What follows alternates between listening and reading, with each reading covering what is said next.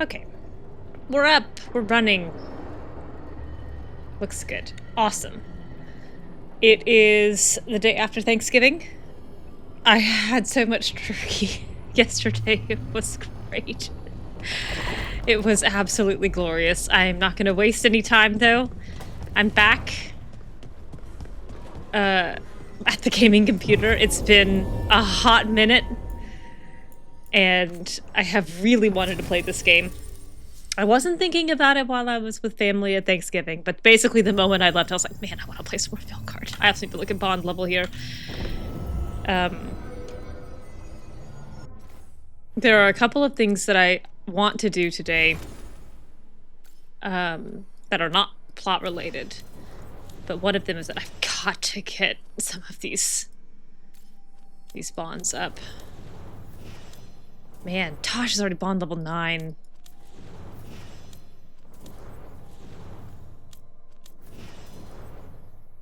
I guess I'll take Lucanis and Emmrich. 2 people that I really don't think would enjoy Rivain. But first things first, I want to get this darn hat. This insightful covering level up. I've been waiting for so long. This is the time. Today's the day. But it was a wonderful visit. Wonderful visit with family. I have a ton of leftovers in the fridge and freezer. My sister-in-law made homemade apple pie ice cream and pumpkin pie ice cream that were both delicious. Played several rounds of our family card game. I didn't win a single one. Even though I did. Hey, Lark! Win several key hands. Couldn't scrape out a victory. Yes, we're taking the necrotic squad for walkies to a sunny beach. Not a single one of them has put on sunscreen. They're all gonna come back roasted.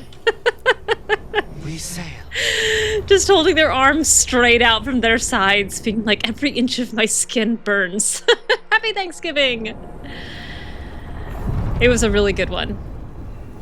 Bianca met my brother's kids and did great with them. The one thing that she did do that made me very sad was that she peed on my brother's carpet in their living room. But I have a dog door. Hey, Stealth, hi! Did you know Spite thought you were stealing it? And my brother doesn't. That private sphere of conception was inviolate. So no? Could Spite have described your dream prison until you faced it together? You're kidding. I barely understood. Is this why we stopped sleepwalking? Spite understands. Space now? I don't. I don't. I wouldn't bet on it. I've had Spite's conception of how many steps it takes to get to Rook and how many steps it's appropriate to be apart from Rook are still very, very disparate things. I don't... Is it this one? I think it's that one. Yeah, she's not used to having to ask to be let out. My brother has some little jingle bells on their door. He's got 2 golden retrievers. And, yeah, consumerism day, right? I didn't buy a thing. I put some stuff in carts, but I didn't buy anything. But there was just a lot of bodies and people, and I don't really want to pick up this quest without Taash. I'll skip you for now. I don't have a moment. And just, you know, with 3 kids, 6 and under, and 5 adults and 3 dogs, even in a pretty decent-sized house, it just, I'm sure she tried to tell me that she needed to go, and I just missed it. And, Mercenaries. Scavengers moving in after the Dragon King's fall. And next thing I knew, she was peeing on my brother's carpet, and I was so embarrassed and sorry. But it turns out they're, I don't know about this rune. I'm gonna try it. I forgot I did that. Their younger golden is a puppy, and she also apparently has had several accidents indoors as she's learned to be potty trained, so my sister-in-law was very kind about it. I was so far away. But she only did it once. And then on the last day, like I was taking her out to the car to leave, to drive home. And she kind of just casually trotted away. My brother's yard is not fenced, but it kind of backs onto some woods. And you're doing more than that. They're just dropping like flies. And she just happily trotted to kind of the edge of one of their little fenced pockets and then was gone. I was like, oh, there goes my dog. Where did she go? I don't know.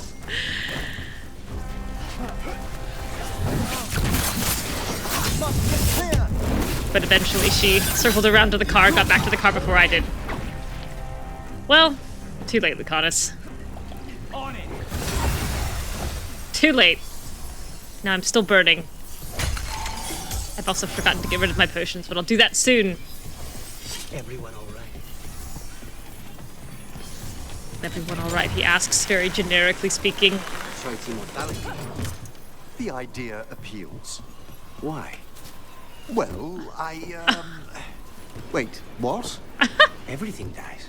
People, cities, empires, fashions, your favorite song. Things fade and are forgotten. I also think an assassin Why would you want to outlast everything you would be love? personally offended by an Sounds immortal. like a terrible fate. Well, there's always something to discover in this world. A fresh marvel, a new friend. I think I should never grow tired of that. If your soul is a lover, many thousands of years after you kind of gave up on that. Are y'all fighting? I think I'm gonna let y'all fight. You're laughing because the family your dog sitting for all week also has jingle bells by the door for the dog, and if he didn't get up to the door immediately, he would grab the strap they were on and start shaking it like, hello, human, I require your services. Hey, somebody. Happy Thanksgiving. Oh, man. Bianca, she would whine, but, you know, the door to their backyard was several... I just said I wasn't going to do this fight, but here I am.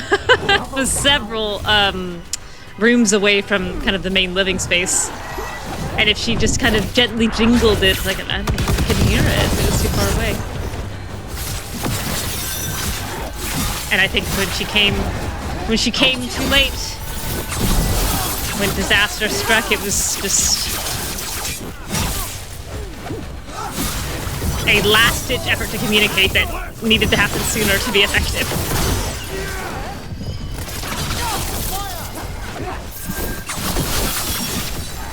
Oh, excellent. 3 in a row. Just pop me. Bells by the door of the cat need a ring to be let in. Maybe I should put some bells in the door just to refresh Bianca if we get visit my brother again. Oh, that was so early. Luckily, you're a bad shot. Oh, well, all right, Lucanis, you deal with that. Yeah, y'all deal with that one. I'm gonna practice parrying. No, that one I'm not. That's the wrong button. Peeing on the carpet was extremely effective communication. It did make me feel so guilty because she looked very upset that she had to do it.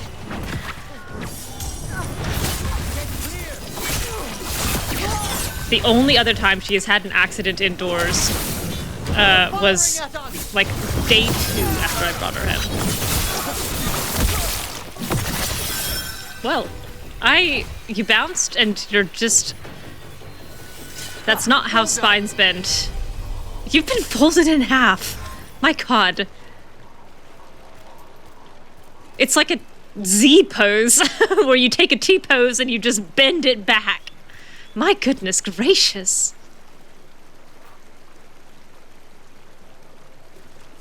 I've also just remembered I need to do a quick mod change because it's finally time. Outfit.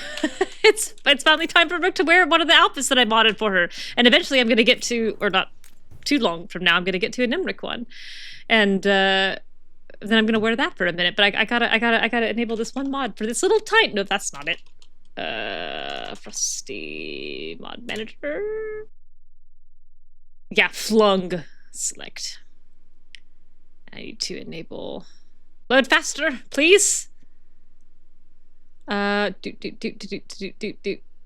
Which one is it? This one. Launch.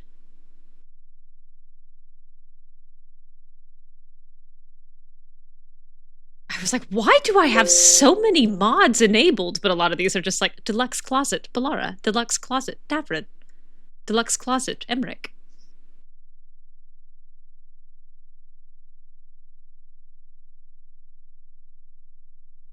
She broke that man's back.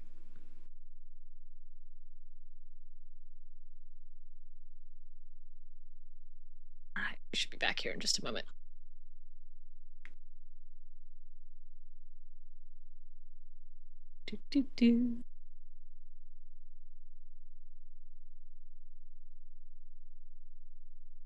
One thing I had forgotten that probably shouldn't have, but did, was that little children don't pick up after themselves. Every time I turned around, there were toys on the ground. Little piles of Legos. Or, just one talking plastic owl. And you'd pick it up, and then you'd turn around, and it'd be back on the ground. So sad. Kids are messy. Downside to repotting outdoor orchids at this time of year, having to give the inevitable spiders in the pots time to escape. No thanks. I don't care for spiders. They don't deeply frighten me nearly as much as they used to, but I don't care for them. Back when we had dogs, they were both potty trained, shelter dogs, but for some reason they didn't understand the concept of going to the door to ask to be let out. And they would just come stand in front of you and stare. Which they also did when they were hungry, wanted to play or bored. I don't like playing 20 questions. Many. Yeah, which need. I don't know exactly. Why? I knew some older wardens that said they'd seen parts of them in the deep roads, but no one was really sure. They'd look like part of the rock. It's hard to see unless you know what you're looking for. Which is... Yeah, explain it. I don't know. I just know it feels different. Put words to it, Harding. Grey Wardens go through the same thing sensing Darkspawn. How long did it take you to get used to it? I never did. Brooke can't participate in this conversation. She doesn't know anything about that stuff. All right, let's put this on. Where is it? I hope I did it right. I didn't look that thoroughly at the mod list. That one. There it is! Hooray! The first mod I ever made. Pink and navy, her colors. She'll wear this for a little bit. Not super long, because as soon as I get the Necropolis outfit, I do want to wear that. Alright, we're not staying. We're going right back to the Rivain coast. Oop, go. Same order. But no, she was great. Bianca was great with the kids. Extremely friendly, sweet, zero aggression, very unbothered by their noises, movements. My niece stepped on her at one point. She did not care. She just kind of got up and moved. Looked mildly offended, and that was about it. So, it was good. It was good. I expected, but also a relief. All right, here we go. There's a couple of puzzles in here I remember deeply struggling with that I'm going to try not to struggle with this time.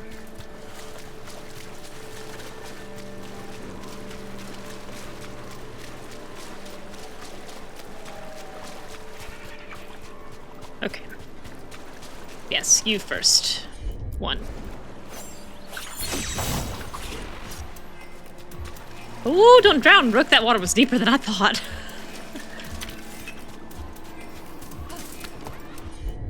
What I should have done was find the fourth one before I did this, and I didn't. Oh. I'll try to remember to come back for that chest.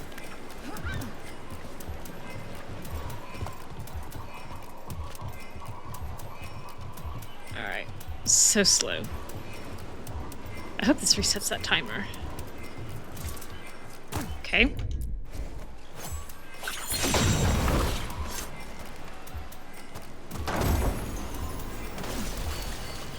And then I think 3's in here. Yes. And then 4. I believe that is a chastened statue. How did it end up as far north as Rivain? An excellent question. The chastened are cool. I need to go left. I need to go up the stairs. It's up here. Hurry, Rook! Oh, it's not up these stairs! Blast it!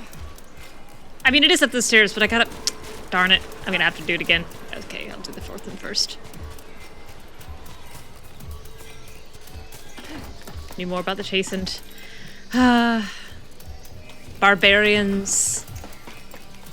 Fur, cloth. What more do you need to know? How about them? You're not gonna let me do this, huh?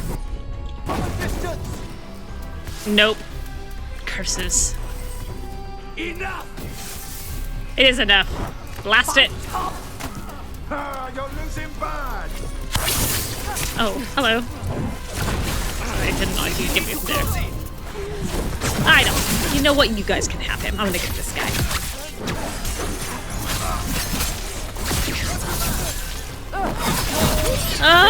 Large huntsman. I don't... Stealth, I don't know how you live where you live. That's so awful. And the fact that you've called it large means it is terrifyingly gigantic in my brain.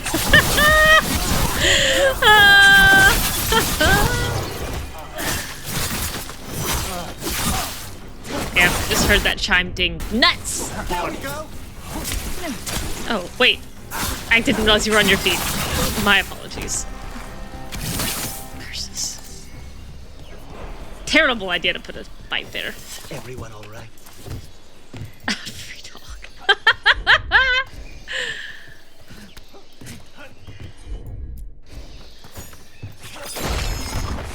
Yikes. Oh, Rook. Oh, man. None of those jumps worked super well, but I will take it. Weathered journal page. Where does the store go? I've been stationed here so long and I still don't know. The old-timers refuse to say. I bet it's not even a real door. Top dared me to sneak in, but I just can't break rules. Warden Mel Caravu, 632 steel. I identify with you, Warden Mel Caravu. Oh, dear.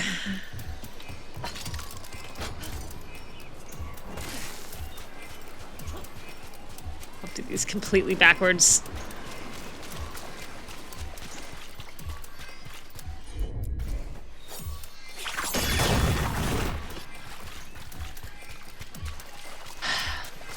Largest spiders we have here are daddy long legs, which are big but harmless to humans. And those are almost too big for me.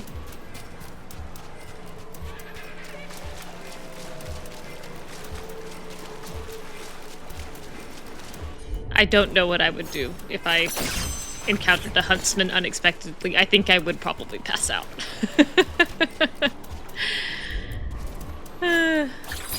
Three great fears in my life, which is... Oh, not gonna let me up there, huh? Drowning in deep water. And or being eaten by very large creatures in deep water. The asymmetric decay of my body versus my mind with age. Let me just go together in one blow. And spiders. We've done it! I'll go back and get it later, though. There's a note over here that I didn't pick up. Where is it? There's a chest over to my left. A lost poem, translated from Cunlat. Saw a fish today, dancing, gliding, simple things, joy found in purpose. Oh, it's not that big, just full adult size. God. No, no. No, no, no. No, no, no, no, no. Huntsmen are harmless to Ziffy, but I cheated and got a new bucket. That's very funny. That's probably what I would do too. It's just their bucket now. You love daddy long legs. I will tolerate them outdoors, but insects that cross the threshold have sacrificed their right to life. Also partly because Bianca is way more interested in bugs than Hamlet ever was. But unless it's so big that I would feel the squish, I ain't getting a cup. I ain't getting a cup and a piece of paper and slip and sliding that little guy out into the safety of the outdoors. Just getting paper toweled or toilet papered and flushed. Alright, I think that's everything over here. Got that one. I don't think there's actually a door up there, but I will check just to be sure. Got very distracted by the brazier. Okay. Oh, yes, I read that note. Warden Melcarvu. Rule follower. Iconic. Not afraid of spiders, but not letting them hang out in your house either. Yeah, Mezzo has a spider that she's been letting hang out in the corner to get little bugs. I'm like, I can't identify with this. I just cannot. Look at these Chasen statues. They're so weird. That one looks like it's a really big mouth going, ah! Although I don't think it's supposed to be. I think it's like a woman's face in a hood. Or something. I actually don't know what that is. What are you? I don't think the candles are supposed to be like bottom teeth, but they sure look like it. Can I get up here? Yes. Oh, is it an owl? It's an owl in a hood. A very long hood. Actually, it looks like a lady who just has an owl for a head. You'd rather have huntsmen than cockroaches because yours can get almost 10 centimeters long. I almost couldn't finish that sentence because a spasm of chills shook me. 10 centimeters long is too big. We've got 2-inch roaches, and I don't care for those. 10 centimeters does not fit in a solo cup. Tear to Bright Axe! Yes, my girl! I love her! A statue of an ancient Alamari chieftain who helped found the Avar people to the south. Some of the enchantments layered into the statue seem to be elven in origin. I bet. I am of the absolutely unshakable opinion that Tear to Bright Axe was one of Mythal's lovers for a while. I think that the Lady of the Skies, who's Tear to Bright Axe's lover, her leaf-eared lover, was Mythal. And it was Mythal who counseled her that she needed to have children with the dwarf prince to the south. Leaf-eared lover, reference in the wild. Yes! Maker barely makes it into the game, but Tear to Bright Axe gets a whole memento. Taash talks. Dragon, Colton's on. Appearance blue with red stripes, not trying to blend in. Bright colors warn rival dragons not to mess with her. Heavy neck plates and no horns. Big spikes on the tail. She doesn't do dominance fights with horns. She fights mean. Diet hunts other dragons, especially fire breathers. Uses her freezing breath to slow or stun them. Trusts her neck plates to protect her long enough for the kill. Also grazes on Felandaris. Ay. Maybe stuff her body uses to make the cold hurts her stomach. Behavior, no horde. Doesn't fight fair. Kills her own kind. No wonder the Dragon King liked her. Good that there's one less of her in the world. Oh. I understand the sentiment, but I am also sad for her. Hey, Mezzo! This Domino's ad is specifically targeting you. I was just talking about you. Do you still have that spider in the corner of your house that you were letting eat the bugs, or did it move on?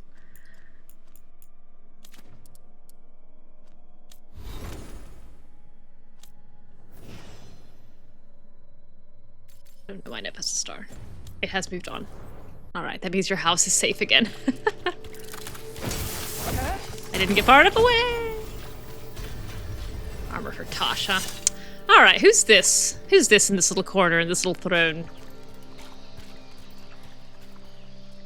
The only insects you've ever allowed to live in your home were wasps. Oh, because you didn't think you'd be able to evict them unscathed. So we had an agreement where they got to hang out on the curtains and I didn't mess with them and they didn't mess with me. I don't think I could know that there was a wasp in my house unless I just closed the door.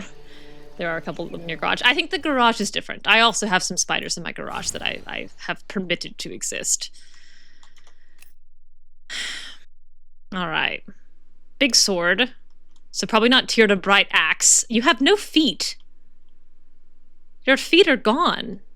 Who are you? Kind of an interesting crown thing. I think it's another stylized owl. Why would there be a chastened lord in Rivain? Fell off, got eaten. There's I think, a dragon skull underneath. I don't remember any legends about a chastened lord killing a dragon, unless it was somebody in the somebody mentioned in the Abar DLC from Inquisition. God forbid a chastened lord have hobbies. Oh no. Someone stumbled across that skeleton and was like, I'll take these phalanges for myself. Oh, man. Have I done... Yes, I did the statue when I did Taash's thing.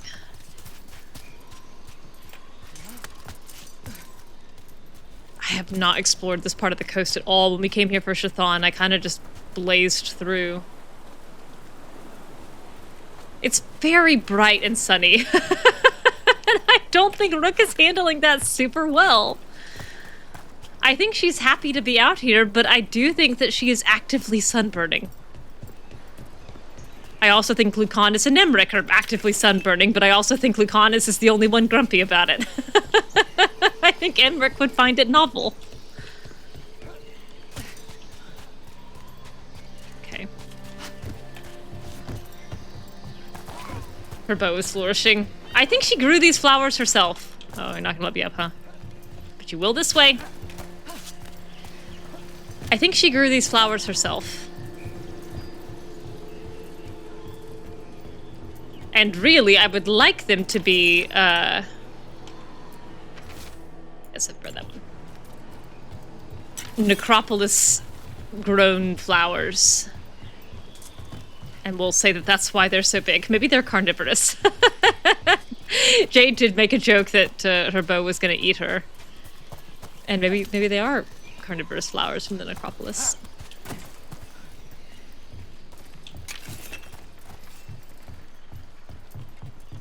Alright. Really going backwards through this whole Taash walk here. At some point they're going to throw me a wall, and I'm going to have to turn around. Look beyond the sea. White clouds race across the sky. Forget cannon smoke. He's not out here, right? That little weather man. I almost called him a weather vane, which is not what he is. Like, you can't actually find him outside of Taash's quests, right?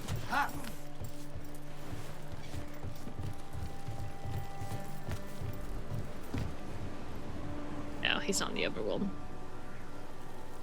Too bad. Alright, I think this is fully explored. And there's that wall. Okay, I need to go... Oh, man, I guess I'll just jump here.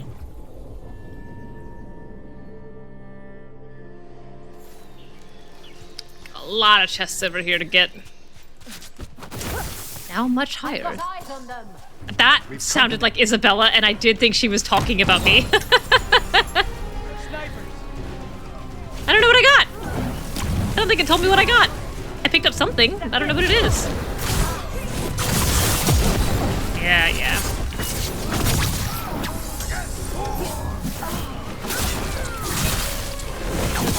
Oh boy, you've fallen over. All right. Haha!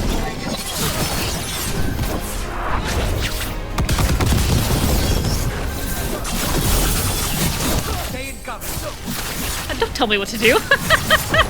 Maybe I will, maybe I won't.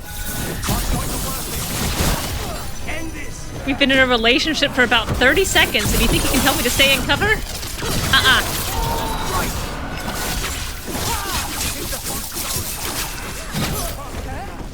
How about you shake my hand and then make some kind of physical contact, and then we can talk. Oh, I forgot it was the shield one. Talk on it, I hate the rhythm of you.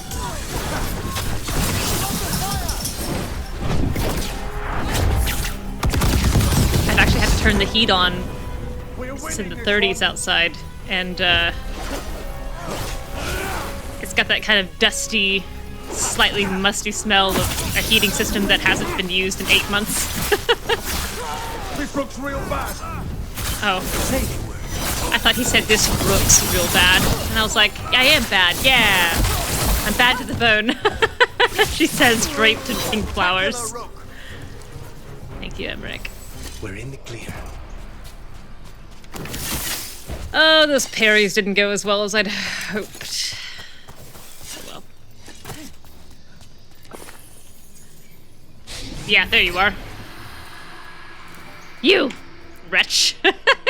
Greetings and welcome. You stand in Rivain, home of magic, danger, and adventure. This woman should belong Tell me, in Disney World.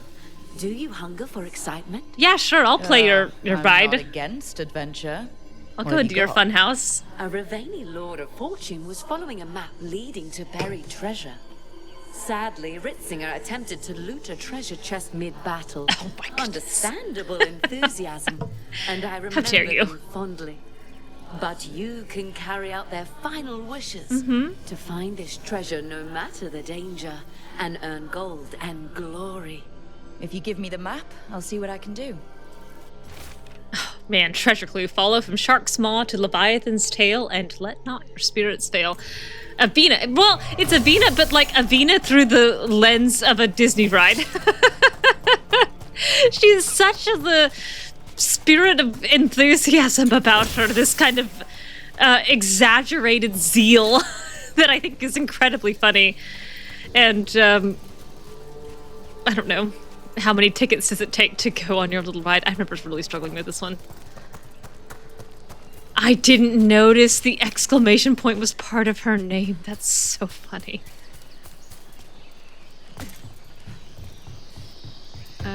Is that it? Oh my god, Avena at the Presidium Amusement Park. That's exactly what it is. Oh my goodness. Weather journal page. Too many stairs. Nice view. Too many stairs. Warden Melkaravu, 631 steel. When I was in high school, in my 4th year of French, I got to go to France with my class. My very, very tiny class. And we went to Mont Saint-Michel, and that was my pervading memory. Too many stairs. This isn't right. I know this isn't right. I tried this last time. It didn't work then either. I'm pretty sure I'd look through a window. Which is totally there, but not relevant to Shepard's journey. Garrus went. Oh my goodness. Tell me Garrus and Jack went, and Jack just had those Mickey Mouse ears, but a scowl the whole time.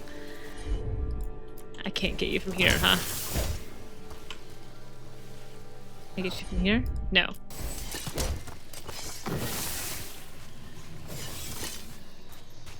Can I get you from here? I bet not. No.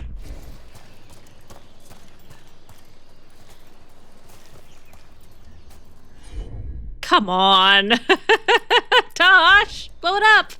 Instead of hidden Mickeys, it's just Reapers all the way down. Can I get it from here? Can I shoot it? I don't think so. I don't think this is a shootable. No. My arrows have stuck in space.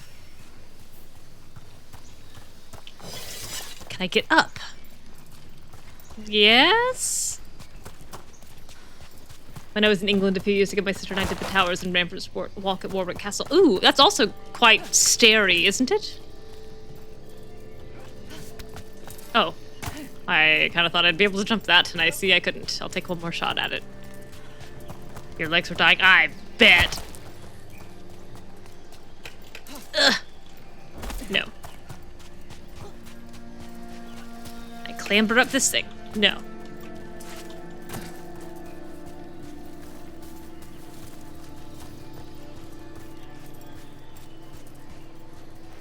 I don't see any gaps in the far wall. I'm gonna come back to you in a second.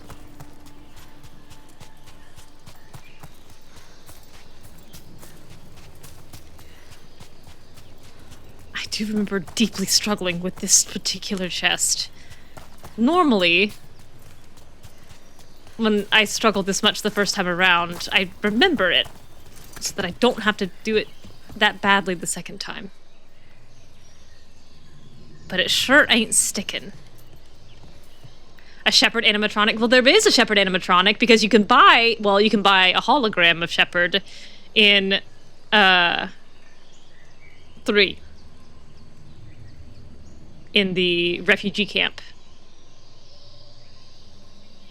And if you have a slightly more flavored Paragon Shepard, she's a real she's a real little peach. And if you have a renegade Shep, she's pretty rough around the edges. Okay, it is for Taash. Just gotta find the angle. It seems like it should be here. But there must be a Shepard hologram also. Horrible metal one. Yes, it creaks and clanks. Shepard walks in while they accidentally have the skin off at some point and is very kind of bothered by how much it feels like a Reaper. Oh no! Shepard sees it with its skin off and wonders how different it is from her. Because she is also kind of skin tugged over a metal suit. Or a skin suit tugged over metal. Am I real, Garrus? That's me. What's the difference between that and me? A slightly better AI? No, Shepard. Shepard, we're done with this.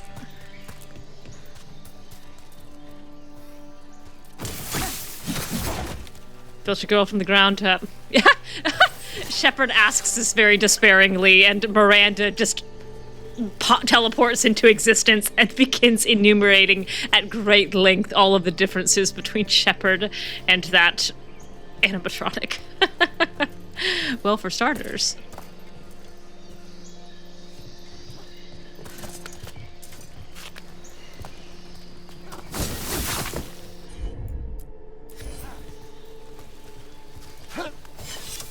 I have to be able to blow it up from the other side. It's clearly not gonna let me do it from over here. Oh no, your skeletal frame was much gorier. There's not an ounce of real blood in that thing. It's gotta be from over here.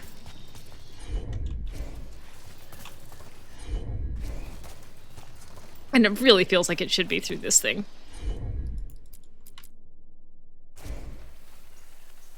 Miranda calling it amateur work, nothing like what they could do with Cerberus resources, which for some reason, there it is! Does not rescue the mood. Oh, that is much too finicky. That is much too finicky. They're overall really good about that in this game. Most of the time, like, once you've solved the puzzle, once you've understood what they want from you, you can execute. But that, where you've solved the puzzle and then you have to find, like, the perfect pixel, that ain't it. There's a crude carving under one wing. Mel and Tops, best wardens forever. Chipped griffin ornament. Oh, Tops. Tops and Mel.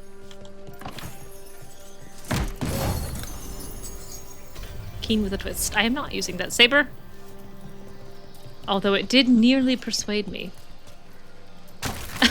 Miranda is mad at Shepard for even asking. How dare you? Do you think so little of the quality of my work? 2 years and 1 billion credits it took to rebuild you, Shepard.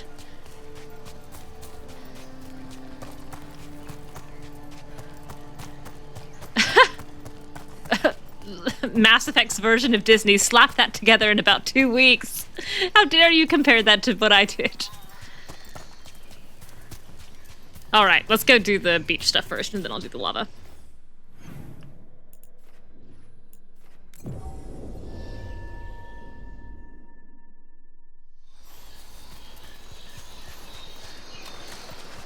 Alright, tip to tail.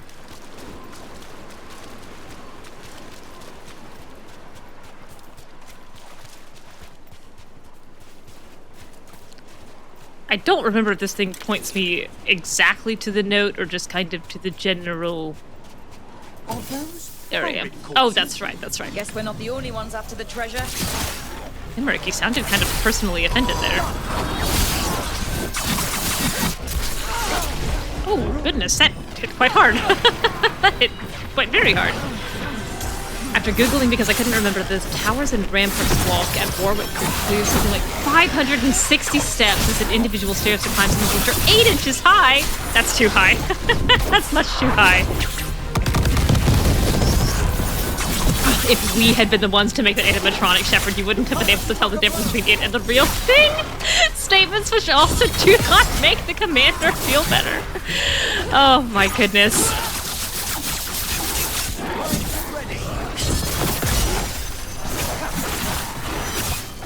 Oh! Well, what do you know about that? What do you know about that? I probably should stop thinking about Shepard having a personality crisis after watching the animatronic move jerkily, but with more fluidity than she is after... Oh, now how did you bounce? How did that bounce happen?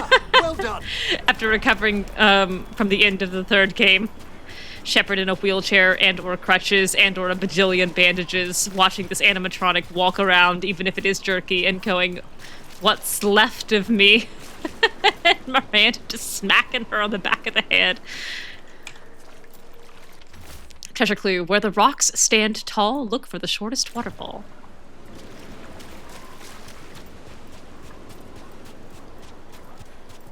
Shepard, if you ask that again, I will install that control chip.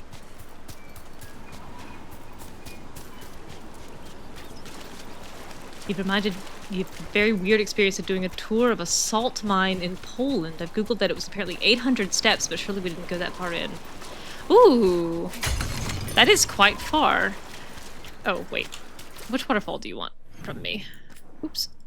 Oh, goodness. Yes, it is this one. Okay, good. I think Mont Saint-Michel is the most steps I've done kind of in one go. That was a lot of steps. I find it extremely interesting, Lucanis, that you consider the point of view of your enemies in battle. I have to. It's much more difficult to find and kill them otherwise. Right. Exactly. A utilitarian attitude towards death. And yet, you extend empathy to your victims. Not that much empathy. Well, enough to Oh, wonder boy. how the Venatorian Antam view your actions. Death comes to everyone, in time. I get paid to Rook live agrees with that. like a letter not everyone wants to read. She struggles with that part a little bit. Oh, dear. Oh, Rook, what are you doing? Get out of here. Is this the shortest waterfall? You're very low down here, but you are at the right level. Batch of orchids repotted, bucket full of Schrodinger's huntsman being ignored. Yeah, don't need to know. Don't want to know.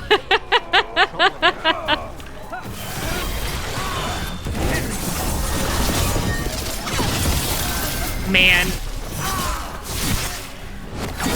I don't like that you're having to think about that.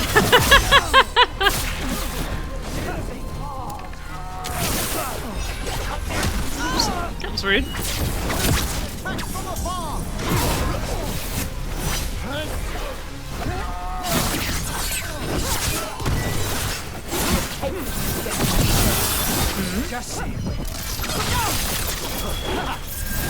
Oh, that was the wrong way, but that's okay. We need to close it. You just shot Emmrich in the back! How rude. Alright, Lucanis has that one handled. Oh, I did that too early. Far too early.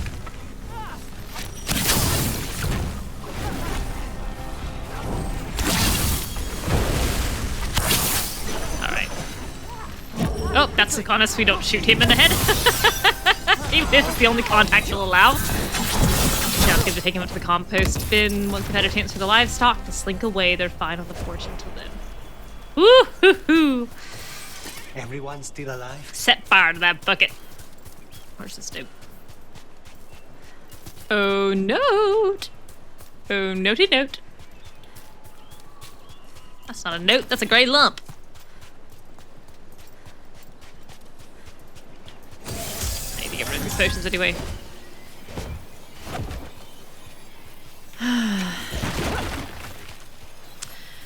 My parents and I recently went to visit a college friend of my mom's that she hasn't seen in probably 25 years. And while we were there, we visited a lighthouse that was local to the area. And I think it had like 140 steps. And it was not a bad climb, but it was enough that I was having to catch my breath by the top. What are the advantages of being disabled? Oh no, I can't carry those crippled. Well, I thought there'd be a note here, but I don't... Oh, it's up there. It's a very silly place for that note to be. I thought the fight was down here. I think it's fair. To not have to deal with those spiders. They have to be heavy. They have to weigh multiple ounces. No thanks. More pirate. Oh, How big rat. was their... Yeah, I wanted to hear whatever you were gonna ask. Honestly, you were kind of asking it with a soft voice, which surprised me. Understood.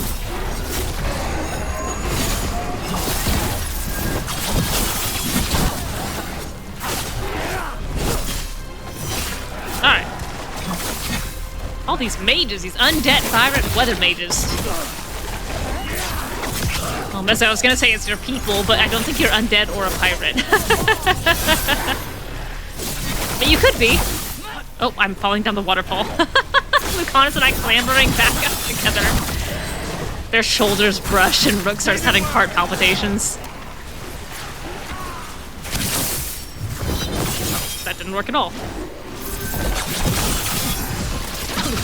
Ready again. Thanks, Lucanis.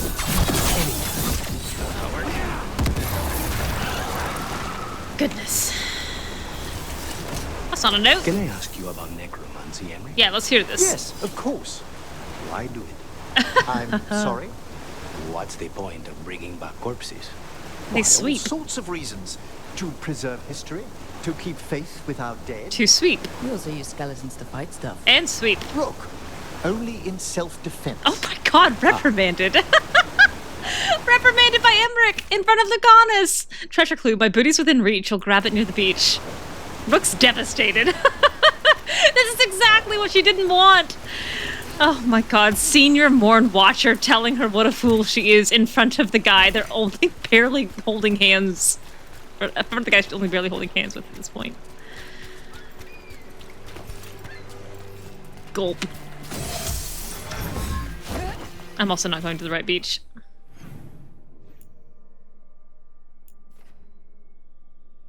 Yeah, I'll go there. Oh, thank you for the follows, Meowzilla and Cloudwing. Cloudwindwing, I can read.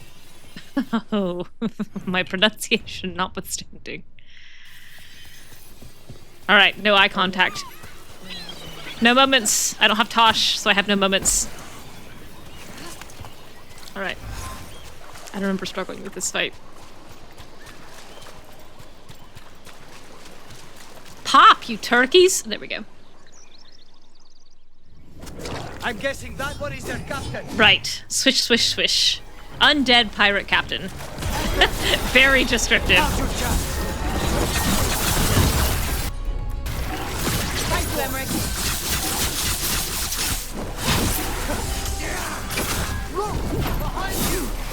Yes. I need to use up all of these potions. I need to get rid of them.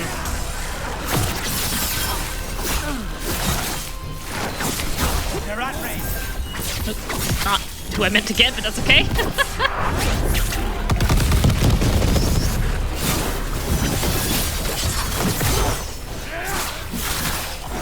Ready, Rook. Oh, did that wrong. That's okay. You're being fired upon!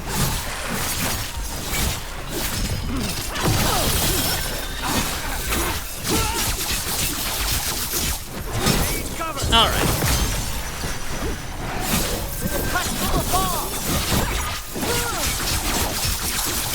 Shoo!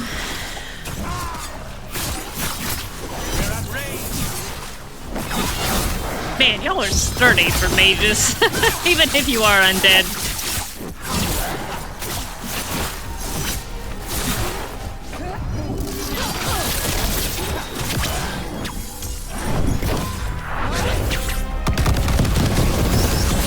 Oh, careful, don't fall out of the arena. I'll have trouble reaching you.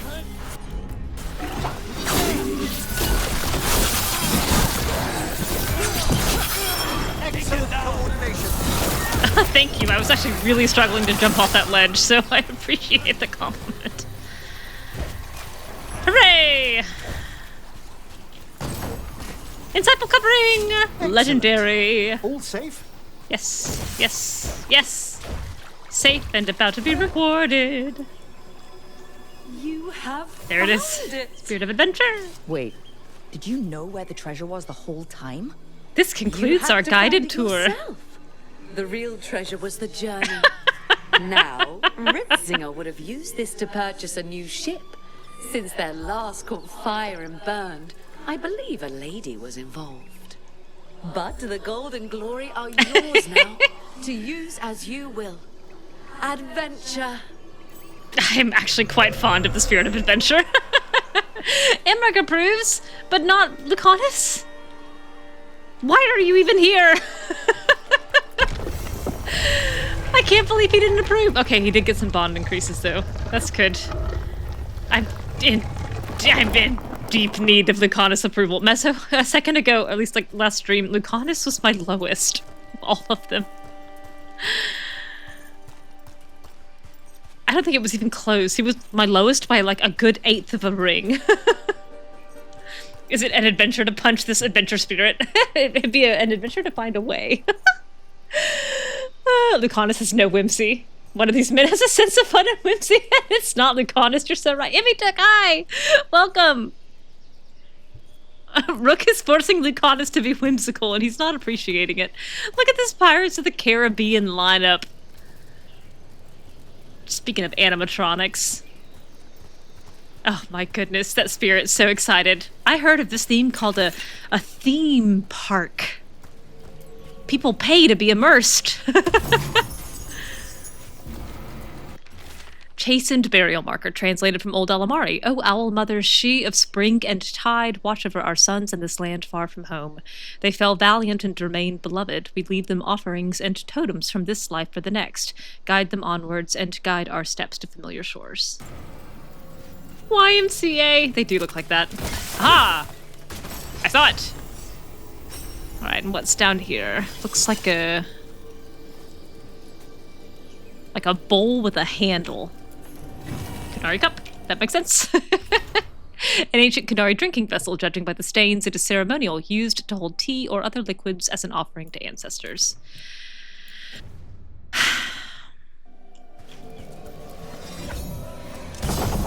Glorious ultimatum. This is what Meza was using.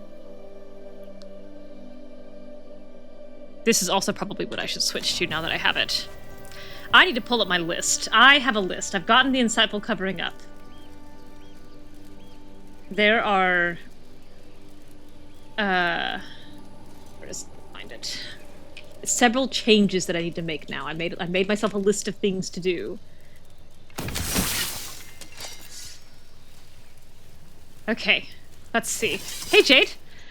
I am about to change up all of my equipment at level 47. Everything's about to change. This is the linchpin of your gimmicky build. I can't wear the hat you were wearing, though. It's too heavy for Rook. All right, where's... Okay. Insightful covering. Clothes. Changed to garb of kinship. Where is it? There it is.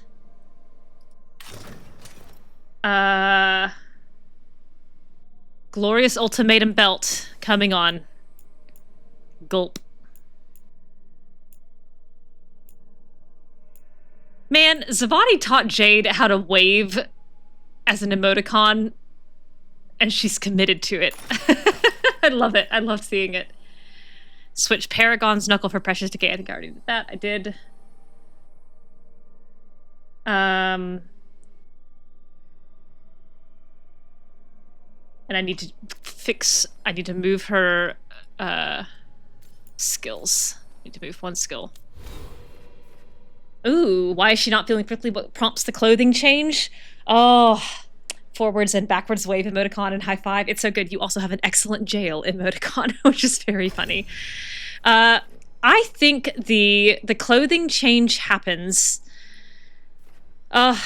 Jade, we can't argue about this. Mezzo told me that she would bounce if we argued, but the Arlethan crater is a moment of kind of comfort for Rook. She's realizing, like, oh my goodness, I do trust the Dreadwolf. I do have faith in the Dreadwolf. And as a result, she's not feeling as prickly and defensive because she's got the Dreadwolf on her side. He's there to help.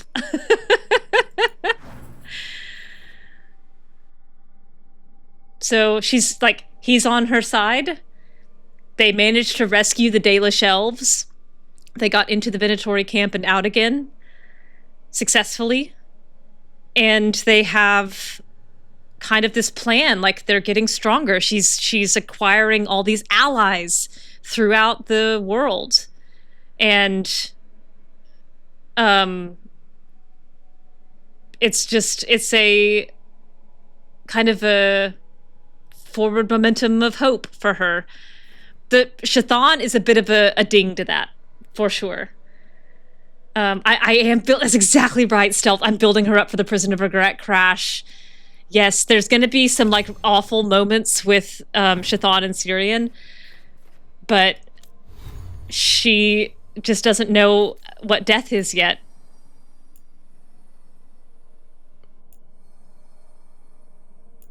And it's going to be real bad. It's going to be real bad for her. I'm quite looking forward to it.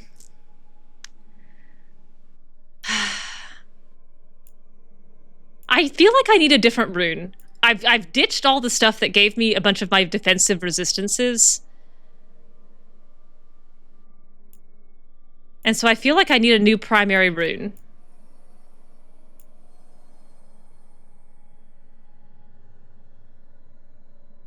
The crash will be so good, says the person with the Antivan crow who chose Minrathos. How can it be bad when she has such a helpful mentor and ally?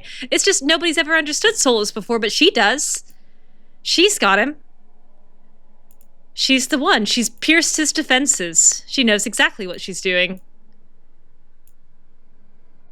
The hero wins.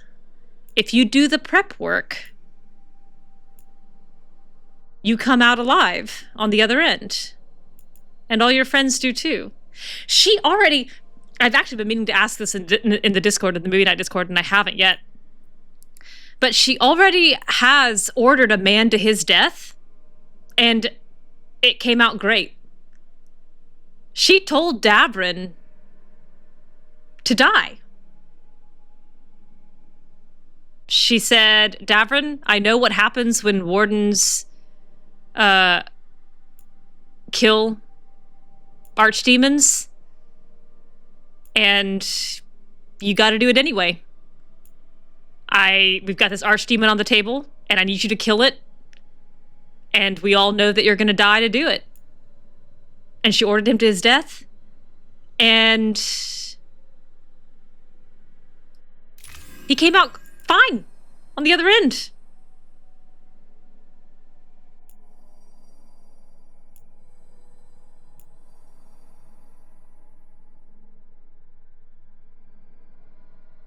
this is going to get me killed, but I'm going to try it. All right, now I need to quickly go back and put my enchantments on, and then we'll clear out the lava flow. But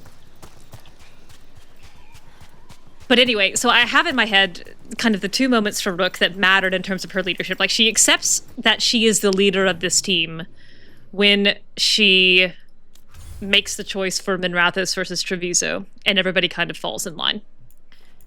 That's one. That's kind of the first moment that she's like, all right, I can't make that choice and not own it.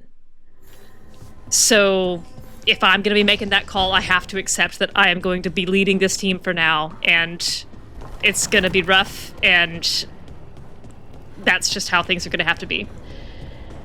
And then, Tell me if I'm prying, Harding, but do you feel any... did we just come here to talk to Harding about shades? Shade? Oh, no. Well, maybe. Yes? It's complicated. Would you care to talk about it? I think the Shade was a splinter of the Titans that recognized me as home. Okay. She brought the horrors of our past. But the anger was mine. First sentence great. And now Second sentence I know nonsense. and feel things I didn't before. That's also fine. Not as a separate entity. Yeah. Exactly. And hey, thanks for asking. All right, sure. Oh, I don't need to go up there. This isn't at all where I need to go, but I can check on Taash while I'm here. And then the moment it kind of cements itself as the fact that she's leader is when she orders Davern to his death, and all of them let it happen. I got word from a Rivaini seer. She found a spirit who could translate the tablet. Right. I'm supposed to meet her on the beach. Rowan, who we have met several times. Maybe. Yeah. Just let me know when you're free. Oh. So, that's also the moment where she realizes, like, oh, if I'm the leader of the team, if I accept the mantle and we do all the prep we can, nobody dies. I literally ordered this man to kill himself, and he did kill the archdemon and didn't die. We're divinely protected, and Droste's on our side. I've won. 60... This is actually 63, 67, or 57. I've skipped one last time. 63, 63, 57. That's where we're at. So, she's feeling pretty good right here. Abundance. She's got, divine protection on her side. She's got, an absolute certainty that nobody on the team is going to die. She's pretty untouched by death, except for Shathann, her first one.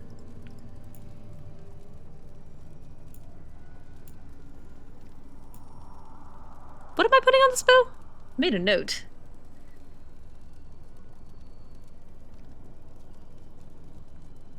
What was on my last bow? This one? No? This one? This one? What the heck? Have I not had an enchantment on this bow since I've had it? That's unfortunate. Oh god, I wasn't even looking at chat. Oh man. They're similar. She gets him. Yeah. Zia has no regrets and nothing bad has ever happened to her. Yeah, correct. Yeah, exactly right. Nothing's ever happened. She got kicked out of the Morn Watch. That was kind of unfortunate, but she's enjoyed the adventure. He's kind of chill, actually. Yes, Shathann is Jed. Man. Coming out of these nightly conversations going, I think Souls is just misunderstood. I gotta say, Weishaupt and the conversation about a warden dying to kill an archdemon is super fun when you're also playing a warden. Oh, yeah. Yeah, put it in Discord, Jade. Why can't Rook be the one to die? Davern calls dibs. He does. He's not super thrilled that he does not die there. He kind of takes that personally. Oh, Emmrich being such a safe person to confide in for everyone all the time. Yeah. Minrathos Treviso was rough, but it was so genuinely not Rook's own fault, since it was 2 teams of 3 and the dagger happening to make the difference wasn't part of the decision. Yeah, but Rook doesn't know that. Kata, is you coming out of the ME2 suicide mission into the final mission of this game if I prepare enough nothing can go wrong? That's exactly it! Yes, Mezzo, that's exactly what I said the first time. When Harding dies, I was like, they were like, it's a BioWare game, you have to make a choice in BioWare games. I was like, yeah, but ME2 taught me that if I do all the loyalty missions, I don't die. Like, they don't die. That's what ME2 taught me. And it's not applying here, and I'm very sad about it. Makes it easier to move on from it, especially if it hasn't ruined a love interest prospect or anything.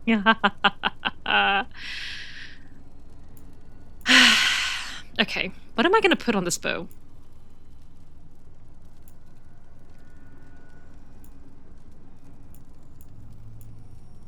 I probably should put the fire damage on there. I'm gonna need it for the darkspawn.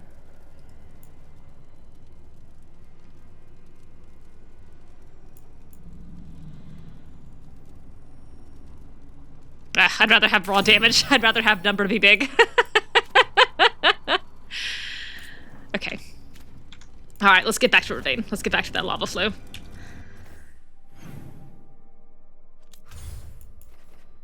Let's see. Where's Rivain? Over here.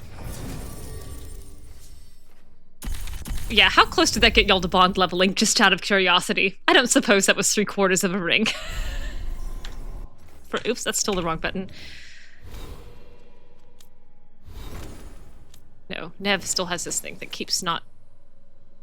Yeah. Oh man, not much. Not darn much. Lucanis, I'm gonna need you to love me a little more. Oh, ME2 when spoken sounds way too much like your screen name. I was like, what did I do? Oh no! That's so sad. How mad will Taash be if I do this without them? Probably pretty bad. Fool of an ME2. Oh no. Oh, you've opened the door. I'll switch Emmrich out for Taash just for a second to do this quest.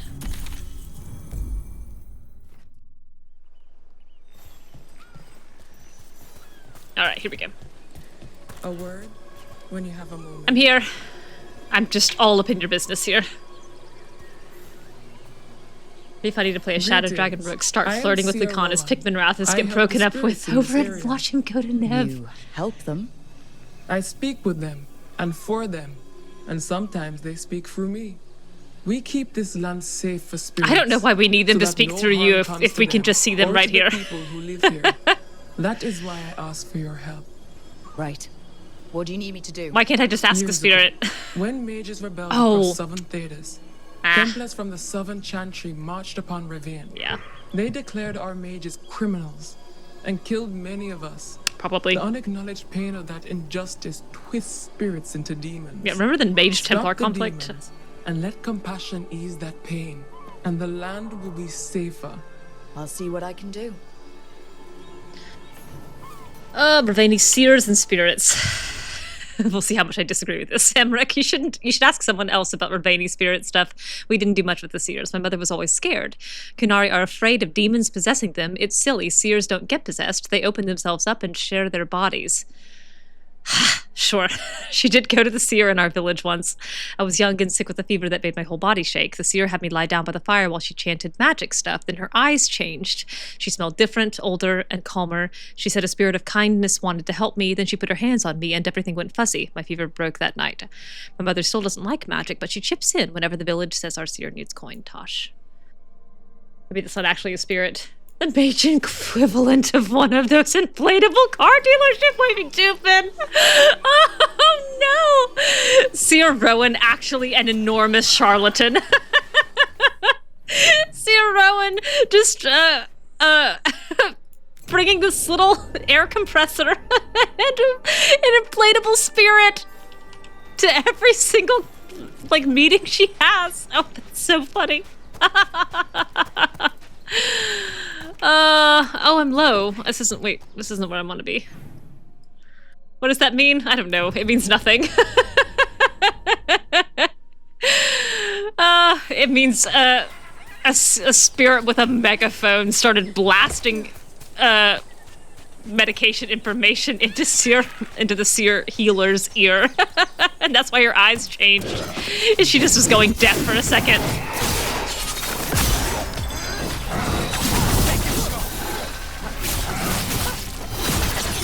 Ooh, my goodness. Don't show Solus the inflatable spirit!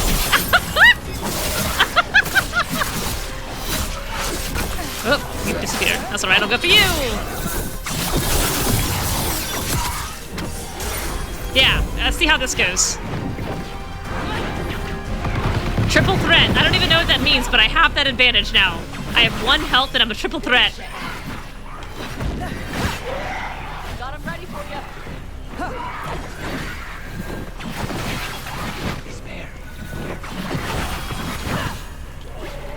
How long am I gonna have 1 health? There it goes. Okay. It will offend him. Oh man. Solus technology has changed. The good news is we've been able to form an artificial inflatable spirit. It works by reading all of the text ever written about spirits and providing an amalgamation of the knowledge in a really kind of fancy autocorrect. Now the bad news is it does cost a ton of energy. And we did have to sacrifice a whole bunch of innocent elves' blood magic in order to fuel this particular spirit inflation. But now we can just ask it whatever we want, and it'll tell us mostly the truth. Sometimes, unless you kind of know what it's talking about, then you realize it's not telling you the truth. But anyway, it talks to me like a person, so I think it's a good thing. How you feeling about that, Solus?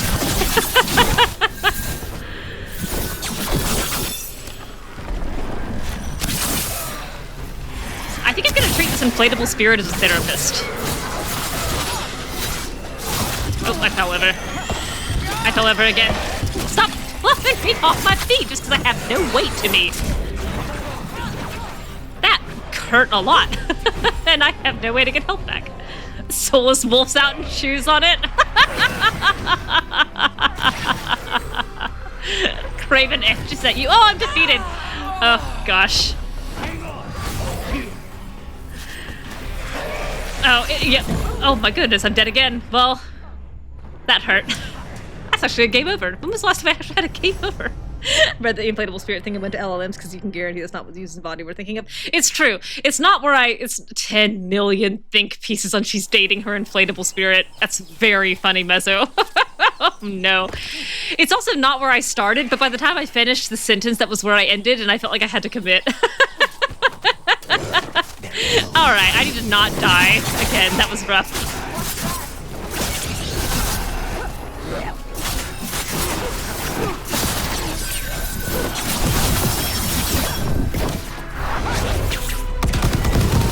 Oh, that's not the right one. Half of these pieces were written by the inflatable spirit and starts citing itself. Oh, hello. Where did you come from? I don't know what triple threat is, and I don't know why I have it.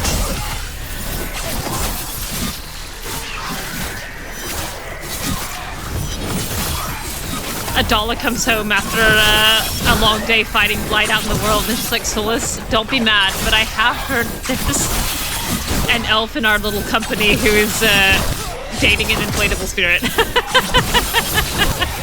And Solus is like, what? She's dating what? She's dating nothing. This thing's immoral. Oh my goodness, Lucanis, you flirt. The nicest words she ever gets. I don't even know what I did before that. Fact check, just trust me, I'm an inflatable spirit.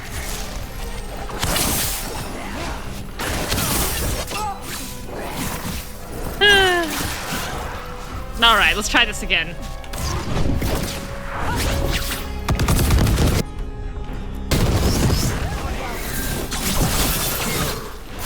I don't remember what my runes do. I've already forgotten. I did the wrong one again.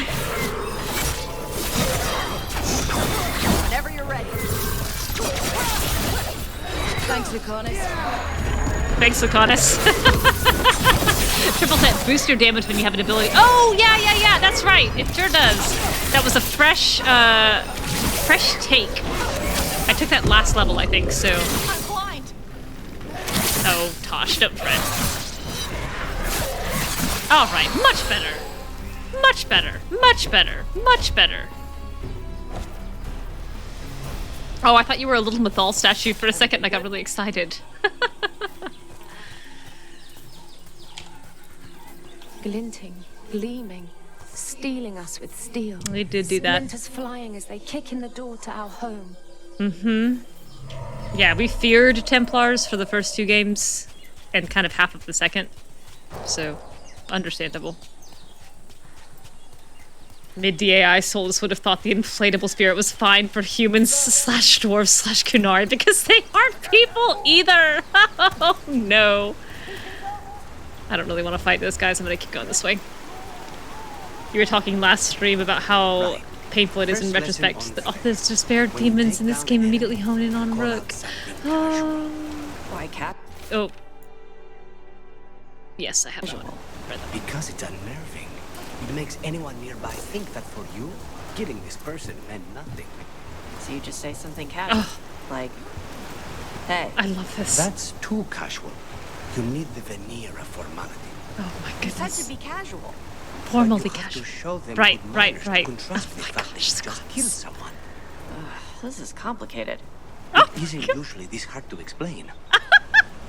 Taash sounded so, like, all in on that, like, oh, this is complicated, like, diligently taking notes, being so careful to absorb every lesson. Formal, but not too formal. Casual, but not too casual. In fairness, all enemies immediately hone in on Rook. That's also partly because on Nightmare, the Rook generates the most threat. Which is really rude. Does this Rook look threatening to you? No. One good breeze could carry her away. Can't you sell it?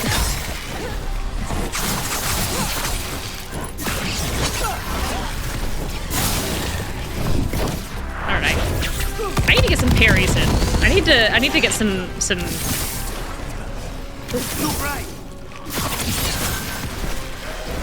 Not from you guys. Not from you guys, though. Not from y'all. It knocked me over. Well, that didn't work. And I got knocked over again! Oh my goodness. Oh my good heavens! They just bonked me out of the ground! That was rude!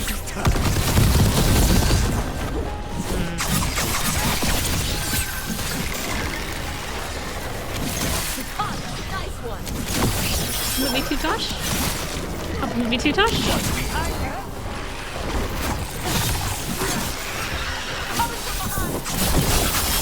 Okay. Envy of power. Of course.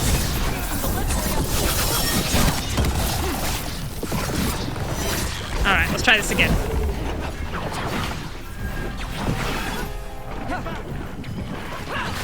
Ooh! That did quite a lot. Oh my god, say the thing, Lucanis! Didn't you hear Taash? Lucanis! You didn't say the thing! Taash asked very clearly. I'm very hurt. Heal me, Taash. Taash, you didn't heal me. You just made me invulnerable. Okay, tiny, tiny heal. Punched in the stomach 3 different times by the same generic skeleton and just dies. It really took me out. Came here to watch a video game master player craft instead of see me die. Armor. So much hotter here than back in Ferelden. Kill on sight. But they don't look like abominations. They just look sad. Yeah, everyone knows abominations are not sad. New armor, who dis?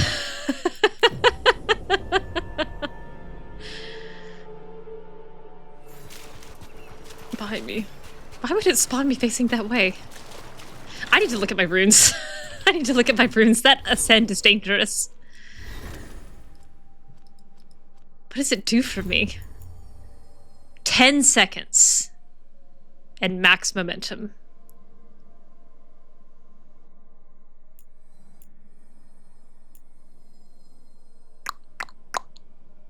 all generated momentum is converted to ultimate.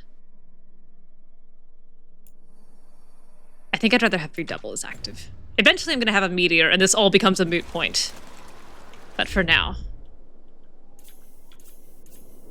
Okay. Pretty practiced dying? Hey! Hey now. Rook don't know nothing about dying. That's our problem. Nothing about her own dying. Nothing about her friends dying. Other people's dying. Strangers dying. She's great with that. Ready to fight. Arnold Mulric. Hero of the Chancery, Bane of Apostates. Arnold. What a name. Arnold.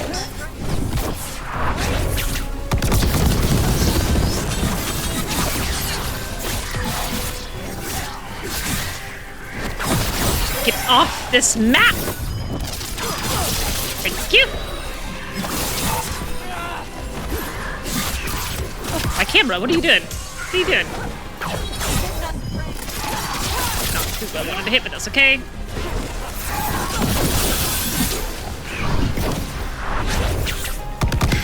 Very good attack in the first try. Oh, well, there goes Rook. It won't let me roll off the ledge, but it'll let me accidentally flip off it if I am in the middle of a spinny attack. That's so silly. I'm gonna come back to you. I'm gonna get the rest of these guys.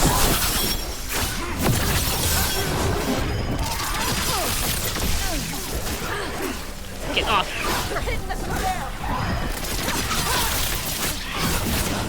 Oh, hello. Where did you come from?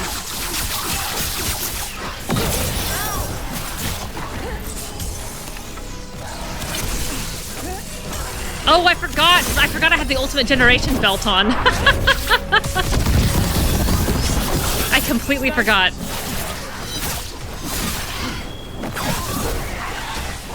That was quite a surprise. I completely forgot about that.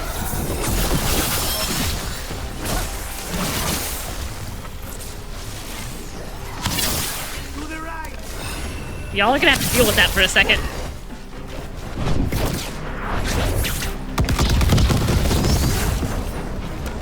All right, you, Arnold. Come here. 1 second.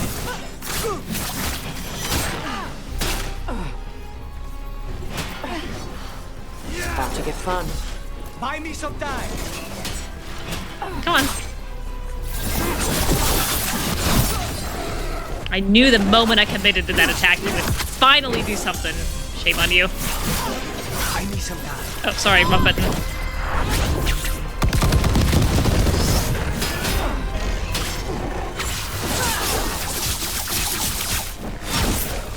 You're probably resistant. Oh, you're vulnerable to necrotic.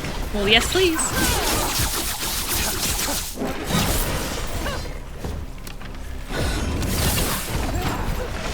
Try that again.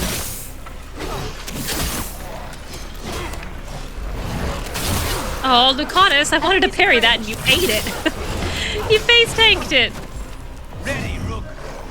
Well, I'll let y'all do that, I guess. There you go. I'll just do this from here. There he goes. Don't have fun.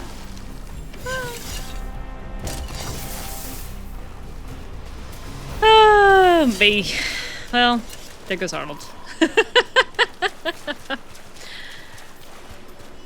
Seeing the first guy in Thedis to mix lemonade with tea. My goodness. This is true, but Emmrich has a line about how a despair demon has fixated on Rook and the others don't seem to be able to hit it during the blinded phase. We ran, but they chased us. We tried to surrender, but they killed us as we knelt.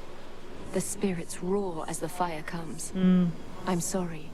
I'm so sorry. The wood will always be scorched, but the rain has washed away the fire and smoke. Thank you.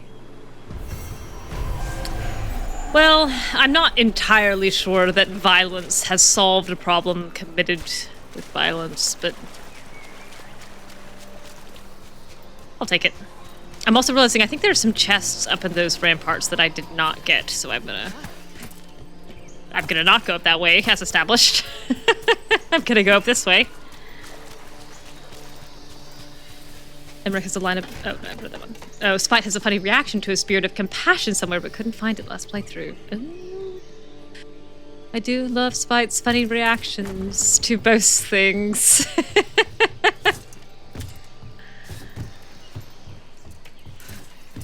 Alright. Yes, you. Eyes up. Eyes up!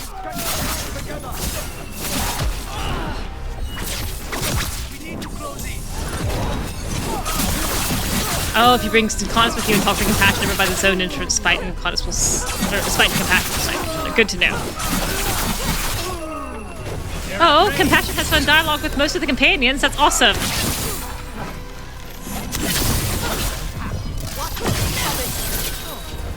Oh, you know what? Y'all just do that. I'm gonna go get this guy. Well, so long.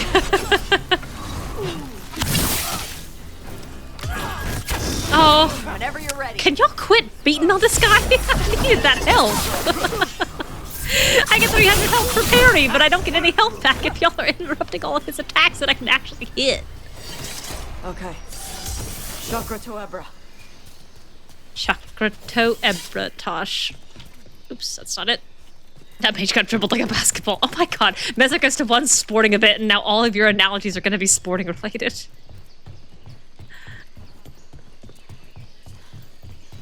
Alright, I think that's everything I can do over here. And this just opens up...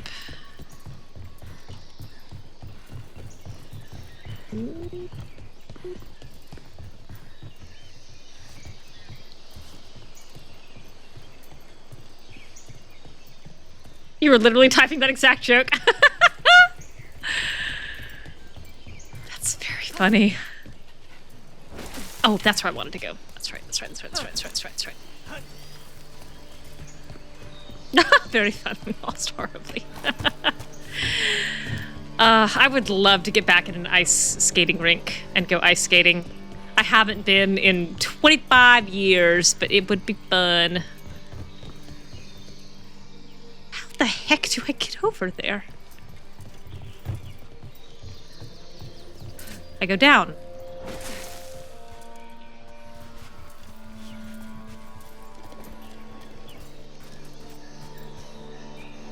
Why is this map so impossible?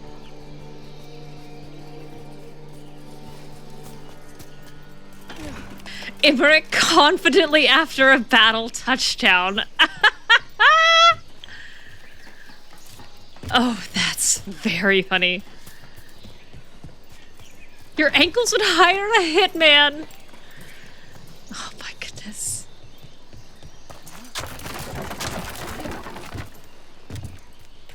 I won a pair of rollerblades when I was like 10 from the local skating rink. And right, Taash. That's basically the same moveset as... I'll tell you what to say. Okay, okay. Okay. I'm ready. Oh, they're ready. You've taken down an enemy. You smile at him, making sure that you're making eye contact with his allies as you do.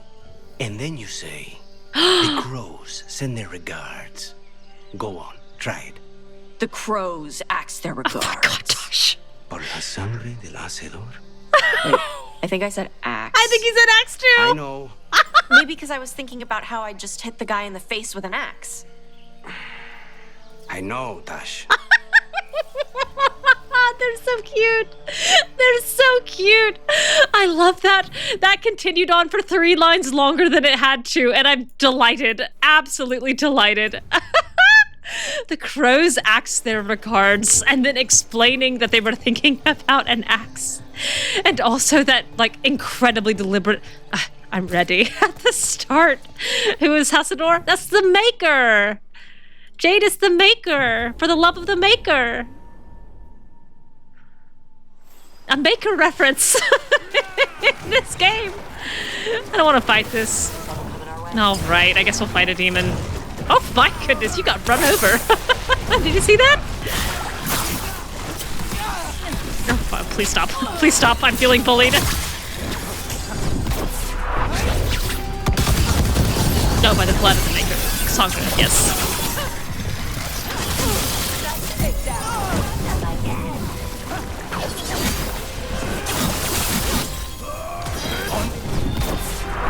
Jade is the maker.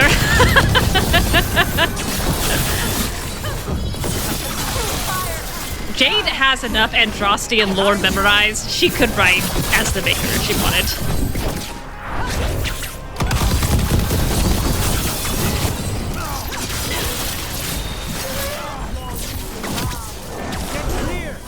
I have ult like every 2 seconds. Apotheosis by accident. Congrats on your newly acquired divinity, Jade. Since when did people really? Since when did people swear by the blood of the Maker? You can't see why the Antiban crows and a city and country of assassins might swear by Maker's blood instead of Maker's breath. I think I can see that through line. Fire dog with CVs. Ready. Your first act will be clarifying that Soul said you're much cooler than he is. I don't disagree.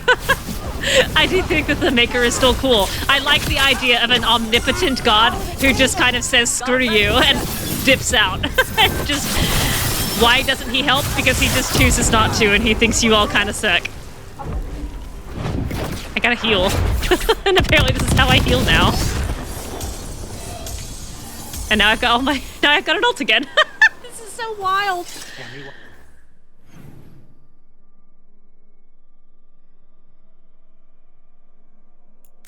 I'm struggling to get to the circle. I'm still alive. He can have breath but not blood? Pshaw. He can have both. He's probably got hands, too. Maker's hands. Maker's heels. Maker's calluses. By the teeth of the Maker. What is my problem? In here! Idiot, go!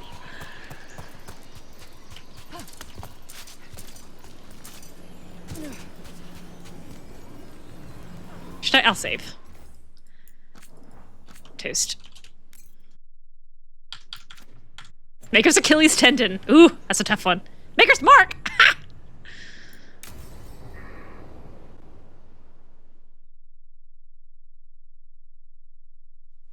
Avatash. The air has been running from the storm all afternoon. You came just in time for it. I was just talking about you. There are others. Karash. Well, I couldn't remember your name. Karash. Yeah, it's okay. We came to meet them. Rivain with one of their seers. They asked how I was. They asked if I would like to come with them and teach about the weather. I would love to. I struggled to click that button. Meso. What do you mean the air is running away from the storm? Meso, translate. We think of air as being nothing. But if you have felt a driving wind, you know it has weight. Dust front. On a calm, sunny day, the air rests on you like a warm, thick blanket. Warm, thick blanket. When a storm is coming, the air pushes on you less. We say that it is afraid, running from the storm. I love the way the rain looks in the skin. Difference in the air. Some of us use tools to measure it. Some of us can feel it in old aches, or the way your body knows the sun is rising. Those water impacts look so good. Well, if you go, I'll miss knowing when the rain is coming. Do you need me to stay? No. Thank you for everything. Then I will go. I think that I am ready. And I think staying here would make me sad, now that Shathann is gone. Yeah. Oof. Your mother's horn. You wear it as jewelry, like the Rivain Yeah, do. where? Yeah. Where? Rivain wear I want to see it, but I don't know where it She is. would like it. She'd be so pissed. Oh, She is that would. it? But she would be proud of I you. probably need to sit here and examine Taash. Is that it here? Hey, before we go, I brought food. It might be. It's probably not as good as she makes it. I think it is. Thank I think you, it's this thing. Avatash. I will eat the fruit. Be safe. Do not stay out too long in the storm. Something, something, devouring storm, something, something. Game 5. Right. Let's go see what the damn tablet says. It is We that couldn't thing. meet Awesome. the seer at the hilt? Mm-hmm. They wanted somewhere isolated. The seer said she had to give the translation in person. The crows send That's their a regards. lot. Tosh just Yep. saying that under their Come on. breath every single time. Just practicing out of nowhere. The crows send their regards. Did the seer at least give you a hint of what the tablet said? Nope. And she wouldn't say why we had to meet in person instead of just sending a translation? Sorry. No food today. Next time. I'll probably get all soggy anyway. Rook knows things about Rain now and is very proud to pass on her knowledge. Alright, let me look at this thing. Oop, that's tilt. Meow. Let's straighten you up. My bad.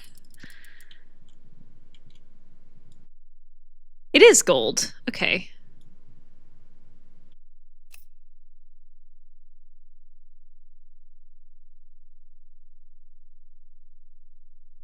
Yeah. Looks good. So I guess there's a model if they take the other path where it's grafted onto one of their horns up here. That would make sense.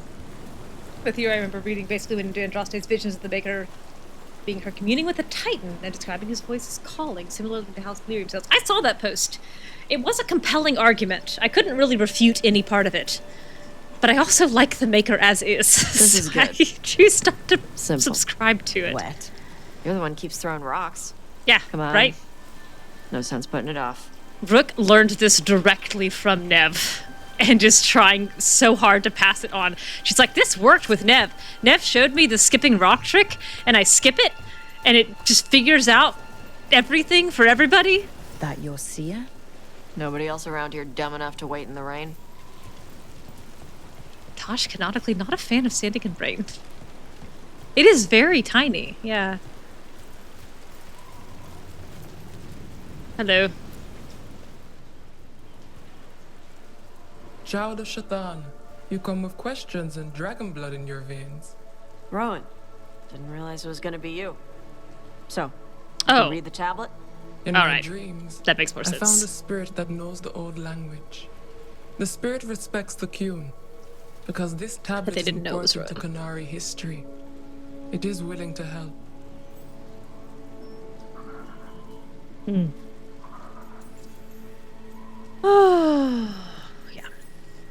Rowan, you know us. We could have met at the hilt or by the illusion. Exactly. Why do this here? Exactly. The spirit has watched Taash. It knows that this is where they come for matters of the soul. Oh, right. What do you mean? This is just where I come to feed birds and practice fire breathing. And why do you come here specifically for that? I forgot that all of this was answered. I like to listen to the waves crash. It's noisy, but also not. Makes it easier to think. Alexa recently told me that I have listened to rain sounds for over 9,000 hours and wanted to know if I wanted to subscribe to rain sounds. And I said no. How does that work? Spirits watch our world from the Fade. Some watch Tevinter, oh, others Rivain, and others Parvalin. What spirits watch, they reflect. Those who watch Qunari grow to respect the Qun. But Qunari are afraid of spirits. It is complicated. In Rivain, we allow spirits to possess us. Under the Qun, such a thing is forbidden. This spirit respects the Qun, so it will not possess me fully. It will speak to me, but not through me. That's a fine line to walk.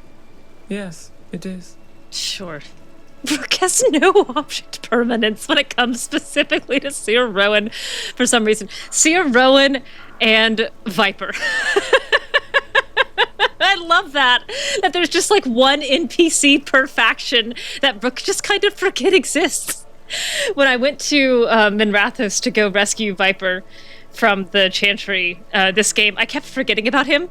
And so I kept like being like, all right, time to leave Minrathos, dust off my hands, let's go. And then there would be a line from Neve being like, we have to go rescue the Viper. I'd be like, oh yeah, right, Viper who? Oh, it's a side effect of Soul, this is mine stuff, oh no. One critical NPC per faction, and Rook just blanks that they ever existed. Oh, man.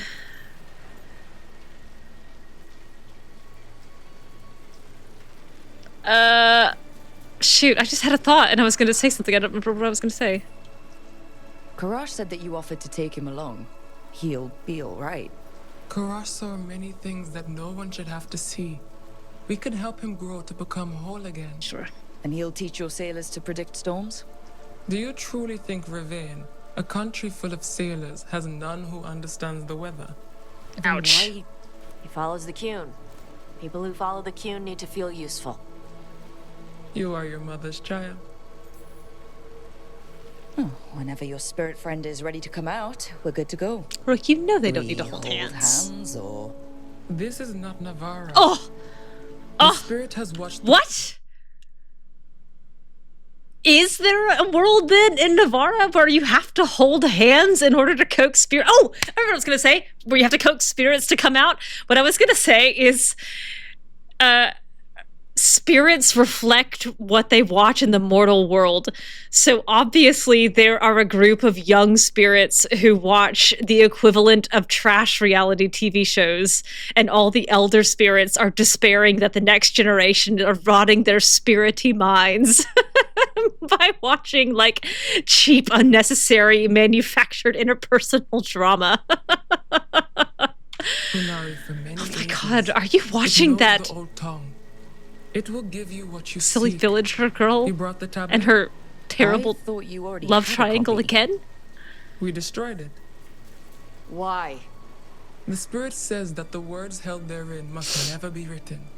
Only words of fire may carry the message safely. But why? Not to nautical Bring your miles. fire to the tablet, Taash. We will show you. By dragon flame come these words. Trust no tale not hidden by the fire. I love that Rowan still has it When the memorized. great foe struck, we embraced the blood of dragons. Champions blessed with fire protected us and saw the unseen. We escaped to distant shores, but found no peace. Disease will lay us low. If more of us flee across the ocean, it means our people failed. Prepare then for the devouring storm. Alright, the devouring storm. What does all that Vashadon mean? Correct, Taash. It means, cousin, that the power you wield is no accident. It means our people fought against an ancient enemy. And it means the Canary fled that same enemy to come here. But what does that mean now? Only the spirits can see it. You know, the more we find out, the more it seems like there are big evils of some sort everywhere. Game 5, game 5, So this is game what my mother 5, game died to 5. give me. More work? This is Vashadon. Sorry, Rowan. They're taking this hard. As a seer, I am a vessel through which spirits share their wisdom. That wisdom is not always a comfort. Please go to them, Rook. They need your voice more than mine right now. I do love your voice, though. Can I hear it again? All right. Where'd they go? Please go to them, Rook. Aw. They need your voice more than But I find your voice so pleasing. I do love Rook's more than yours, that's true. But it's close. Seer Rowan, you seem to have magic used from within the Fade to alter your mind and memories. Rook blacks out and immediately forgets having heard this. I've gone to the Starn Bethal statue again. All right, up. Up, me, up. I like that roar. Oh, Taash. I like that there's a little bit of a... like an animal or an alien quality to it.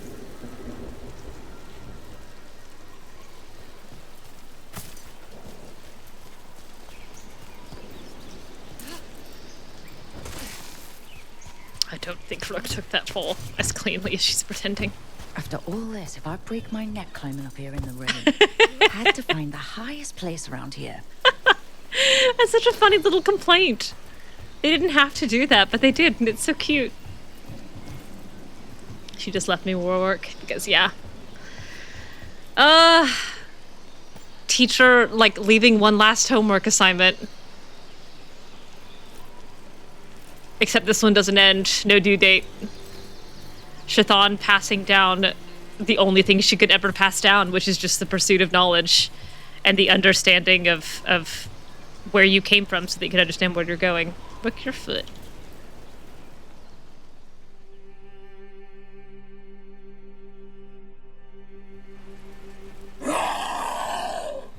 Maybe.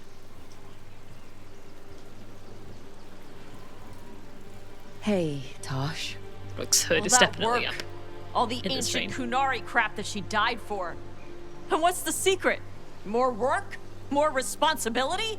She can't just leave me with this. She can't just leave me.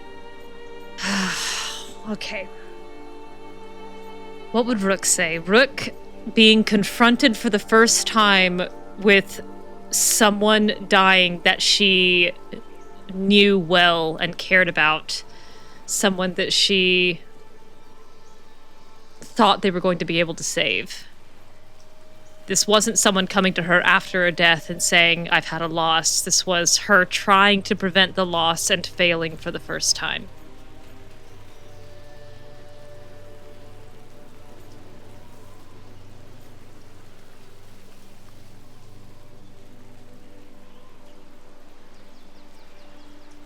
I like the idea of this answer. Tell me what she'd say, because it implies, at least on the face of it, that Rook knows there is an understanding between Taash and Shathann, even though so much of their relationship was fraught with miscommunications.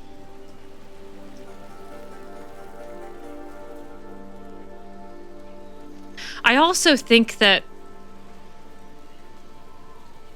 Rook is very even-keeled and not prone to outbursts of emotion. And she's a little bit worried that telling Taash to lean into the grief would be an unsettling of already turbulent waters. Yeah, Tasha's facial expression is perfect. Absolutely. Absolutely. Tell me which the also feels one watch. Oh, yeah, summoning the spirit of them. You're so right. You're so right. What would she say if she were here right now? Complaining will not solve the problem. Oh, and Taash knew immediately. Have I taught you so poorly that you cannot deal with this yourself? Oh. Shathann. Yeah. I miss her. Yeah. Oh, baby. You can do this. Yeah, that feels very Rook. Yeah. I can. Acknowledge the grief and move through it. The Kunari thought I was a mistake. The Dragon King thought I was a weapon. Shathann was the only one who believed in me. How did they forget everything the tablets said? How did they lose so much? Who cares what they think? That is not what Rook would say. She has spent her whole life memorializing the dead and preserving the spirits of the dead, the memories of the dead, and the thoughts of the dead. Yes, Tosh's voice acting. The breaks and the... I don't know how the voice actor identifies, but the break in their voice is so good. Packed a lot of emotion in there. How long have the Kunari been at war with Tevinter? 300 and something years? Yeah, they were at war. Like Rook is at war, like Solas was at war. You fight a war for 300 and something years, all your other problems have to sit and wait. Yeah. The first bit of the tablet.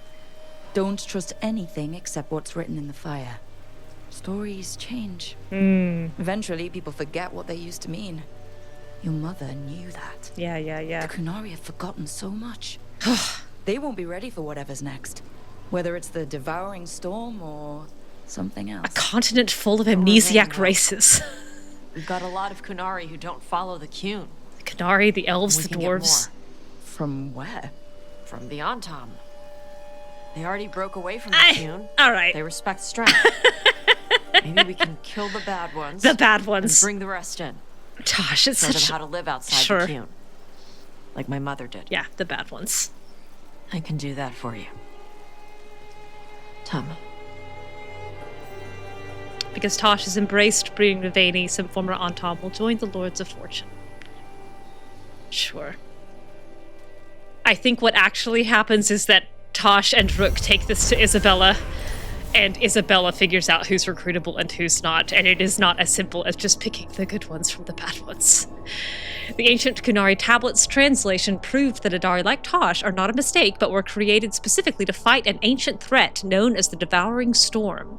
While Taash still mourns, they now know their mother was right about Taash having a higher purpose, and Taash will honor that calling as best they can.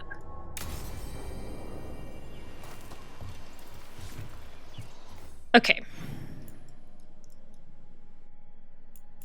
This I don't think will take too terribly long. This warded one. So I think what I'll do... Creates a gauntlet for the Antom. That's funny. Well, I've actually changed my mind about what I'm gonna do here. Hang on. I'll get through this fight. The pinnacle is gauging their reaction to being hit on by Isabella. That's very funny.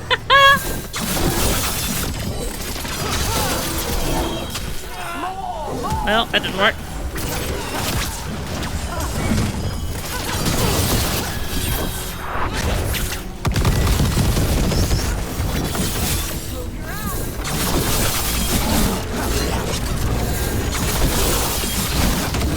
Oh, I thought I blocked that. Okay. I definitely didn't block that one, though.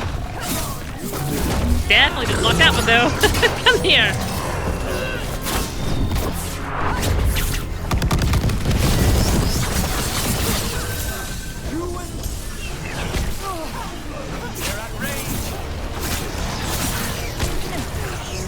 I can't see a darn thing.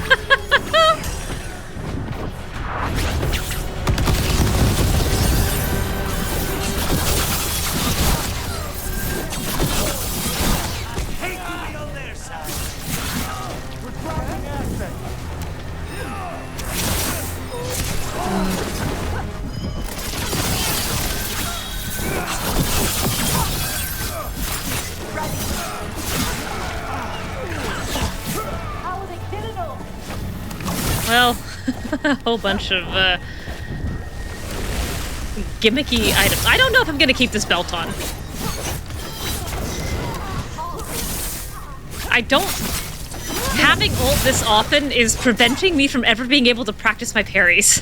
I don't know if I like that. Mercenary going more. I'm sorry, Magenta Columbia, you girls. Alright, I changed about what I'm going to do next. I was going to finish off all the lava and get these up here, but this is quite a bit of a fight. So I think what I'm going to do instead is I'm going to jump back and I'm going to do plot. I'm going to do For the Love of Treviso right now. And then if Jade is still up, then I'll do Emmrich's. Then I'll do Hezenkos after that.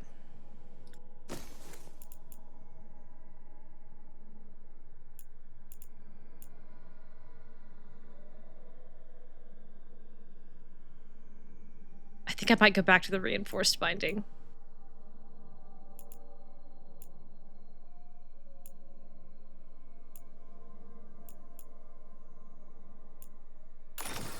I don't think I need ult as often as I have it. Everyone all right? You'll probably not still be up. Well, that's fair. I still want to go ahead and do For the Love of Treviso. In that case, then I'll do either Neve's quest or I'll just go back and finish up the Warden quest here.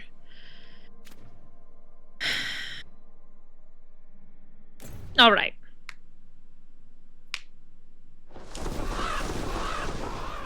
For the Love of Treviso, here we are. Who's coming on this quest?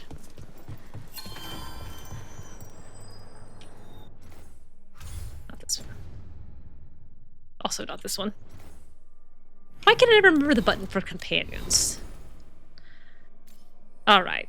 8.5, 8.5, 8.25, 8.5, 8 1/3, 8.25, 9.5. Let's do Lucanis and Emmrich.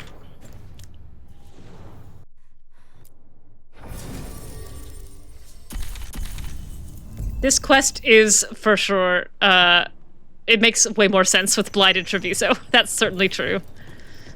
Rook stopped the Antom, took down their comic maker. She did boy. your job for you.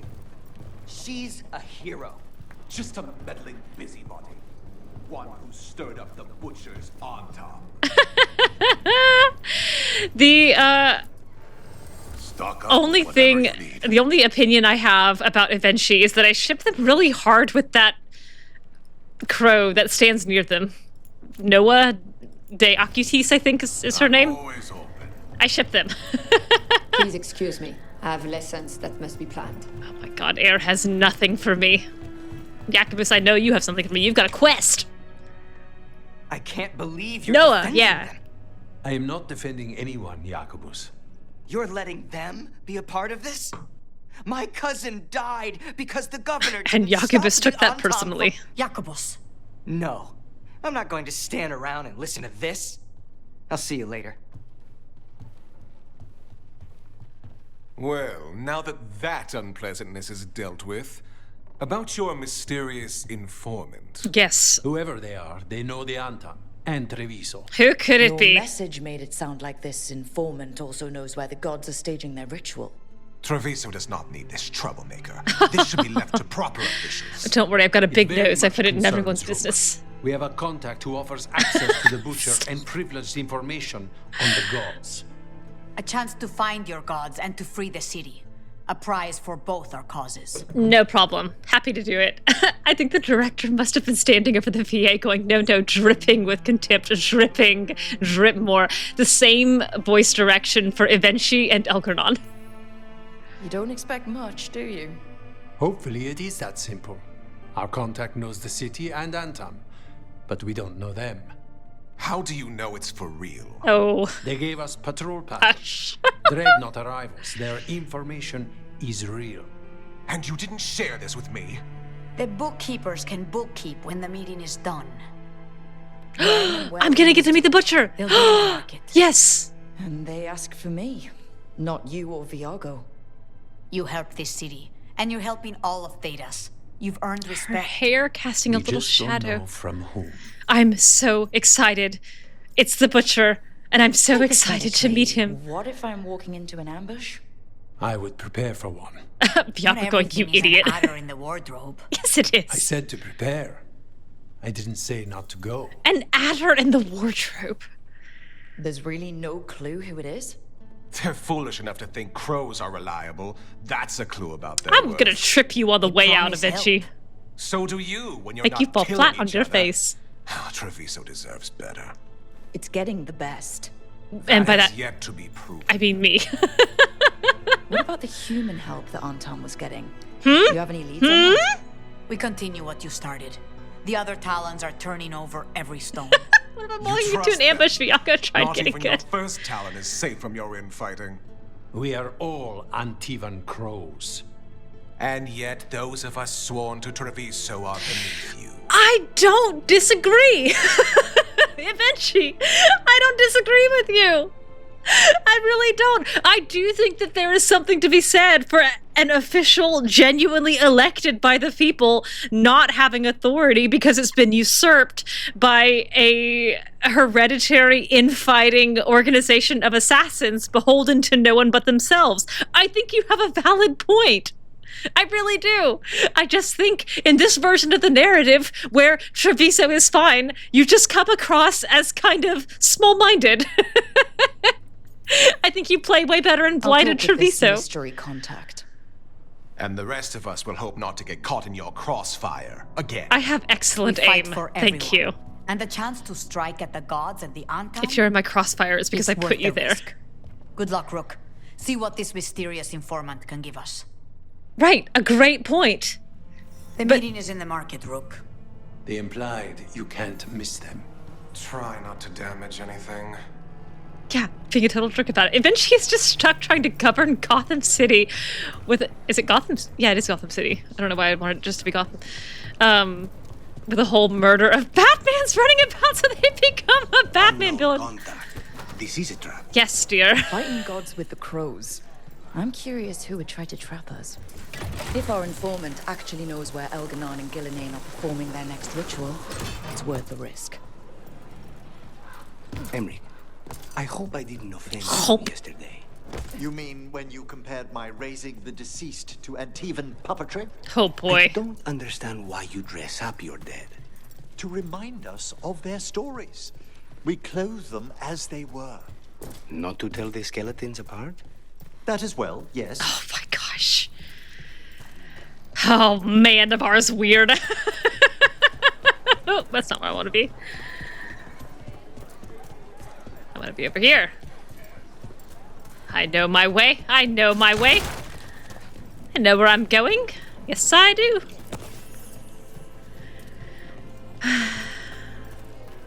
Okay. Viago and Taya said our informant is somewhere in the market. Let's find them. I just hope their supposed information about the god's location is actually true. What did... I think it was Stealth called it, crying over Gillenane hour. This is crying over Butcher. Oop, I can spell hour. Players' attitude towards Ivenci and blinded or non-blinded Treviso is also heavily influenced by how much the player hates the crows. And especially if they've hated the crows for years and resent the fact that you can only say nice things about them the whole game. Clipped voice, that man is stick. The way he spit out and even puppetry. He mad. I do think that he was quite annoyed. I do think Lucanis has upset him. Message from the crows leads to the team uncovering a secret that's been poisoning Treviso. Every time they talk about Navarra, I think of the Torrington Gopher Museum, which has an extensive set of dressed-up taxidermied gophers. Why not? Rook, I presume. Oh my goodness. The butcher. As resonant as Davrin in my ears. There's no need for that. Treviso is the trap, not this meeting. Please. I'm literally holding my headphones closer to my ears. I promise. I'll signal when it's time to fight. Oh my gosh, you're so weird. You're so weird and awful, and I love you. Strange way to ambush someone. Mm-hmm. Oh my god, that laugh. I don't have to ambush anyone. You think I couldn't just march on the crows? Look at Scattered him! on down flock to me. I have the soldiers to raise your casino and every inch of this city. He's But I'll so bet scary. there's no profit in actually winning. You've understood him. Misunderstood him, Rook. Being made by the occupation, but not by me. He's nobler and more insane. I said Treviso was the trap, and I meant it. Oh my goodness. His expression is so fixed of Antiva. and not blinking. She sings even while caged. Such purity in every stone. Smile. It's trapped my heart.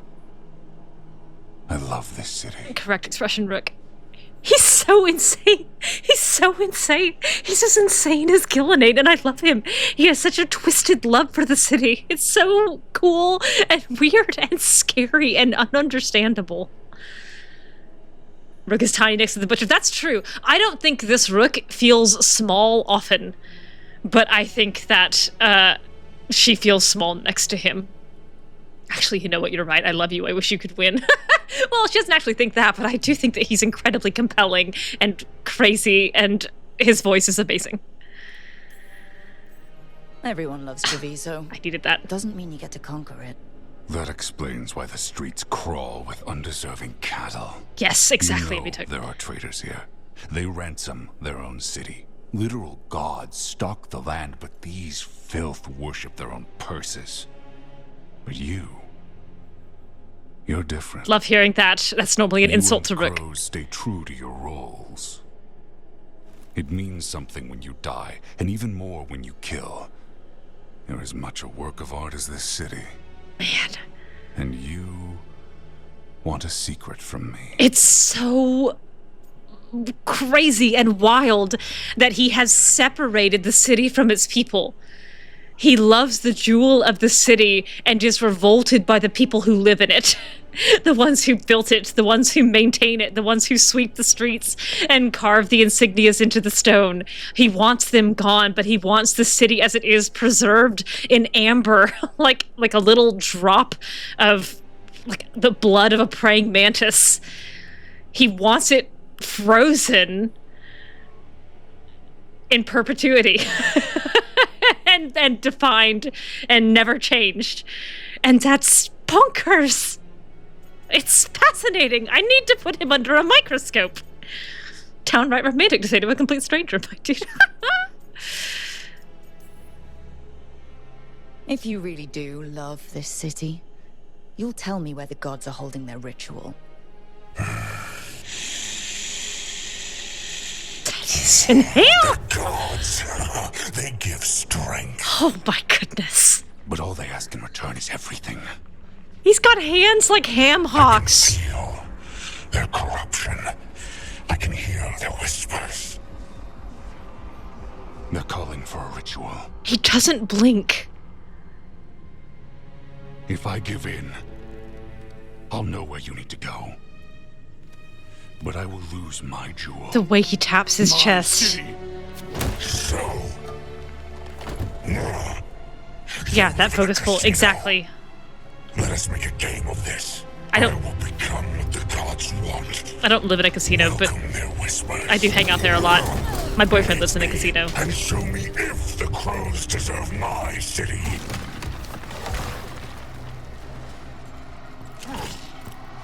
And you can see his face the whole time. Yeah, the reverb going in and out, and the focus pull, and his face. Oh my goodness.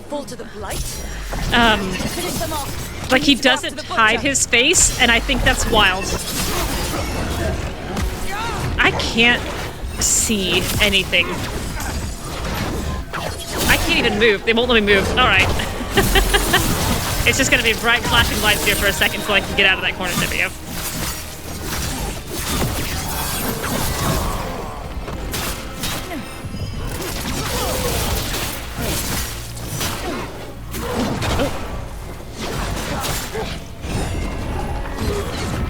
Oh, that didn't work. So the butcher wants us to prove we're worthy of saving Treviso. That's what's happening.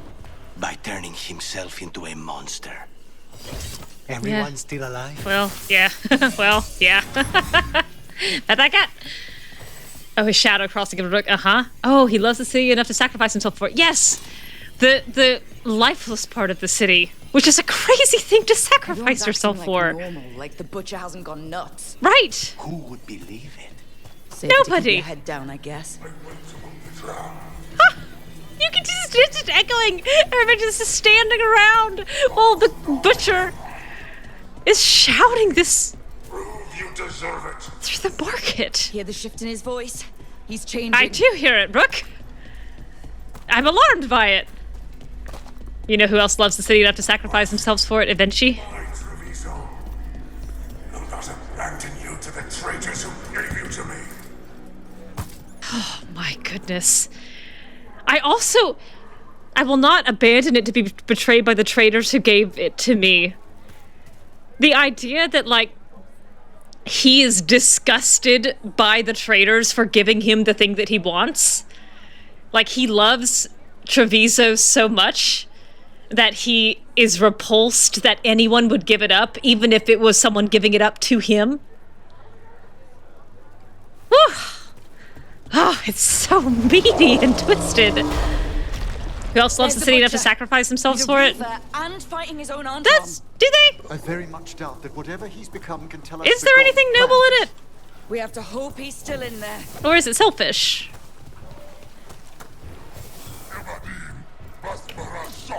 I mean, I think Ivenci makes great points, but I did feel like the betrayal was fundamentally self-serving. Although I could be more persuaded than in the case of Illario. Oh, he's constantly been giving speeches in the background. That's funny. Oh, lost it. I can't move again. Oh my goodness, camera. This is the power the gods give. Butcher, where is the ritual?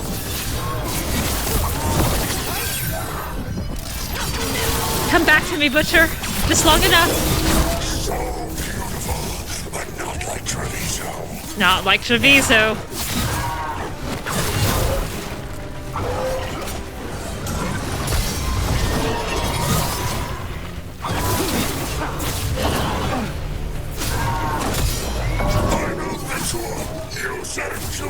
Oh my god, and he's so well-spoken in the first part that this transition is quite shocking.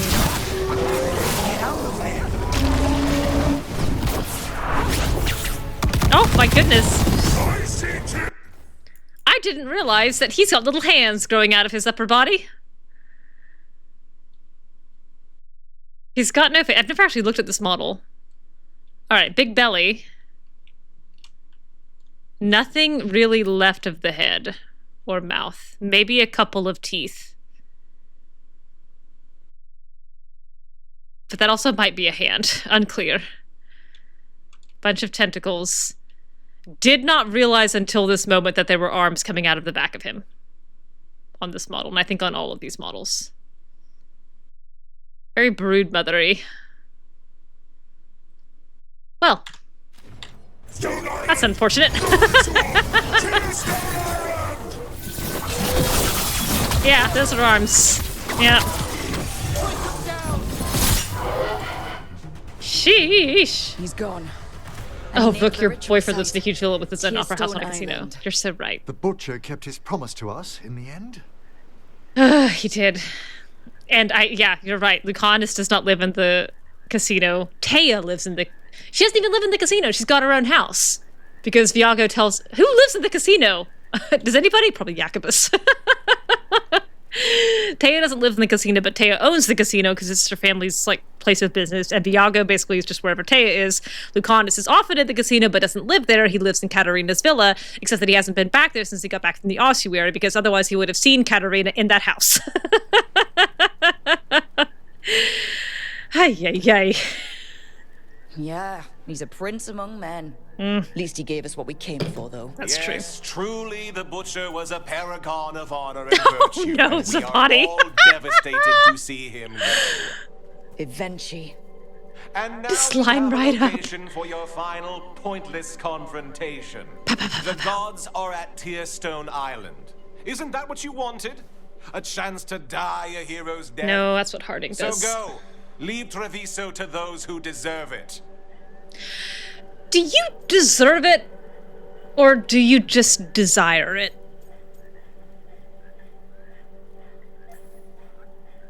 The butcher did warn us about a traitor. Didn't get a chance to name them, though. Thanks for confirming that for us eventually. I also still didn't get that the first time, even though they walked up with two Antom. Mouth shut. You sold Treviso out to the Antom. I was like, oh, dang. I did what was best for Treviso. Who else would have done what was necessary? That troop of fools in the casino? I kind of like them. They would have provoked the Antom to slaughter, the kind they carried out in every other Antivan city they crossed. I gave them the crows, so they would not take the rest of the city. I gave them an inch, so they would not take a mile. Yeah, that's how the saying goes. When you give a mouse an inch, he doesn't take a mile. Oh, the Antom took their mile. And anything else they damned well pleased. And they'll keep doing it, because you'll keep letting them. You didn't prevent a slaughter. You just postponed it. I don't like how intently they're watching me. Someone else would have. He decided he wasn't their pawn anymore. The gods would have killed him. And then you would be ruled by someone much, much worse. I like how that played. I like how that played. I like that that broke Rook's temper. You should have been a politician, Rook. Instead of, well, whatever it is you are besides an annoyance. I need to go back to my but post. This city is mine. Of all the things that Rook's enemies call her. A leader. You know who else wants a leader? The Antom. And make sure annoyance is on and there. if someone plays the role they want, they are very accepting. They also understand that bringing order to Treviso requires the purging of disruptive elements that cause nothing but chaos. So go to Tearstone Island. Will too. Have your little showdown with the gods. For sure. Fight your pointless battle. With pleasure. And leave the city to me. Not gonna happen. You got 3 out of 4 though. That's a passing grade. Everyone just hangs out at the casino as the Crow Clubhouse. Oh my goodness. It makes sense now. Every decision they made shows it. The other officials, of course, know nothing. Of course. I'm surprised they even remember the governor's name. Ivenci. I take it you heard. The butcher's dead. And in his place is the traitor we knew was lurking. And the Antom fell in line? Ivenci is apparently playing the role they want. The governor has given them a clear purpose. They were more cunning than I thought. Oh boy, I did not know they were fishy. I didn't get it at all the first time. I'm not very good at picking out the traitors unless it's clearly telegraphed, like Illario. Blast the man. Yeah, a good point, because purging disruptive elements is where you lose me. Like, and yes, and I can kind of see, like, I see the through line between, you know, watching the Antom burn their way across the country, like coming down from Minrathos and from Parvalin and Saharan, and sweeping across the nation and leaving, nothing but ash and destruction in their wake, and then having them show up in Treviso, and the governor seeing no other way to kind of to save any part of the city except to yield some of the power to the Antam, and is not wrong, really. So they have a point in that, the stalemate, the occupation is better than nothing. But it is also very funny to me that they are also universally despised by everyone for the choice they made, including by the Antam leader, by the Butcher. Absolutely disgusted that Ivenci would hand over Treviso to anyone. Even though that's what gave the Butcher possession of the city in the first place. I also do think that purging disruptive elements has tipped over a little bit into the into the puppy kick a bit side, exactly as the body, so it's not morally troubling. Let's make sure that you know that it's okay to kill this person. Sure. The lectures, the insults. Ivenci made sure all we saw was a hopped-up bureaucrat who was jealous that Treviso loves the crows. If someone had told me Ivenci was in charge of the Antam, I wouldn't have believed it. I would have, though. And yet... I just didn't occur to me to think Yes, but you have forced them into the open. The hand that leashed Treviso. The Butcher was the mouth, but the hand was Ivenci all And along. a pleasant, resonant mouth he they have was. the power in the Antam, and a network doing their will. Before his mouth turned into a bunch of arms. The face of our enemy. Ivenci will be hiding, so we will hound their Antam and make them desperate. When the governors show themselves again, we end this. I see his purple leather. Is at that time already. You're not concerned the gods will send the Antam more support? The gods might come for us, but they're coming for everyone. That's true. I believe you are crafting the answer to that, and we will help as we can. Yeah, we're still working on that part. They made it sound like they were planning something. I suspect it will be about restoring order as they see it, and that the crows will be first on their list. Whatever the good governor's intent, we'll end it. Ivenci keeps talking about restoring order and rebuilding Treviso. But what then? I believe the good governor's plan was to risk the city to try and claim the nation. If the Antam beheaded the crows, who would merchant princes hire? Who would invaders fear? As if the Antam would fill that role. This was a bookkeeper's angry grab at power. Bianca, again, personally offended. Everyone else started chatting to Mr. Bighorn's crazy pants. The fight went okay. You did indeed. Got a couple parries off. Felt good about that. Down he went. A tragic loss. Rip. We'll stop Ivenci. The gods. Did you learn where they will be? Tearstone Island. Ivenci confirmed it before So many high fives. We know the time to face Elgarnan and Gillanane approaches, but it will not take us long to find Ivenci. You have been our ally through all this. It would be an honor to have your help against the governor again. We'll let you know when we'll make our move. And after that, Treviso will be Treviso.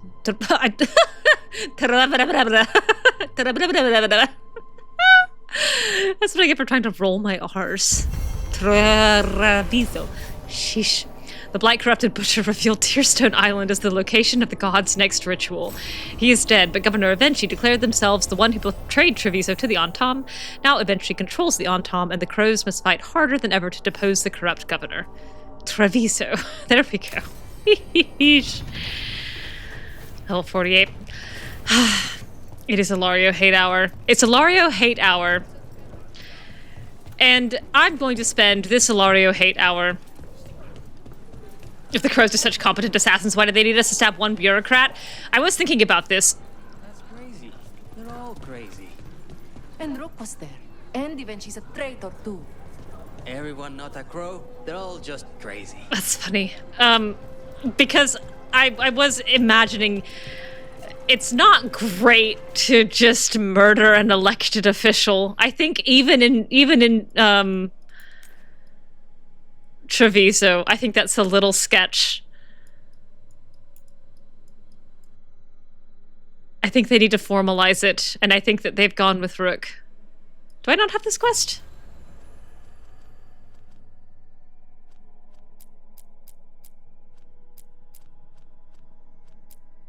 I guess I don't. I thought... Oh.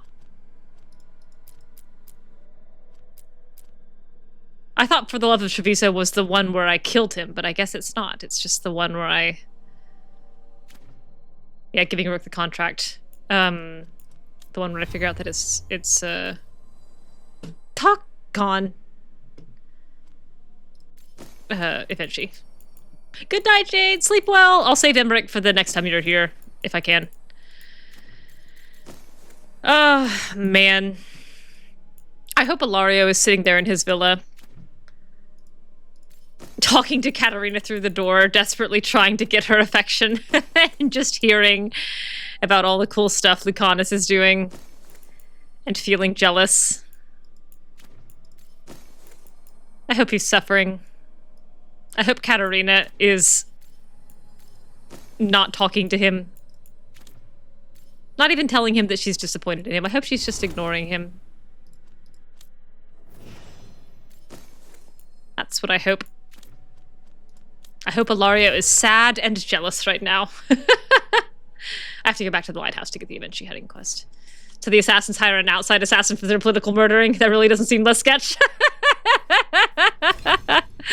Well...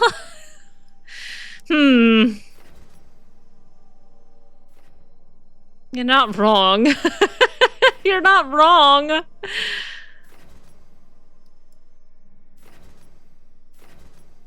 I don't know. I don't really know. I got a couple more points here, and I don't really know what to spend them on. I kind of got everything I want.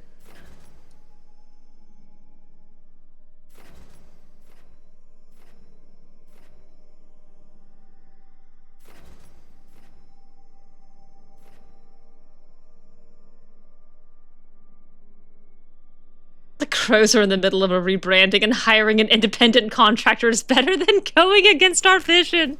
Yeah, they still have the Google slogan, "Don't be evil," and so they have to get someone else just for a second.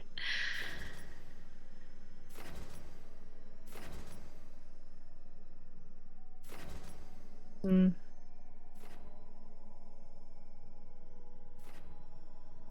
don't know, man. I don't know what I'm gonna take here. Don't need that. Don't need that. A workshop on strategic planning. Well, Viago and Taya were struggling to draft a contract earlier. I can easily see, yeah, sure. I can easily see them like, you know, well, this is the message that we're currently trying to pass to the people. Murdering Ivenci would technically go against that. If we subcontract, put a layer of distance between ourselves, find a patsy. Find a gullible patsy willing to do whatever we ask for the Crows, because she's caught up with our Crow Prince and all starry-eyed over him. We'll put it on her. Beyond the Sea, written in Emmrich's careful hand. Balara, I admit to some surprise regarding your interest in traveling overseas. It's rather different from your usual lines of inquiry, but I must confess to harboring some interest in it myself. We assume all our age's glories and calamities originate in Thedas, but what of the larger world? Unfortunately, information remains slim. As far as I can tell, there have been no successful oceanic voyages from Thedas to other lands in recent written history. Whether attempting the feat through pure seamanship or with the aid of magic, hapless sailors have often found themselves turned around until they were right back where they began. There was some trade between the city of Laish and the Voshai during the early Black Age, all one-sided. Our attempts to sail across the Volca to the Voshai homeland were met with failure. There are also legends of expeditions to Amaranth to the east, but they are muddled and contradictory. Amaranthine. Some claim it's an untouched, verdant paradise. Others have reported settlements made of crystal and obsidian without a single living soul inhabiting them. The Reapers built it. I have reached out to some of my more esoteric sources to see if they can help with your inquiries. For the present, however, I'm afraid we live in ignorance of what lies beyond our more familiar seas, Emmrich. I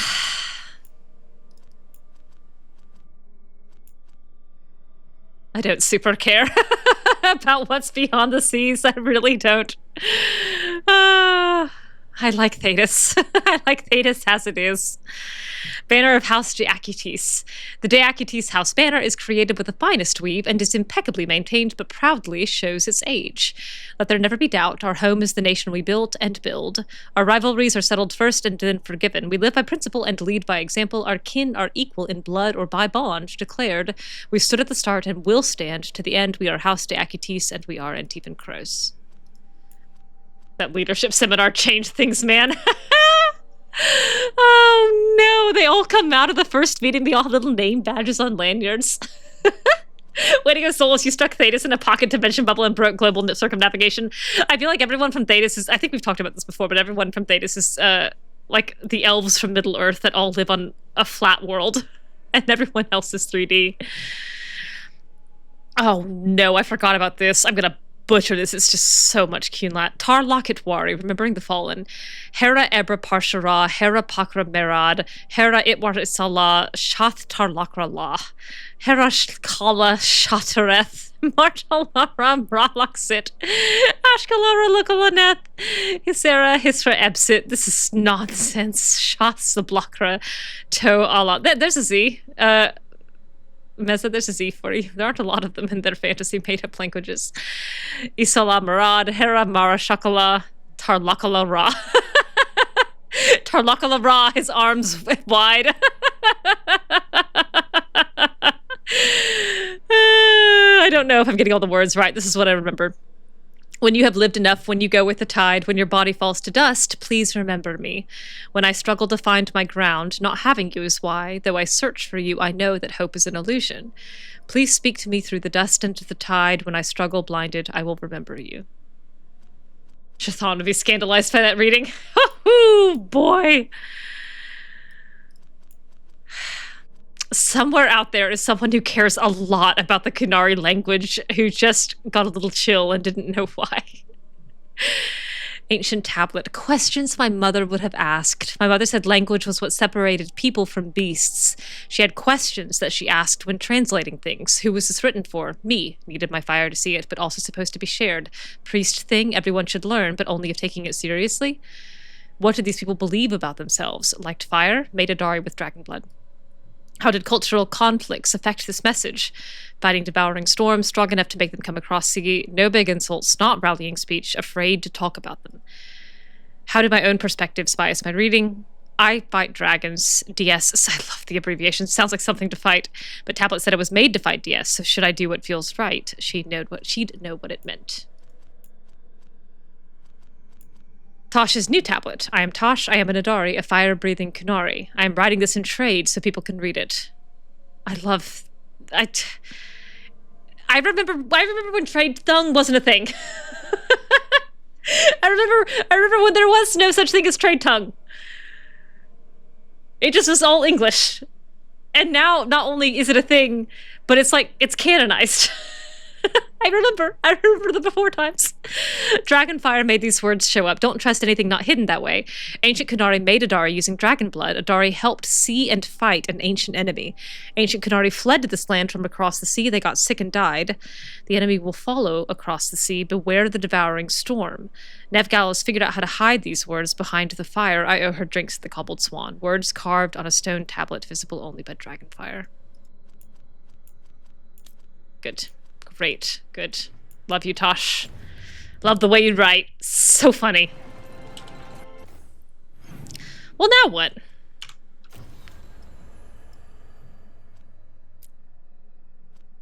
I want to make another hero. Either Neve or Dav. Balara will be last. I don't want to do Lucanis immediately after Treviso, so...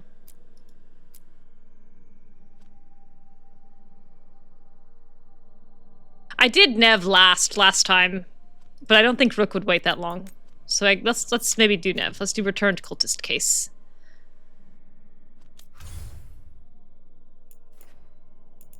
Click, click.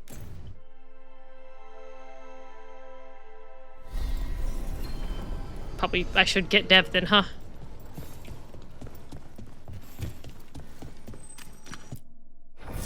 All right.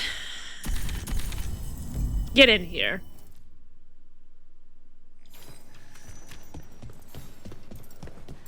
Got all the candle hops. I've got all the chests. Feels great about that. I only had to look up one candle hop, which I'm pretty pleased with. I don't think I'll forget that one again.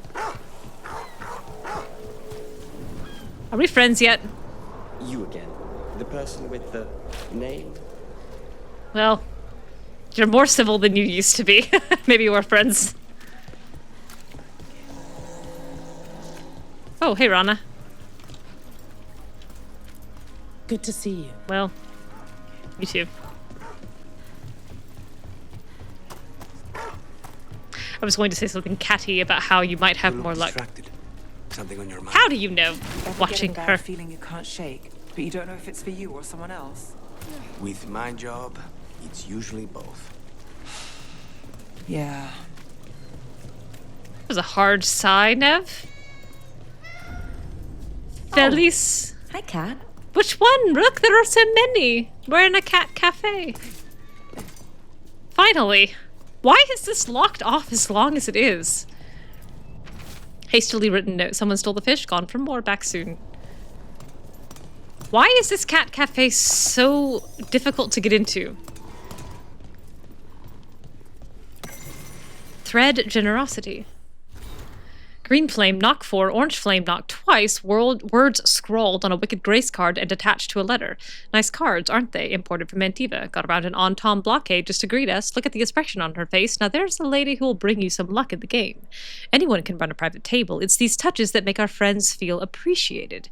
It says the threads care. We'll be discreet, so when you drop an invitation to the wrong person when you bring a fucking Venatori to our table, I'm a generous man who can forgive an honest mistake. I'm even giving this lucky card back to you. To spend that luck wisely, my friend. You've got 1 day to leave the city. Alec. It is the best place in the game. It's excellent. I don't know why it's blocked off for so long.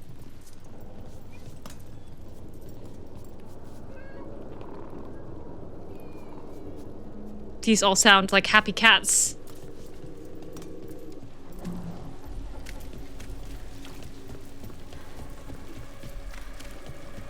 Had some wardens on the ship once. Saved them to the I think they were headed to the end. It does open up before this point, yes. One of them was not seaworthy. But it's definitely back third. Maker. Could he play the violin? He asked me to remember his music and not him hanging over the side. You'd think he wasn't wife. We did go to a cat cafe, Bezo. It was great. Cuddled with a lot of cats. I need to take my mom to that cafe the next time she's in town here. I keep forgetting.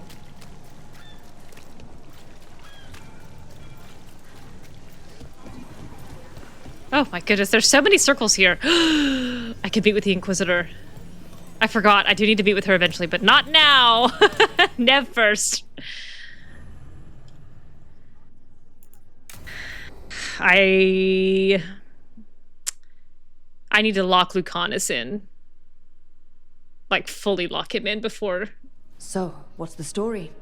If Rana was right, Aelia's in Sanctum Lucanis. We've chased the leads. This is it. We find the Sanctum, Aelia's blood magic ritual site, and Darktown's missing people. Don't like that netting. Some news between friends. Venatori got Damas. The boss is dead. What? Who's running the threads? They'll follow last orders for a bit, then someone grabs control or we fall apart. Time's running out. Yeah, apparently Damas lives if you don't Venatori Minrathis. You don't seem that upset. I'm pretending not to talk to you. Making a seat might look funny. Alec, the threads used some of the catacombs for smuggling. The cult pushed us out across the city, but I still know the ways in. What's the favor? Neve, Rook, you have news. I wasn't sure you'd tell me. I said I would. Nice smile. No, I asked you to, and never mind. Relax, Rana. Gang's all here. Smooth. Sanctum Lucanis is underground, in a lost stretch of catacombs near the Thread Market. Good. I can help. I told you what I found. I owed you that. We hand Aelia to your latest boss, and how long does she stay caught? My boss doesn't know I'm here. You'll lose your job. I already have. Right. But we can't leave Aelia on the loose. I'm here to help. I like Rana a lot. The people Aelia took, are we sure they're... alive? If she needs blood for the ritual, she'll want it fresh. If she wants puppets, she needs them alive. And if you're wrong? We give people closure. When will Rook Aelia does start the believe that ritual? that's important. How do we know she hasn't already? We don't. But I know her. If she was done, she'd have made her next move. A complex ritual takes resources, supplies. Aelia's war with the thread slowed her down, but time's short. Finally rendered. TikTok. I saw Aelia Wicked has 2 followers throughout the city. on Wednesday. What should we expect? Her most loyal will be in the sanctum. There will be a lot of them. And now I'm just thinking You're about up for a fight, right? clock ticks. Always, Alec. Always, Alec. All right. Let's go. Now? I need time to... Give Aelia time to know we're moving, and we're dead. Oh, The Neve, you're job's so cold. simple. We enter the sanctum, get to the ritual site, and hit Aelia by surprise. Can you get in without the cult noticing? If we can get into the catacombs, we can get in. Just don't be too reckless. I'll catch up. Not alone. You'll get yourself killed. I'll send someone for you. I'll send someone for you. I'll set a man at the market to get you inside. Just make the cult bleed.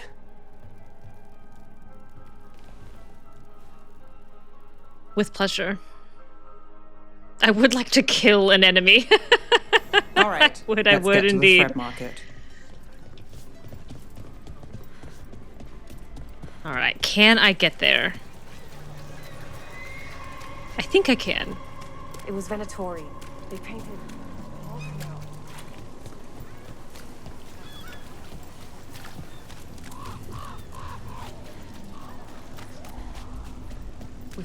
I guess. I mean, I don't know.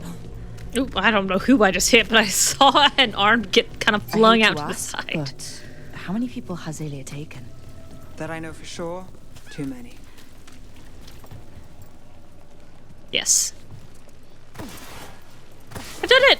All by my weed self. There, a body. Oh, right.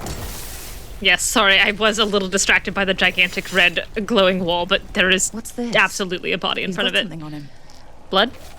Thread report. Got eyes on the market. Can't get close, but the cult's been in and out of the condemned warehouse, moving something through. Alex, man. The Venatori got him first. He was watching Venatori movement, spying on the entrance to Sanctum Lucanis. We need to get in there. All right. I've got another way in. Follow me. All right, Neve, I'll follow you. My good friend, my dear best friend, Neve. Who's gonna run faster so that we can get along. We get one shot at Aelia. Just one. We're ready for it. You alright? Yes, I... Don't quite remember where we're going, but I'm trying to guess. The Venatori keep everyone scared. Constant fear makes people desperate, exhausted. Easy. Missing Rivain, missing up for a week. Black hair, green eyes, makes fishing nets, used to feed birds in the docks. Speak to Dell at the market. The Venatori get a taste of fear today. We're almost there. Oh, he's being so supportive to our mutual friend, A Neve. little something I uncovered. Don't tell Ellen.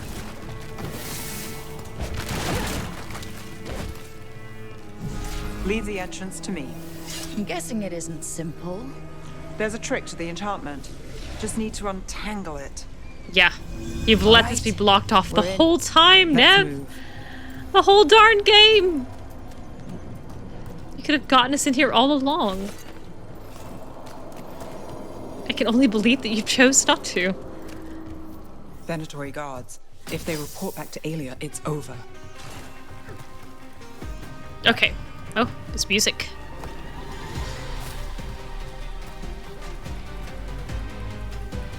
Rook took the safe way down for once.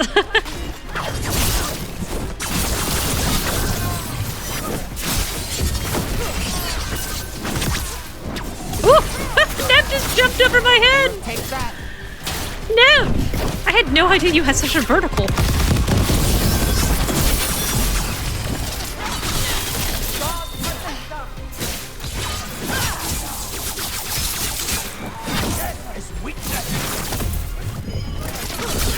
Death is weakness with me, believer.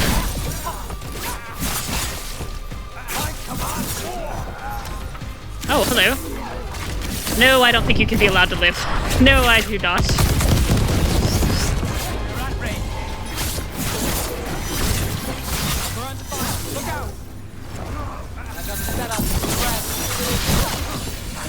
End it now.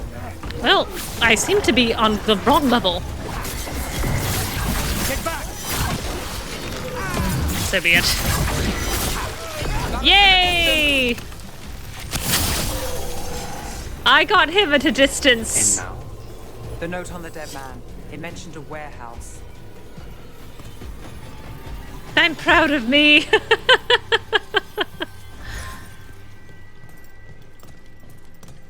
All right. I seem to recall this kind of being one and done. Like, I don't really get to come back through here once.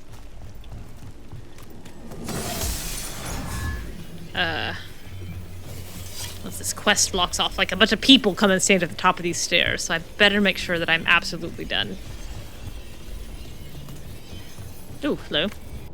Venatory missive. Stay the course. Trust in Lady Aelia, chosen of the risen god. Through her, the Magisterium will be led in the right direction. The future of Menrathis is coming. The floating building is the Archon's palace. The Magisterium is not also up there, is it? Like the Senate? Let's look around. They don't also meet up there, do they? Can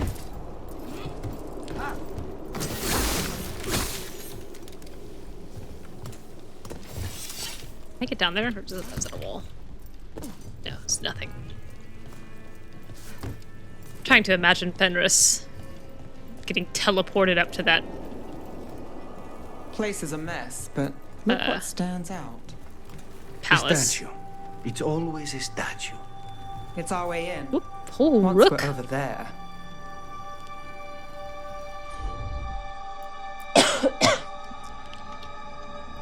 Oh, you wish you got to see more of the city?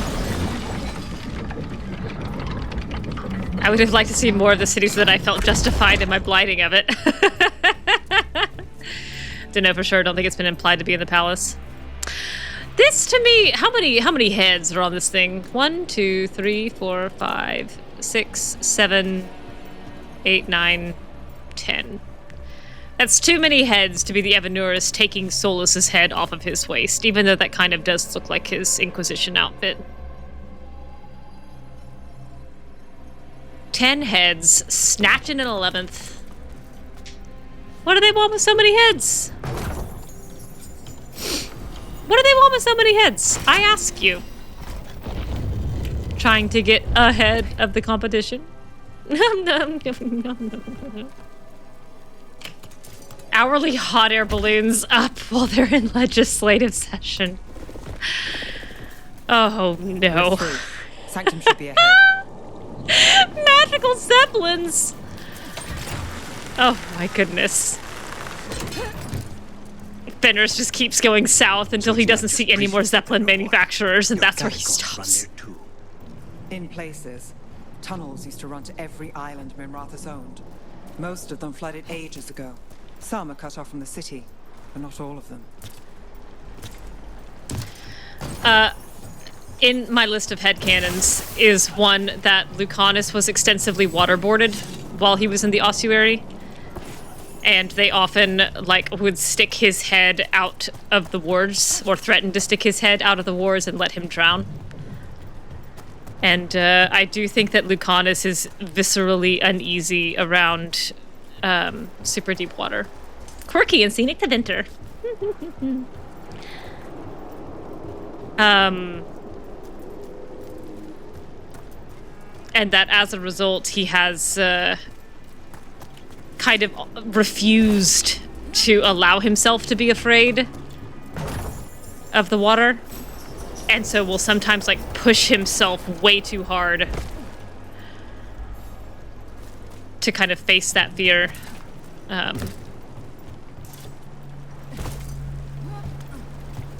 Because he can't be afraid of deep water anymore. Studio Ghibli to Venture, skies and skyships and all.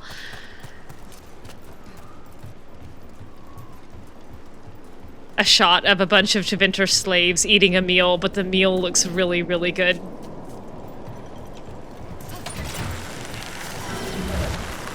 Alright. More of Aelia's Venator. Promotional inflatable spirits!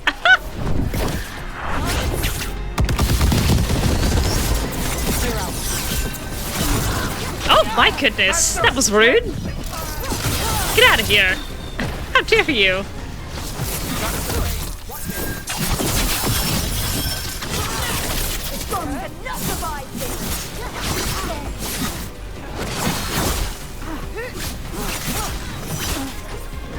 Oh, you leaving me? You leaving me behind? Barraging Venatori mage? Well, thank you for that. Now it's your turn. Yes.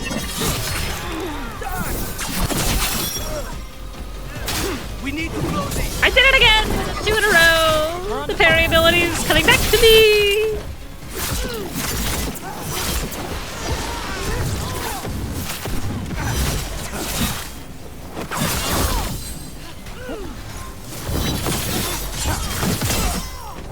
Snipers! What in the world is hitting me? I don't know. The Lucanis threw that, potion in slow motion. Yes, off the ledge you go. That really hurt. Come on, we need to get inside.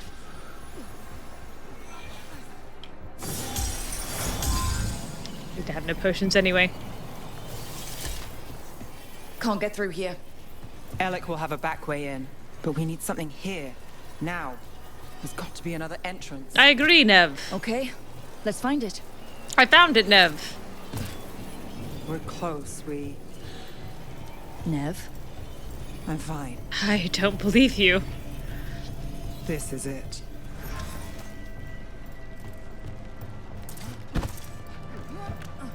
Neve, I think you've done lied to me.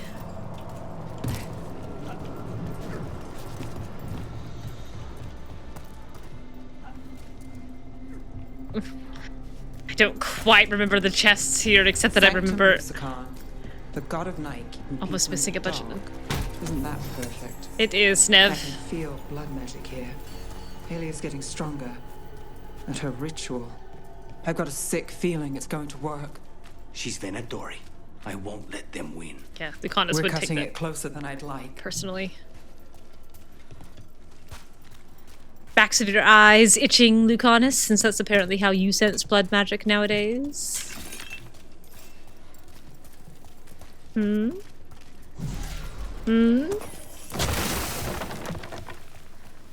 a secret passage, Neve. Final words, I won't stay in Lady Aelia's grip. I can't, but where can I hide him in Rathos? If I stay too close, she'll take my mind again. So I'll take the Venatori's coin before I go, make a purse big enough to buy passage. I'll make them pay my way out of here once and for all. Hey. You tried.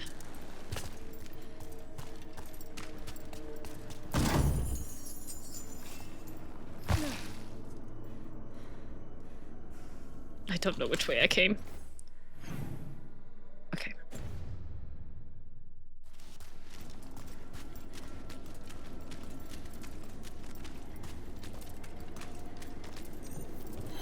All right, fair enough. Company. The time has come. It begins now. A victorious Tevinter reborn!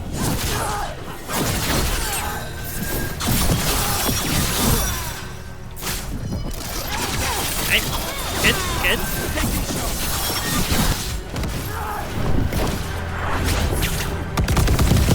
Woo!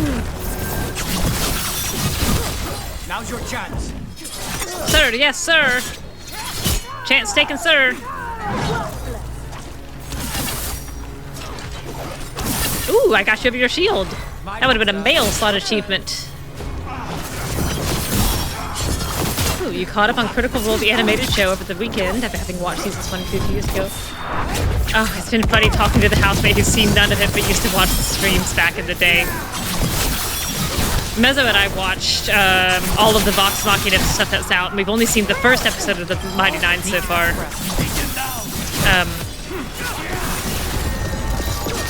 I'm excited about it. I'm looking forward to it. But yeah, I bet if you did not have any recent exposure to it, they changed a couple things up for that for the show version, and I can see why they did. They said the time has come. Aelia's getting They started. have 19 arrows. If we're lucky, That's she's so many. distracted, but we need to keep moving.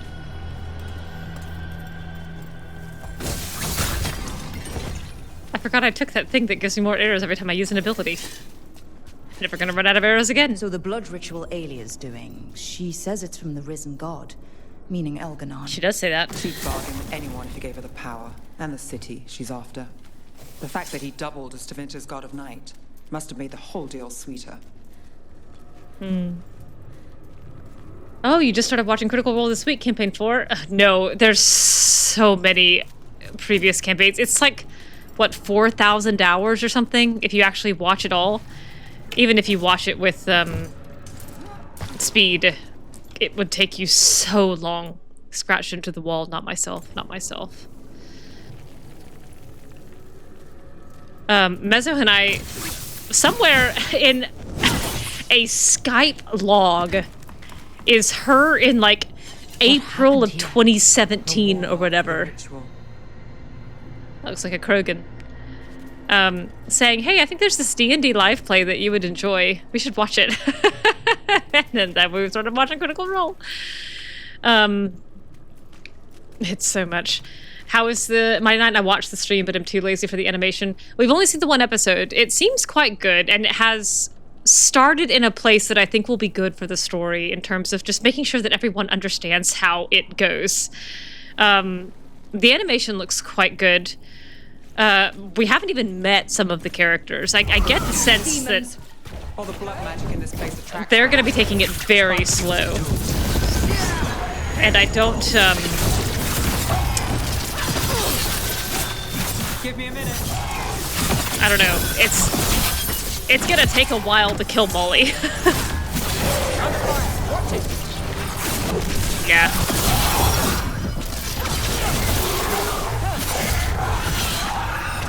Oh, didn't work.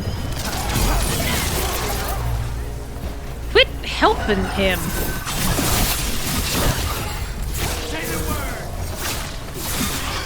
Oh. Oops. I'm so sorry, Zvati. I hope I didn't spoil you. My apologies. Oh, okay. Yeah.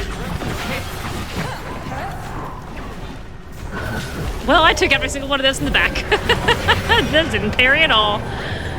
Oh, I'm down. That was most definitely reading chat.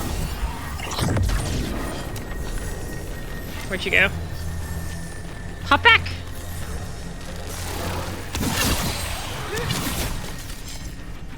Whew. What a mess. And still no sign of Darktown's missing people. I'm interested to see how the rest of the Mighty Nine goes, just if they are going to take it that slow. Side of this barrier. I don't like it. Which means that's the way to go. But yes, Lark, Campaign 4 is a new setting. It's the first one Matt has not DM'd.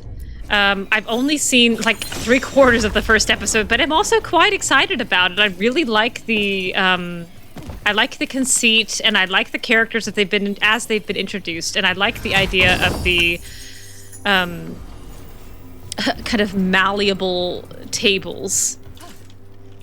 That's not going to work at all. Well, you know what? Sure. Thanks.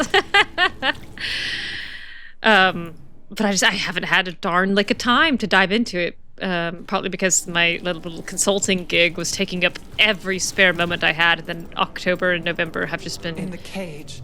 Absolutely jammed He's full from of trouble. Darktown, a paper seller. Neve Gallus. Did you think I wouldn't notice you were here? Coming out of the wrists. Ugh, grotesque and wet. Here goes nothing. Damn it. Her magic. I can't just pull him out. It might kill him.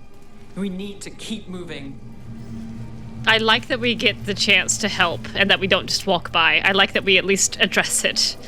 I think that's quite important and often forgotten. Mage blood. All your power. Ugh. And how do you waste it? Chasing Sita? Yeah, Sita's good, yeah. Playing Shadow Dragon. Fighting Minrathus. Neve, can you stop this? I can stop their hearts faster.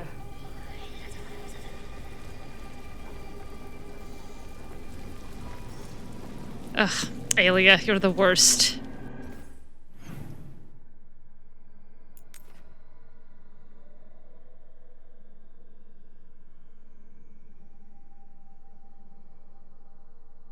I hope I haven't missed that.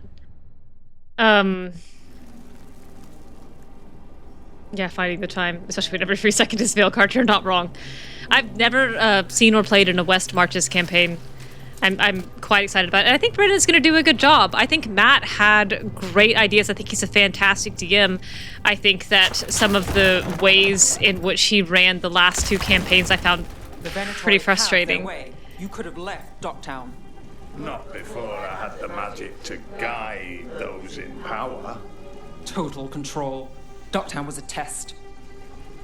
And I think Brennan is a genius, so I'm eager to see how his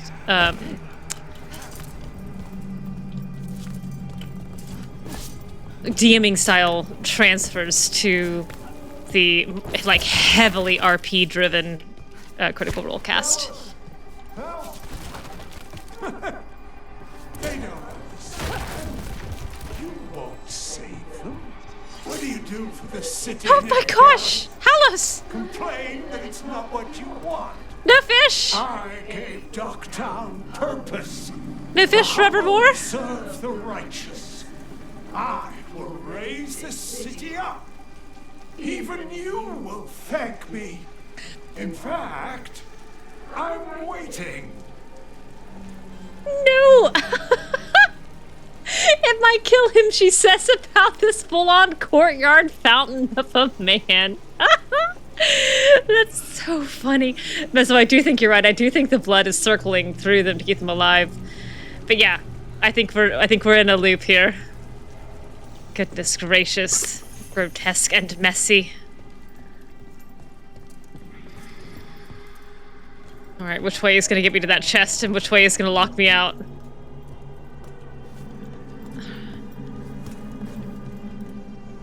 Oh, man. Curious about what frustrated me, Quark? No worries. Oh, no, not at all. Let me... only chance is if we stop her ritual, break her power. Do this first. Neve, are you? I'm fine. We've got a job to finish. X to doubt. Oh, I also just walked right by that chest somehow. Halfway through episode 5, Roberta does a great job at the cast, gives them all great openings. It does a fantastic of turning mechanics like insight and perception rules into intellect for RPOs. Excellent.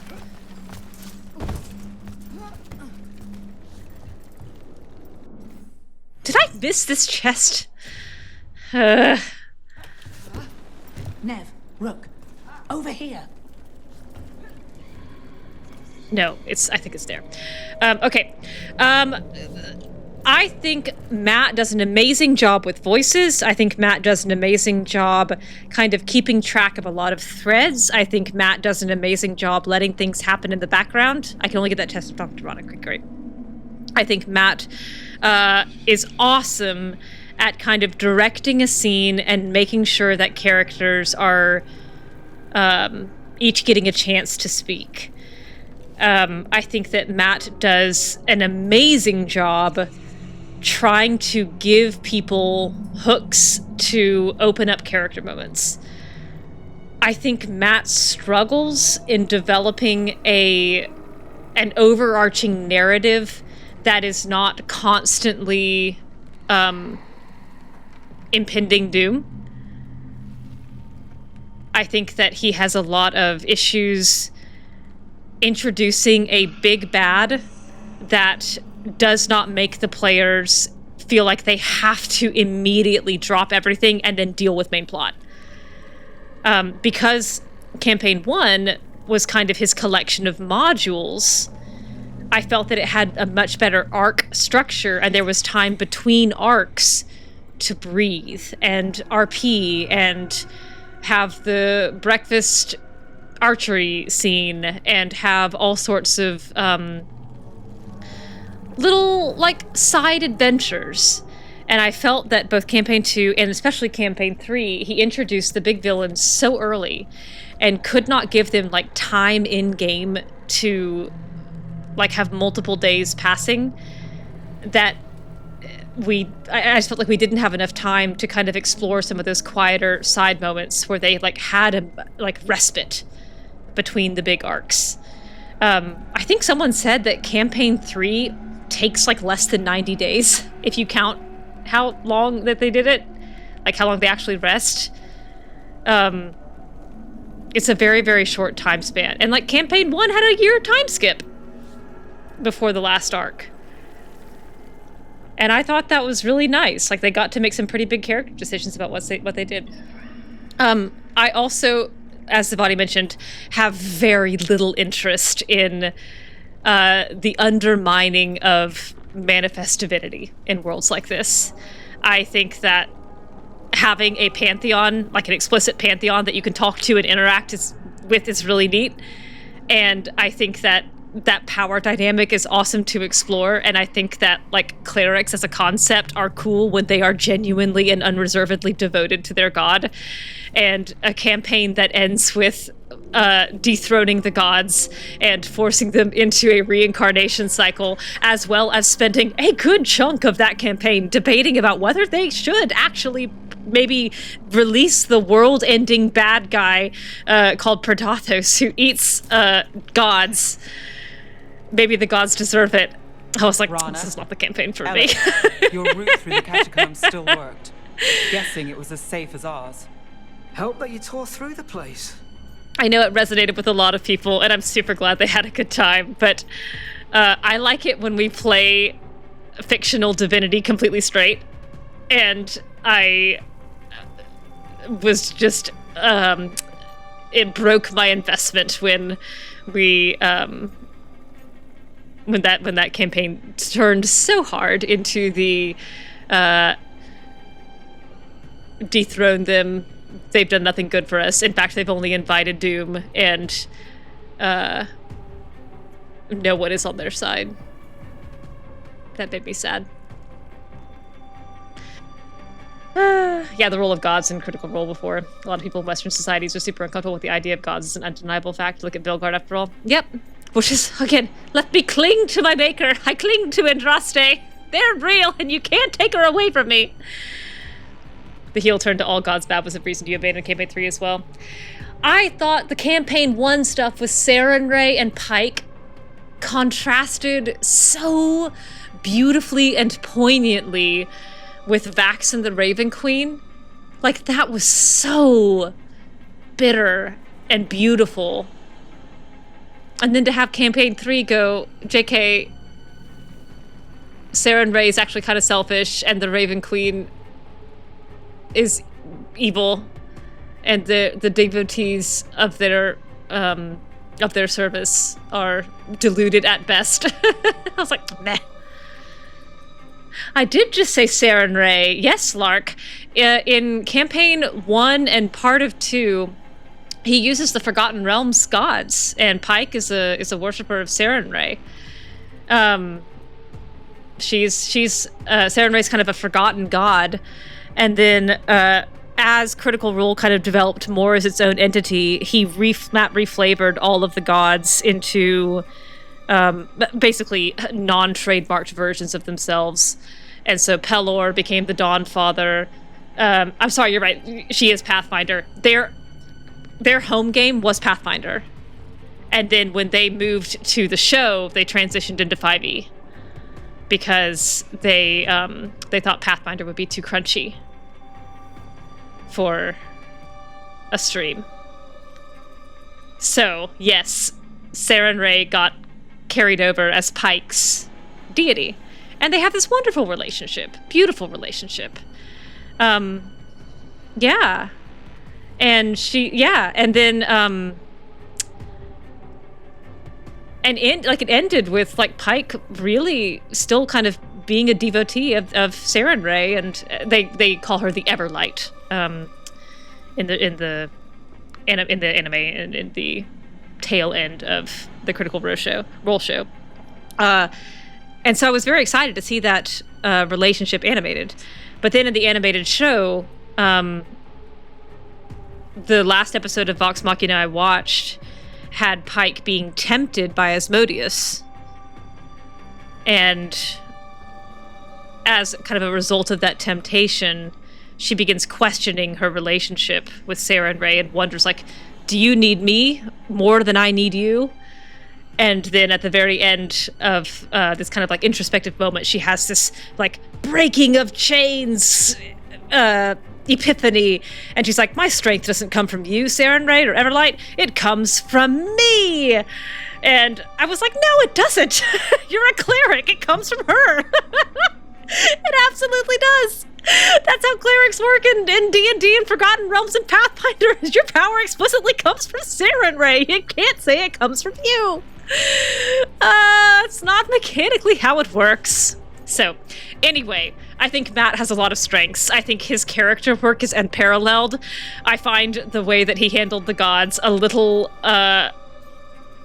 shallow and a little short-sighted, and I think that he struggles to craft an overarching narrative.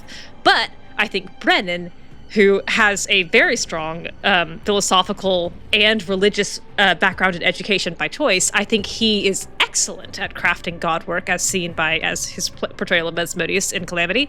And I think Brennan is very good at structuring a narrative to both give guardrails and also to allow them to explore in RP directions. So I am excited to see Brennan do some work, and I am excited that Matt gets to play for once and just kind of play for length. What are we doing here? Helped that we tore through this place.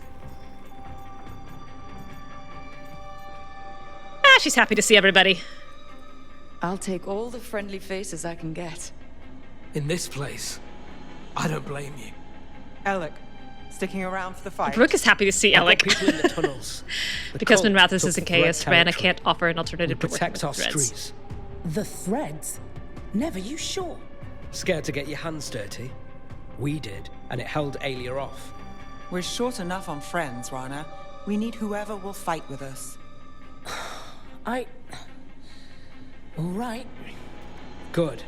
Let's send a message. Smirk. That was very smirky.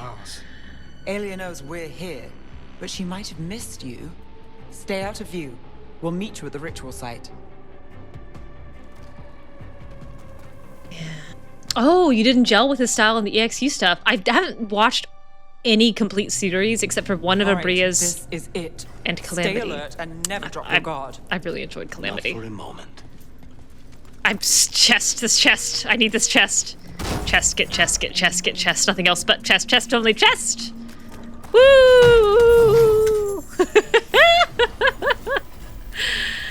A warbow I won't use. Hooray!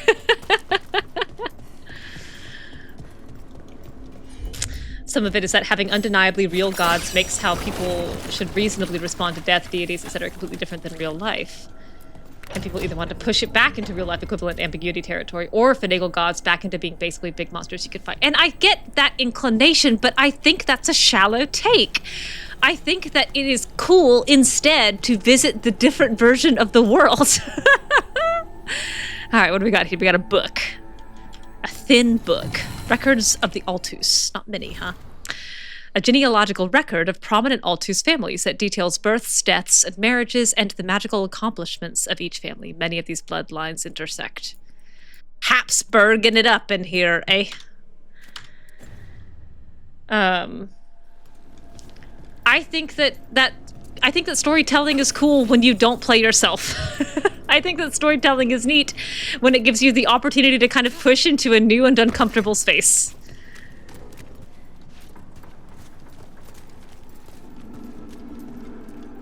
And I understand that that's not why everyone plays games, and I understand that that's not the goal of every table.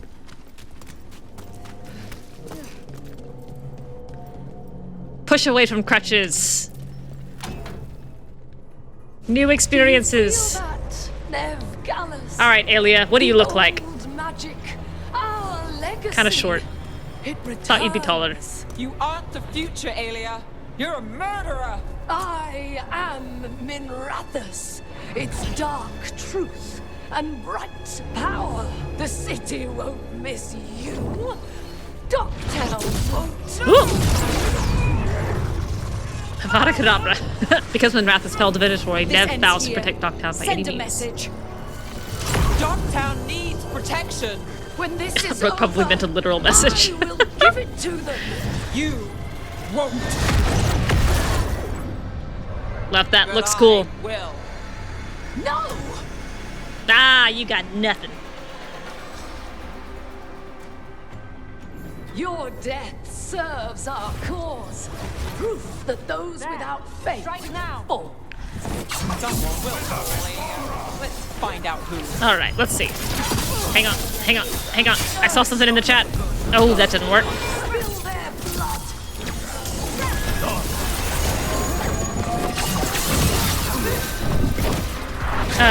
Oh, just personal preference.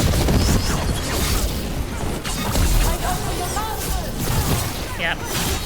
Trying to make characters that are afraid of death and there's 100% a real afterlife, you can call them on the phone, etc. Well, that's true. And that's, I think, kind of cool. Like, do you need a character who's afraid of death? Do you need a character who like Rook has never experienced personal loss and therefore is also approaching this with kind of a glib certainty that all will be well? Because it literally has never occurred to her that it might not, or that it might be otherwise. I think it's neat. Oh, hello. Alright. You're missing, but so am I. Can't block that one. That one was red. That one was also red.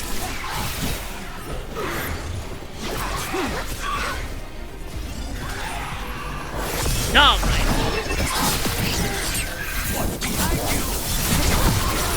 Oh, Mezzo, I think you're so right that fantasy has more trouble leaning into speculative fiction than sci-fi. I think you're quite right. I think there's something there about, like, science fiction being the future lets you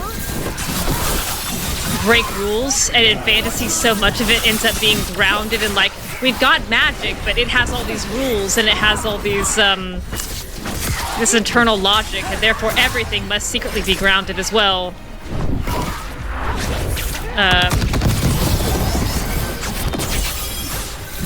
Explore the space! Explore the space! That's what I have to say! I can't get rid of these potions. There we go. I keep accidentally picking them up.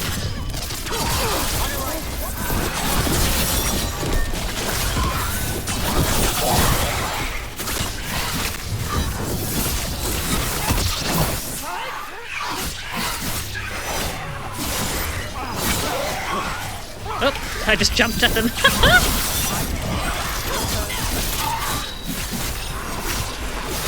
Oh, I've been hit in the back. Sure.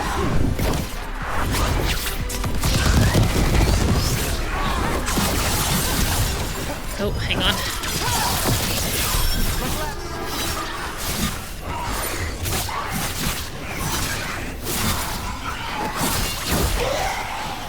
Oh my god, I keep jumping at him. It's like it's not registering my left click, so I'm jumping at the enemy.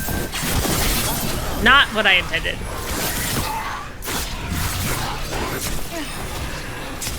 Oh my goodness, Rook, do anything! I'm good to go.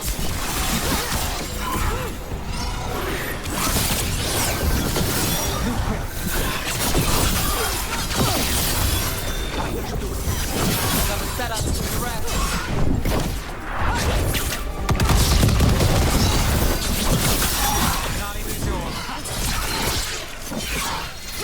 Am I doing this wrong? Am I supposed to be attacking for blood shield? Just like I think it's just waves.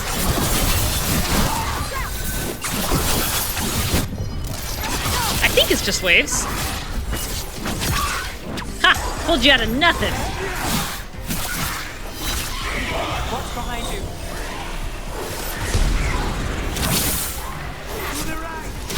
No. No. To the right. I gotta break crystals. I do gotta break crystals. I sure do. How embarrassing. How embarrassing for Rook and me. Oops. Question, how do I feel about settings and stories with manifest and real deities who can also die, but their deaths are both rare and always have world-shaking ramifications? I love it! Love that.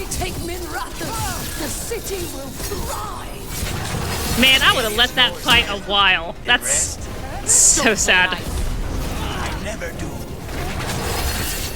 Darktown is finished with you.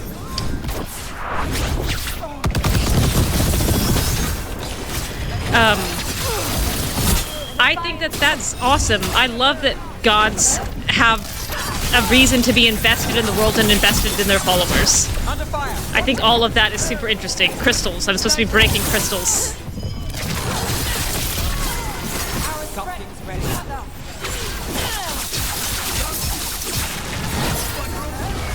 My job, sir. Your turn. I think I did that backwards. Oh, no, I didn't. Okay.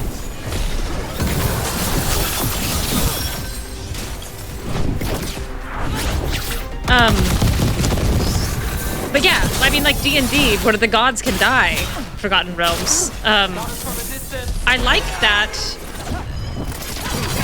the gods have a reason to invest in their followers' power. I like that there are stakes. I think that it's fascinating to have, especially in the high-level stuff, opportunities where, you know, a cleric or a paladin might be sitting there watching not only the death of a god, but the death of their god. Theoretically, someone who's been with them from the beginning, who watched them grow up from little level 1 all the way up to level 20 or whatever. I think all of that is great. I don't even mind the gods like being a little easier dying. I think having mortal gods, or killable gods at least, is an awesome idea. But I want it to be consequential, and I want someone out there to be sad that they're dying.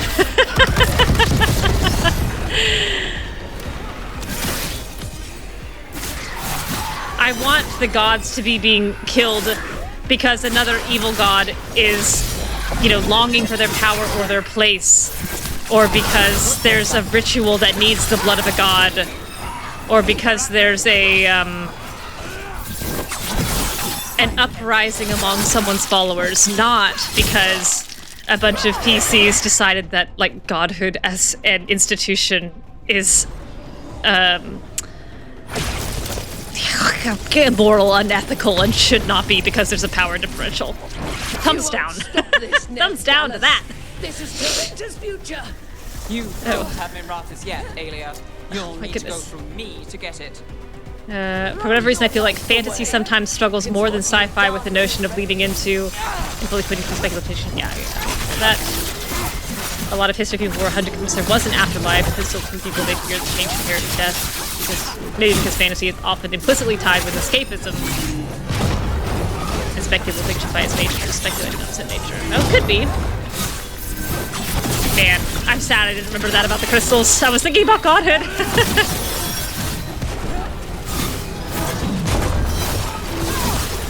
Ready. Well, that didn't last long. Sci-fi is high concept in the sense of being built around a unifying idea that is fundamental to the narrative.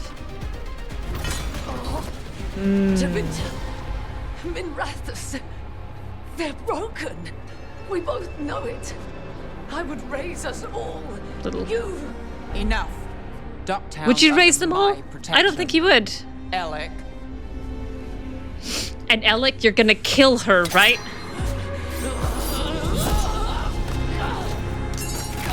Yeah. We take This is where you finish it. her away. Rumor has it the Threads protect their streets. You should think about that. And we put the sword through her gut on screen so I can see it. Whatever. She's dead. For sure. She does not leave that courtyard alive. Maybe they just didn't want to make a unique animation. Aelia's done. No takebacks this time. Because she's been skewered. Alright, let's see. Sci-fi is high concept in the sense of being built around a unifying idea that is fundamental to that narrative. Whereas for whatever reason, fantasy lately has been gravitating towards being built from the world in, which allows for a lot more flexibility and fundamentals. I think that's quite true. I think that there was enough pushback on poor world building that now it's almost, the pendulum swung the other direction, far the other direction. This is reductive, but D&D-based fiction especially tends to feel focused on character stuff first, which tends to lean it towards more real-life analogs in terms of character, mentalities, and problems. That's very true. That's very true. If you want to ground a character, you write what you know, right? Not to shill Pathfinder again, but Gen Con 2024 marked the official date that Paizo's war god Gorham died, which sparked a whole bunch of wild shit with divine power getting scattered across the world. Yeah! Yeah! I want it to shake the world when a god dies. The gods in Critical Role, like, they have jobs. Like, Melora, or the Wild Mother, whatever they call her, she's the god of nature, right? So if Melora dies, we should see nature running rampant. We should see corruption and blight spreading throughout the old forests. We should see rivers swelling their banks and flooding the villages that are built on the riverside. Like, if the god dies and there are consequences for that death, I am way more on board. Like with Mystra. Like, the whole problem with Mystra dying was that the world didn't have magic for a while. That was a bad time. Especially for wizards. So, yeah, I'm 100% okay with gods being killable. But they need to have real influence on their spheres while alive. And I want to see people genuinely devoted to them. It was also really fun as a player of the organized play campaigns because PFS had a lot of clerics and paladins of Gorham who now have to grapple with their deity being dead and figuring out what power they will choose to draw from after his death. It was so cool. Yeah! I'm not going to revisit my problem with Shadowheart, but that's my problem with Shadowheart. Where does she get her power after she pulls away from the only name coming to mind is Sheogorath, and that's not it. Big model, big Shard, there we go. Aelia's done. Alright, Neve and Aelia. We've taken down Aelia. Rah, rah, rah. We got to see her in one cut scene. She's dead for sure. The Threads are now in charge of Minrathous rather than the Benatori, and Neve is in charge of the Threads. I know Darktown still can't sleep easy. But there's a sigh of relief. I'll take it. I needed it. Yeah. So, what now? I follow through. Tevinter, Thedos. They won't play fair anytime soon. Oh, her smile. People need Sweet protection. smile. If I'm who they get, then I go down swinging. I've played this game a long time. Counted on myself for most of it. At the end of the day, that's who I had left. And that was the message Rook sent you a while here back. We are. We've chased Aelia, faced a couple gods, and somehow you stick. I could say the same about you. All right. Better get out before it gets sappy. Oh, can't have that. Oh. Rook? Oh. Yeah? Neve. Thanks. Neve. Anytime. I think there's an option there that I want to, I might take that one more time. I think there's an option in there that's... I think it might be the sarcastic option I didn't take that I prefer for Rook. We'll see, yes, Stealth Flower, arguably from Selûne for Shadowheart, but it's not explicit. Neve finally confronted Aelia face to face, stopping her blood magic ritual and freeing the people of Darktown from the cultists' hold. Aelia will no longer threaten Darktown or anywhere else, because she's dead. Neve is Darktown's protector. The Venatori should fear her. She'll watch Darktown's back and knows the team will watch hers. Which is big coming from Neve. Let me take that one more time. Which one is it? This one? This one? I think it's this one. I mean, clearly, yes, the game wants you to say that her power is coming from Selûne. But the problem is... done. No takebacks this time. Let me flip which ones I did here. Are you all right? I'm always... I will be. Oh, so that was good. What now? I follow through. Tevinter, Thedos. They won't play fair anytime soon. People need protection. If I'm who they get, then I go down swinging. I don't believe... I've played this game a long time. Counted on myself for most of it. At the end of the day, that's who I had left. That Neve bought this plant for herself or has ever watered it. We've chased Aelia, faced a couple gods, and somehow you stick. You make me sound like something caught in your teeth. Ugh, rats. You know, I was trying to thank you. And I can't take a compliment, but we got the idea. I guess we did. That was pretty good. Where's the one that I can say, like, if I say that we're friends, will you accuse me of being sappy? I thought that was this conversation. Maybe it's not.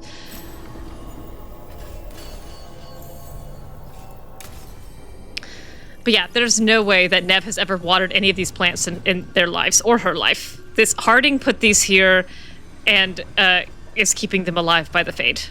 Neve does not water these plants.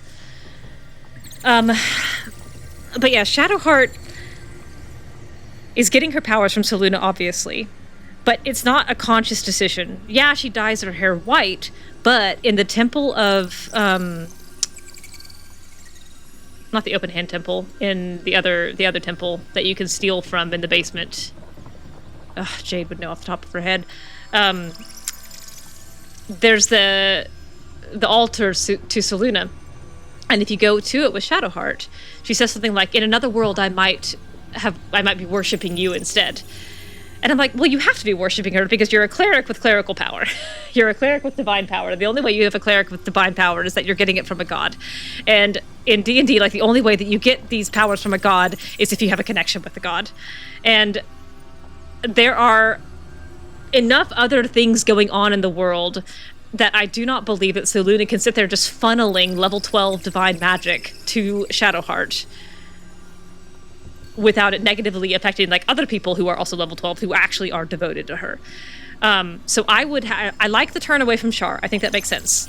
But I would have liked Shadowheart to turn towards Selûne deliberately and not just have this kind of background wishy-washy, like, oh yes, Selûne is like secretly funneling a little bit of power to Shadowheart and no one really knows why, and it's not a choice on Shadowheart's part. Like, I think she should have had a turn towards something. Yeah, BG3, but character first feels really true there. Stuff like Karlach, where there's a lot more to say about how she feels about her impending death, and comparisons made to terminal illness than there is about how the engine interacts with how the world works. Yes, like, you've introduced this problem of the engine, but you haven't, like, there are solutions in the world. Like, we have dinner with Elminster. He's right there. He's got Wish. Why are we not using Wish? She even brings up the Wish spell at the end of the game. And it's also, like,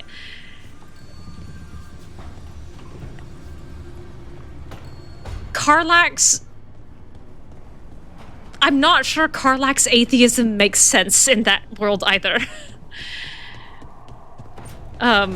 Because again, we know what happens when you die if you don't believe in a god. Wardens usually eat. We get codex entries about it. It's warm.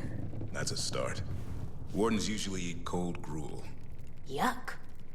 What is gruel, anyway? There's the eternal question. We never did get an answer. Probably for the best. Everyone in this room has great hair. You're not in here. Where are you? Anyway, Aelia and Neve. Does Rook feel any kind of way about that? Let me see. Rook is... I think Rook is just happy that Neve is not mad at her anymore. Honestly, I think that Rook is just really pumped that Neve considers her a friend, that she was able to be there for Neve in a moment of great stress and difficulty, that she has kind of closed the door on this problem with Neve's history. What's this about? Right. I got you a thing. Uh-oh. A hairpin? Oh, Taash. This gem. I've never seen anything like it. Okay, do you like it? Isabella says it's a fire opal. Fire in a stone. Oh. A stone that's on fire. Oh. Also, you can stab people with the pointy end. This is a great gift. This is a great gift. Pretty and practical. This is the best. Obviously, this is the best. This for sure is the best. Like, this is way better. This is way better than the cheese. Taash likes you. Rook. What? It's true. Ask them. You're really nice. And, you smell good. Oh. Thank you. Really good. Oh my goodness, Taash. Oh, please get there faster, Harding. Oh. Oh. I'm fire. You're stone. Oh. Together, we can stab things. Oh my god, Or Taash. do other stuff that isn't stabbing. If you wanted. I'm fire, you're stone. I'd like that a lot. Together we can stab things. Let's go. That went great. That went way better than the cheese or the bow. Or the archery bracers or whatever it is. That was awesome. Rook is very pleased with her suggestion. She thought grave gold was a great idea. And oh my goodness, that door. And clearly it was. All right. I don't know what I'd do if I lost my mom. Oh. Man. Rook becomes immediately convinced that jewelry can solve all problems. I have not had a PC before who was particularly moved by jewelry, but Rook is. All right, 63, 63, 57. Coming into this. I've won again, you chump. Hope your little scully teeth clacking together. They're clacking the clack of disappointment, man, Fred.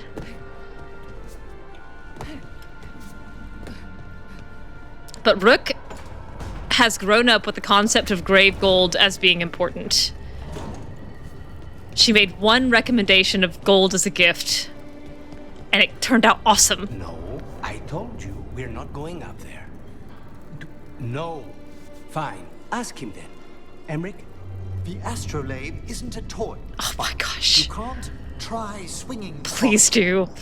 Please do, though. Please do. I would pay money. Emmrich, I will slip you 50 sovereigns if you tell Spite to go swing from the astrolabe. Oh, that's very funny. I've got a quest down here. I think it's a Hosberg quest, which is sad. Note from the crows. Rook, we've got wind of what Governor Ivenci plans for Treviso. It is not good. Come find us in the Diamond, Viago. Quest acquired. Time to kill. Finally. All right. Let's see.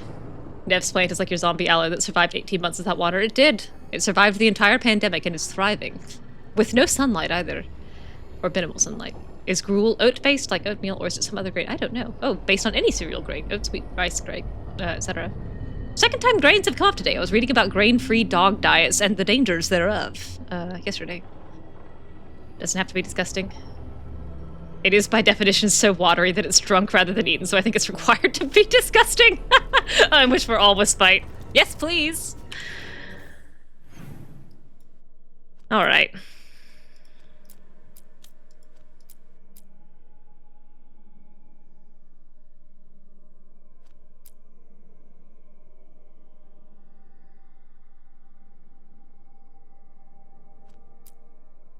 I don't really know what order I want to do these in.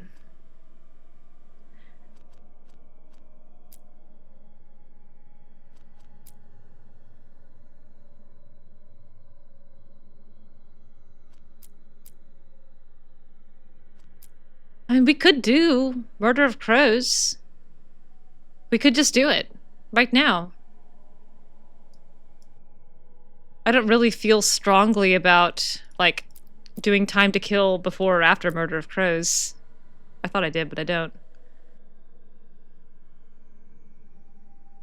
I'm kind of ready to lock it in.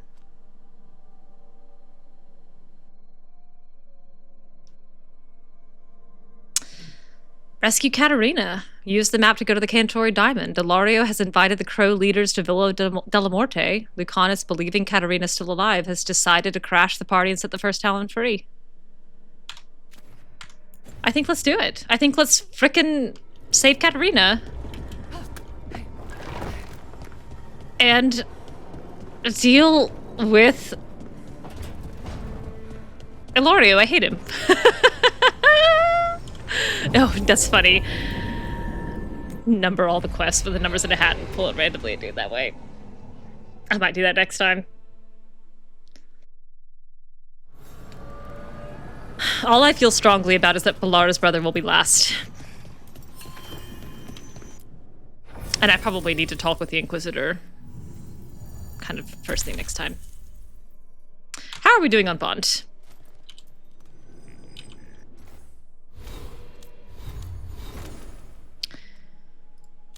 Eight and a half, 8.25, 8.5, 8.5. Almost 9 for Neve. Rook's chest does come with a die to let you roll random dialogue options. Just do a 100% random game. Do you want to... Oh, can I do Twitch polls? I have no idea how to do that. There's no plugin for Veilguard the way there is for Baldur's Gate, I don't think. Or I'd absolutely do that. Taash is still at 9.5. Taash is good. Taash doesn't need to come on anymore for the short term. Neve is also pretty high.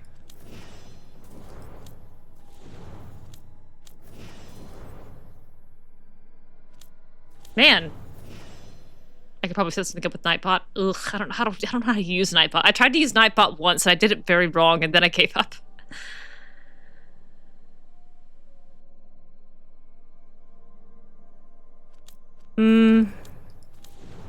Who's coming on this quest?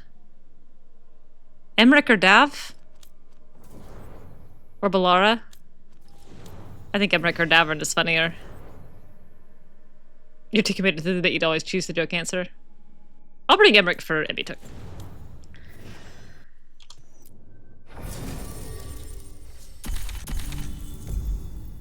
Ha! I said it before you said it. Ha ha ha ha.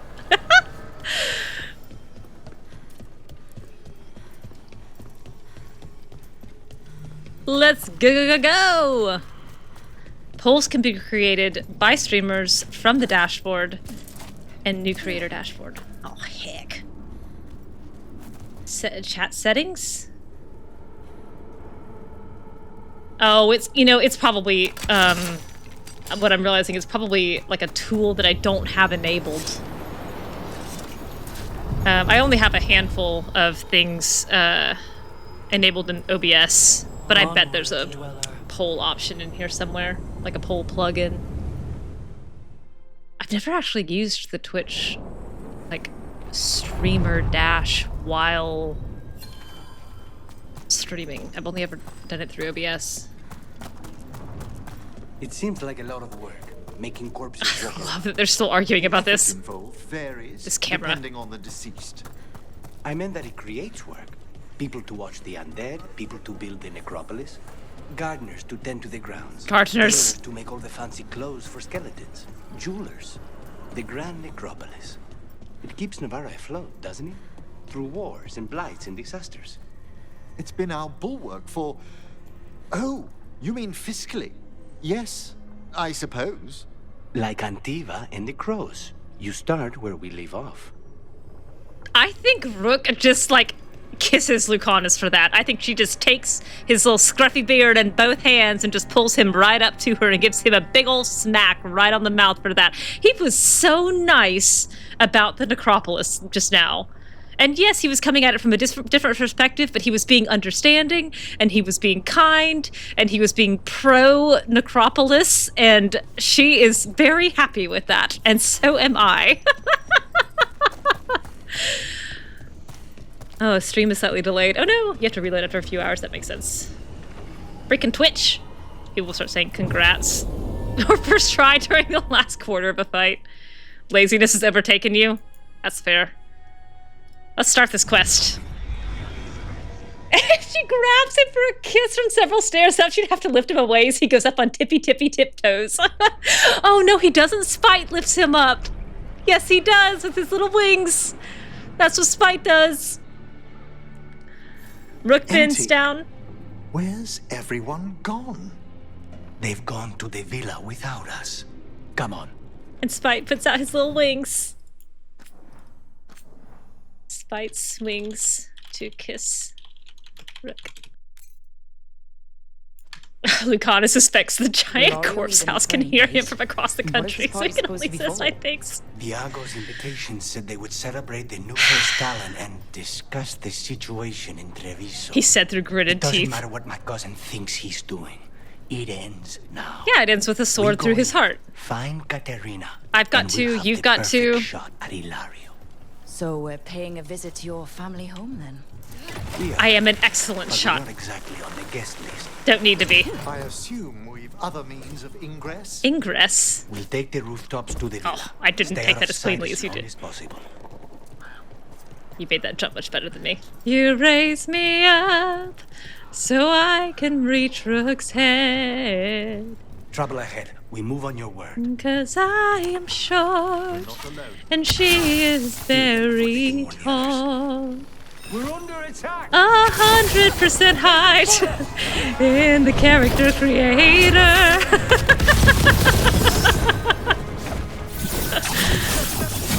We are failing our monsters. Nope. That won't work. We are being tested. You're being tested severely. I've been stabbed in the back. The good news is I'm not feeling the loss of the Paragon's knuckle at all, which is great.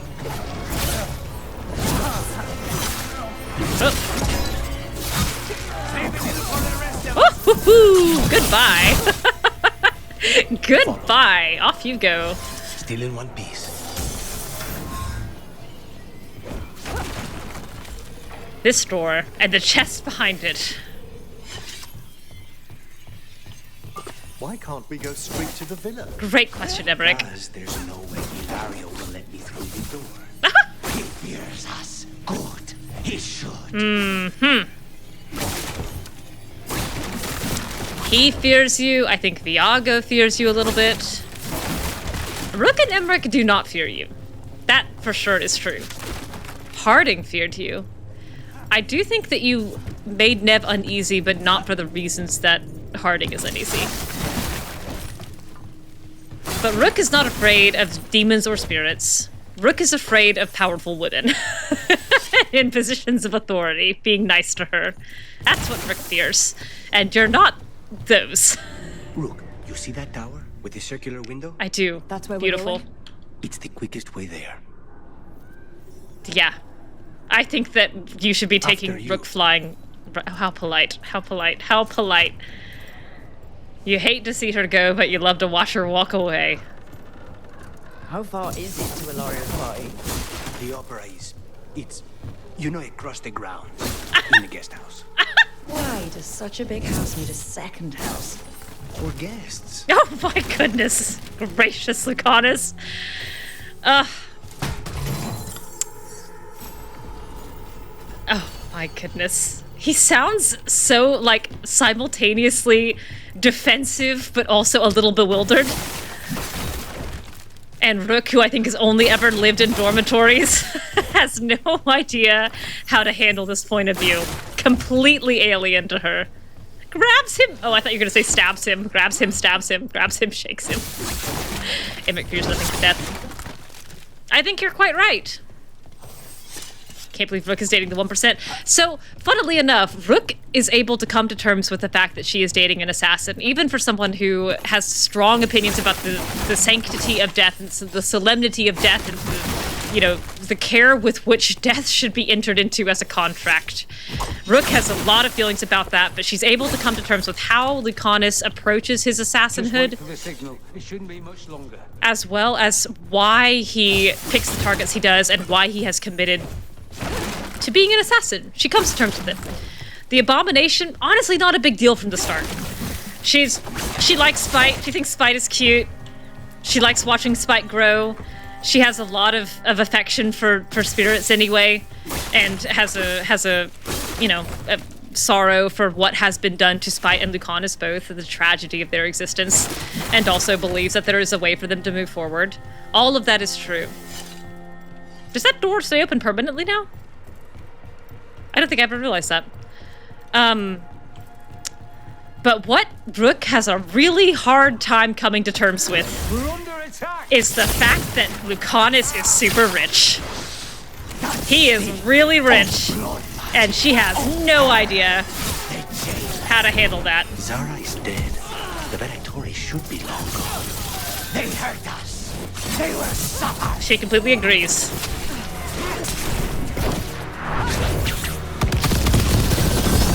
Oh, goodbye. I got 3 off that. Try to hit me again. Yeah, I thought so. Curious that the Venatori would remain even after Zara's demise. I don't think they're here to see the sights. Yeah. Paid murderer, no problem. Demon possessed, quirky. Rich boy, problematic. Rich boy with an opera house in the guest house. Sheesh. Or an opera hall in the guest house, I guess I should say. Also, almost equally upsetting for Rook, the fact that his gigantic house in which he lives does not move around for her. She has to find her own way every time. The house does not welcome her the way that the necropolis welcomes her. It does not make her feel at home. She just has to navigate it by herself. The rooms don't move. The doors don't open for her. What is my problem here? If the door is locked, she has to find the key.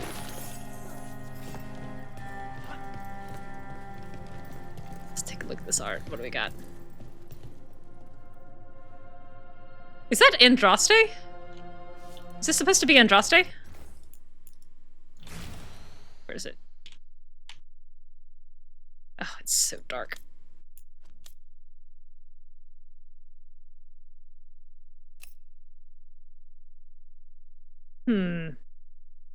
Maybe.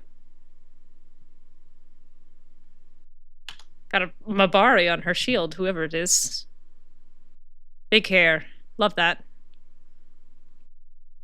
Kind of looks like her calling down the Maker's Wrath. That might be Andraste.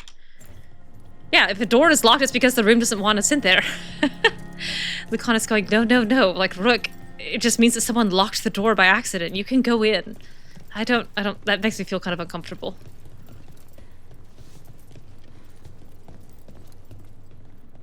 I like that base. Spicy opinion drop incoming, but I think the solution is to help Lucanis cut ties with his family, leave the crows, and open a bakery in some really tiny seaside village, because in my opinion, I genuinely can't picture a future where Lucanis is happy if he stays with the crows. Teach him to enjoy a normal-sized house. So I've been thinking about that a lot, actually. I don't know if he stays First Talon in this world, like with Rook. I do actually like it when my PCs have money at the end of the game, so she can keep his money. Like Adala can keep Solus's alimony, Rook can keep Lucanis' money, but I don't know if he stays First Talon. How are you so skilled at navigating the city's rooftops, Lucanis? You say throw the babies up there. More dangerous by the day. Sink or swim. It's like throwing a toddler into the deep end of the pool. You just chuck a baby on a rooftop and say, "Get back down here, kid." Just because it's... I don't know how First Talonhood works with when they start having kids. And I think that Rook would be very reticent to have her children grow up crows. The way that Lucanis grew up a crow. And then there's also a lack of choice presented by Lucanis in the scene where he becomes First Talon. Maybe he becomes First Talon later in life, but I kind of feel like, at least for this Rook, he kind of just gives the reins back to Caterina. And just, he and Rook go do stuff for a while. I guess I am going up. Have you considered what you'll do once you catch your cousin? Yeah, great question. He will suffer for what he's done. That's the deal. How about with death? I think that he should suffer with death. Permanent, unending, irrevocable death. Rook probably already has a grave plot picked out for him in Navarra. Look, Lucanis, this is a gift I got for you, my romantic partner, for how much I love you. I've picked out this beautiful sepulcher for Illario. I actually went back to my old notes about the kinds of stone and granite that's best to make a sepulcher out of. He will be happy here. He will be quiet here. We will seal up the tomb door. We'll put some of our best Morn Watchers on his body. You don't have to think about him again. And if you want, you can come visit his skeleton. We'll put a wisp in it. He could wear Illario's hat. Over there. That's Villa de la Morte.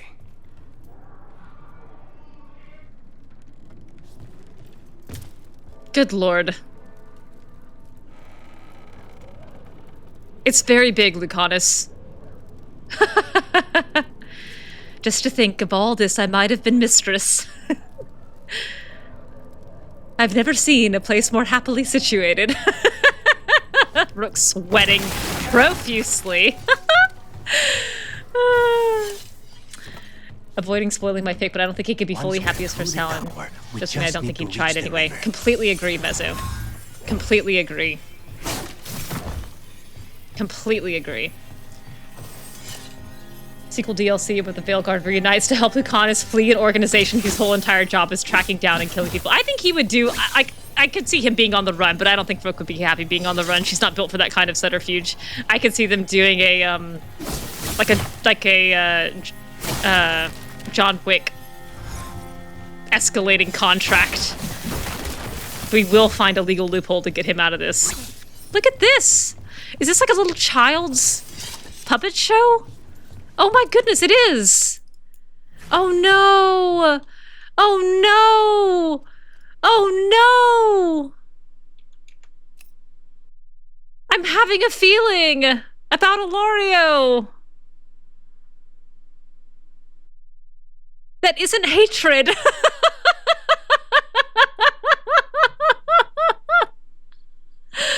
Just one, it's really small.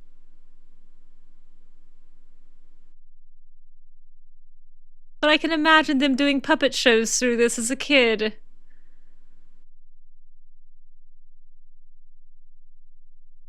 Ugh. This is your fault. Ah!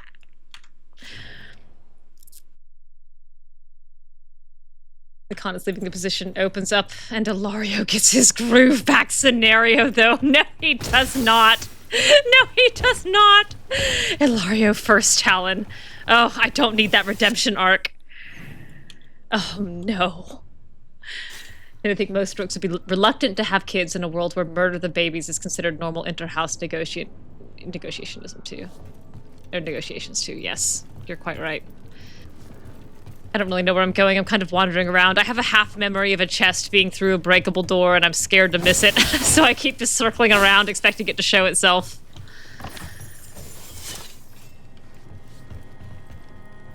I don't think he'd last very long as First Talon, frankly. The De La Mortes don't have a ton of power beyond holding this one First Talon position, and literally every house is going to get glint in their eye, especially once Caterina's gone. I don't see a situation where Lucanis trying to hold on to First Talon doesn't eventually end in another war of secession, which could be fun. I agree, because he doesn't have, like... This is a very poopy set of planks. After he goes on this world-saving business, I just think his world becomes broader than the Crows. You know, when you've killed a god and watched your girlfriend kill another god, I just think your perspective changes about where you spend your time. And I think that, like someone looking at Earth from space, some of the Crow's squabbles seem really small after that. And I think if you're going to be First Talon, you have to care a lot about the petty squabbles, the inter-house politics. And while I do think Lucanis could be really good at that, I just don't know if he wants it. I don't know if he has that desire. Listen, as long as he spends a year as a lava burst! Oh, that's so funny. Illario trying to tear down the lighthouse to build a waterfall theme park. Uh-oh. I don't want to die!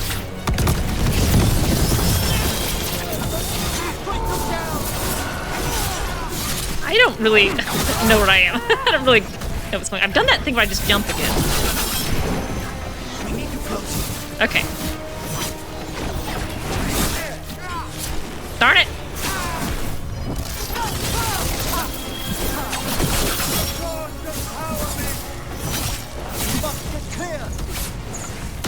Okay. Stop throwing stuff at me. Stop it. They attack from afar. Are you ready? Look, they're at range. Flame cloaked Magister. Yeah, we can take you down. For sure.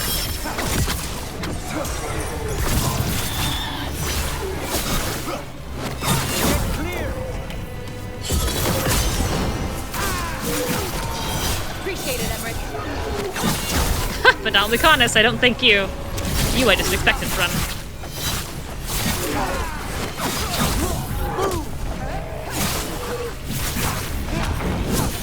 Round Rook hit him.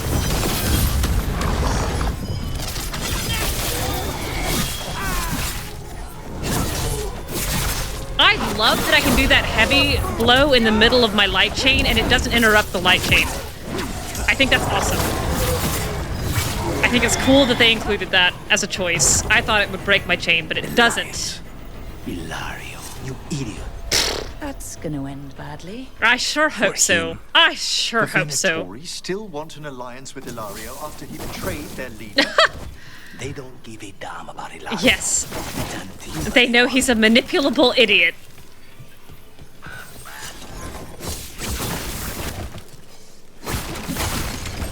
Make sure there aren't any more little trinkets over here. Look at this rookery. And all these ravens. Wow, look at all these ravens.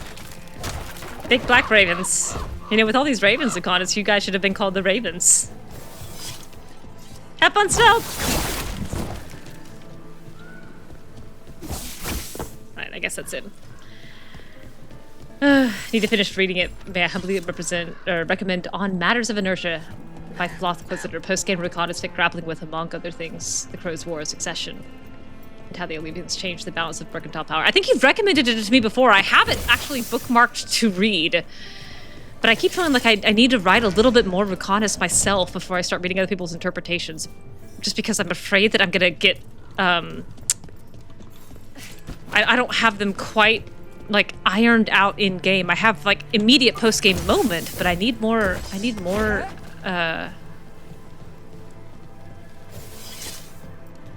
like day-to-day interactions between them kind of locked into my head. You would think after almost 2 playthroughs that I'd have that figured out by now, but I don't.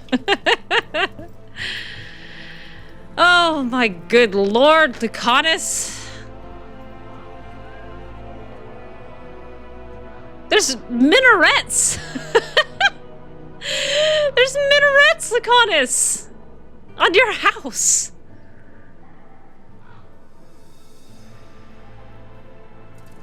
Jeez.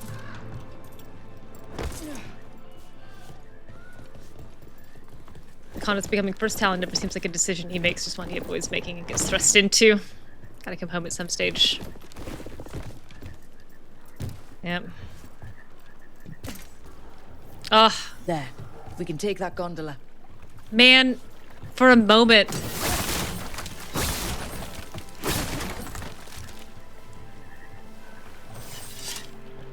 Hang on.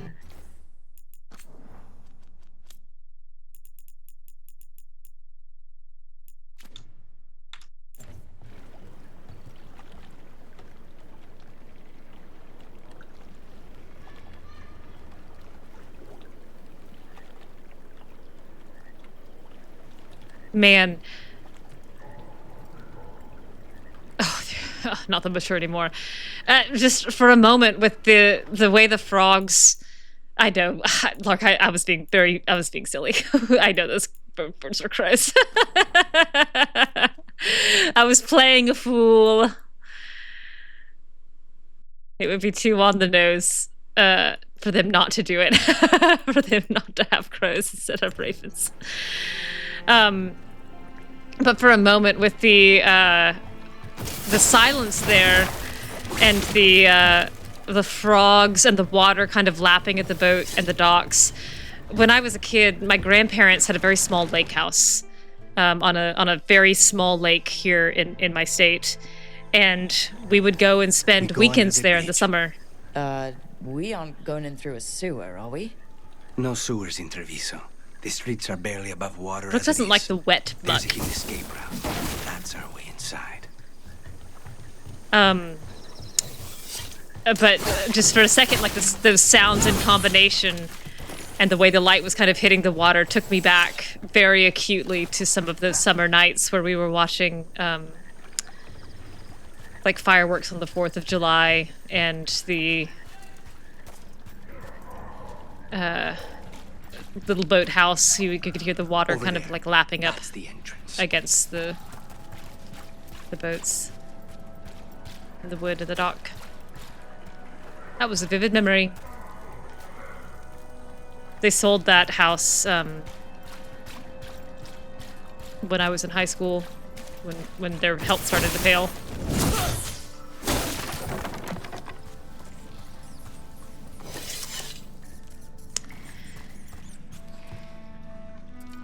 But it was a lovely childhood memory. A secret escape route, and Illario didn't post a guard on it? Ilario doesn't know it's here. Why not? Caterina didn't even tell me about it. I found it playing here alone as a boy. Yeah, squeeze through, Emmrich. Luckily, you and Rook are very, very thin, so you're not going to have a problem. Oh, if your favorite rule of thumb you've ever heard for identifying crows versus ravens is if you're looking at a bird and thinking, is that a crow or a raven? It's a crow. If you're looking at it and going, holy shit, it's a raven. That's an excellent rule.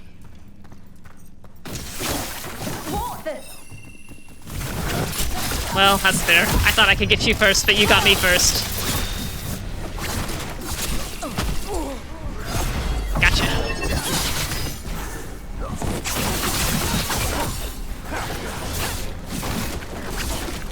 Oh, I got you again. Yes, 2 in the same fight. That is a huge victory for me. Now we'll have to get the whole thing clean. Oh man, you're losing, Rook. Every word coming out of your mouth, her affection is withering. Oh, what's this? Some kind of blue cloth thing with a seal on it? Or Legion Masterwork linen. I've also heard if it looks like the evolved Pokemon form, it's a raven. Nature guards its deepest blues in the sheen of wings and dark water. When a crow cannot suffer the common drab of shadow, only the finest Orlesian linens will serve. Yeah, sure. Yeah, sure. Yeah, sure. Does it look like it could be a sentient omen of impending doom? If so, it's a raven. Oh, this reminds me of Hawk's Cellar. With the Darktown entrance.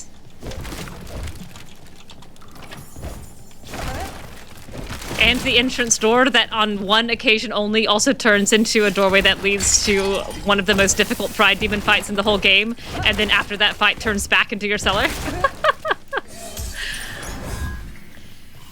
Oh dear. Rook is realizing that Lucanis knows a lot about things like wine and is getting very stressed.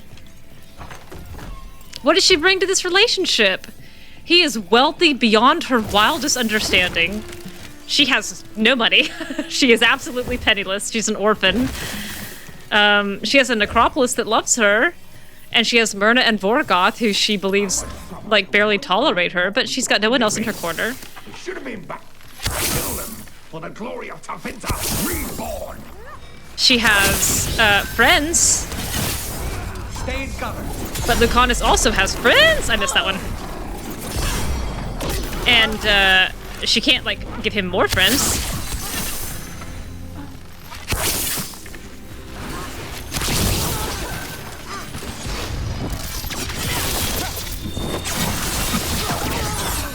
Venatori mentioned an old woman. Caterina.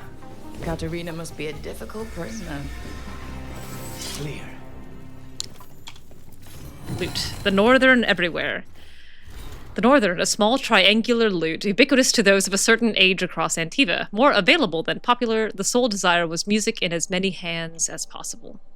I do think Rook plays a lot of old lady instruments, so maybe she knows that.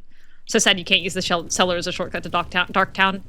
Sheesh, they should not have named it Darktown.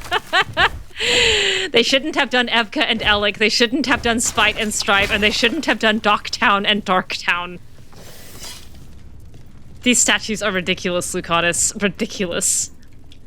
I don't care that you can fast travel straight to Andrew's clinic. I want to take the stairs. Correct. I should be able to exit my basement into Darktown if I want. More etchings. Crows surveying. Welcome to Dorktown! Population Anders! Oh no. Who made that joke? I guess Isabella made that joke and Hawk just laughed. I can't tell what this is. I can't parse it. What is this? Something, I think it's something winged. I can't tell what this is. It looks like a flying horse and I don't think it is. What is this? Oh, it's a leaping crow. Sure. Yeah, wouldn't have guessed. Welcome to Danktown. Takes a fat ripoff of blood. That's also Isabella. And here we are. Welcome to Villa de la Morte. Ooh. No wonder Illario wants to inherit. Home? Smells like dust in linseed oil.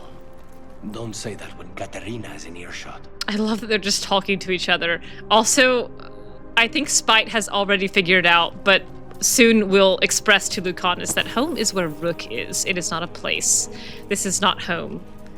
And I'm not sure it has been for a long time. House business. See that all matters relating to the accounts are sent through me. As much as we may wish for her guiding hand and not mine, I will not see my grandmother's house fall to ruin. Illario. He sits at the head of the table even when there's no one eating with him. That's the kind of man Illario is. He has servants open the door even if he has 2 free hands, because that's the kind of man Illario is. He has the servants preparing rooms for people to sleep in, even when there's no one else in the house, because that's the kind of man Illario is. I've gone backwards. Taper's lit every night. Wasting oil. Silk! Hi! Wasting oil, wasting wax, wasting money. Illario probably bought every single one of these chaise lounges and had them installed. That gaudy purple.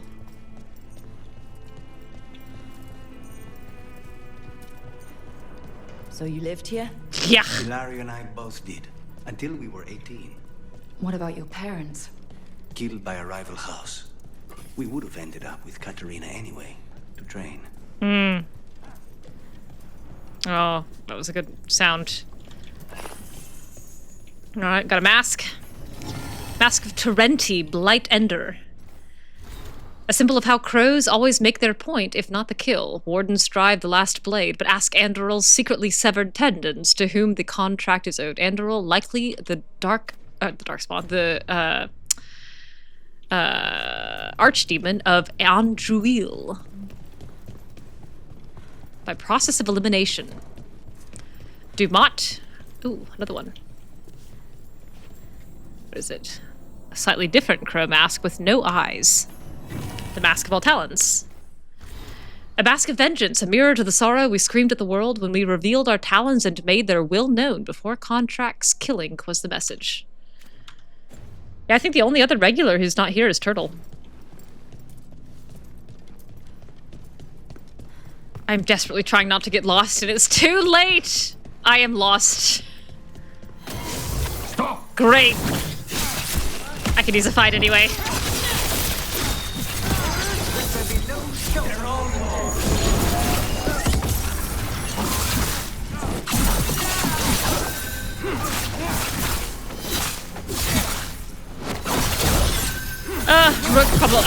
Illario probably makes all the Venatori address him as Sir.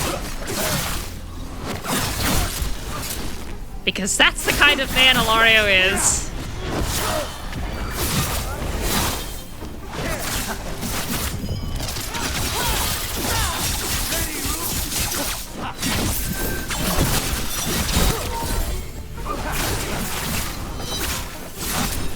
Oh, you knocked me over. Fine. I'll take you, Oliver.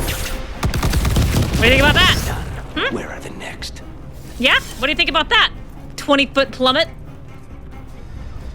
Rook probably grinds a little bit of blood into the tile just to make it feel a little less homey for Illario. Wretch. Oh my goodness, your feet. Sir, your feet. I can see the soles of your shoes. Embarrassing for both of us. Rook taking personal offense to the wasteful lighting and replacing all the lamps and candles with balefire. She's sitting here going like whispering under your breath, like, excuse me, house, like, I don't mean to be rude, but like, isn't this a little uncomfortable for you? Wouldn't you feel better with a bit of renewable balefire? Wouldn't you prefer just like, if I kind of straightened up these rugs for you? Wouldn't you prefer if I, took care of a couple of these things? I wouldn't mind. I'm here anyway. Trouble. Oh, hello. His feet, what about his spine? Well, yeah. Yeah, your house, not your home. Oh, wrong button. Wrong button.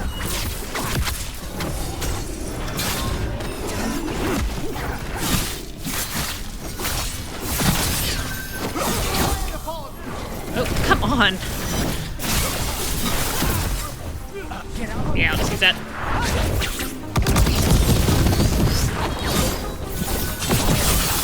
For quietly graffitiing anything that Illario looks like he's ever touched.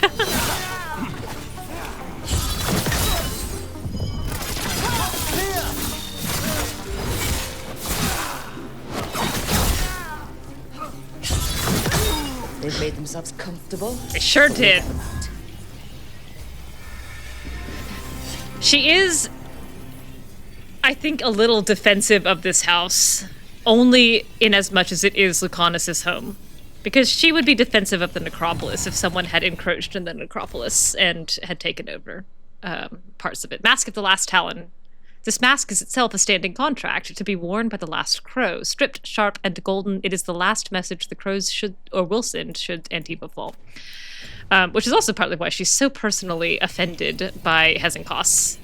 That's her necropolis. How dare you? How dare you take part of it for your own use? It's not yours to take. Family tree. A long line of Delamorte family members. Lucanis' name has been crossed out and replaced with an angry scrawl. Demon. Which was not his fault. The only reason that he is carrying a demon inside him is because you gave him to Zara. This is exactly the same issue. Ready when you are. Who goes there? Me, Rook. I go here, and also my beloved mentor / friend, and my boyfriend, whom I'm not allowed to touch very much. And together, we're here to.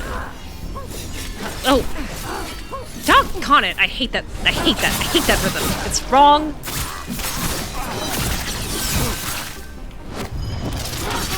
Alright, let me try that again.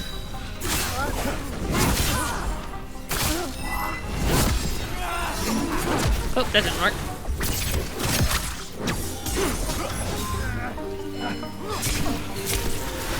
Oh, it's still too early.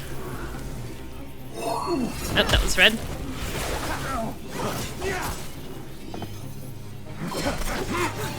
Oh, that would be to Lucanis. Well, alright. No Venatori leave this house alive.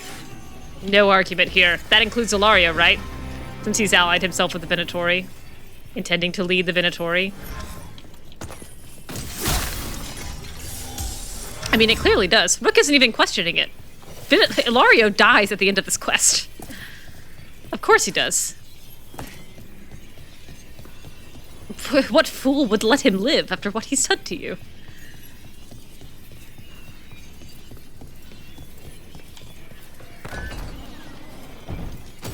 More trouble. Look at all these Venatori he put in your house. Well, that's fair. Yeah, that's fair. That's very fair. Hold on!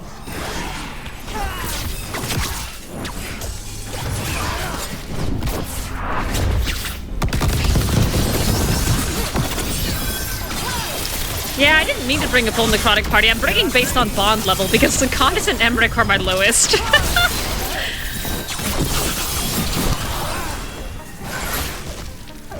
I don't want to be shocked. I don't want to be shocked.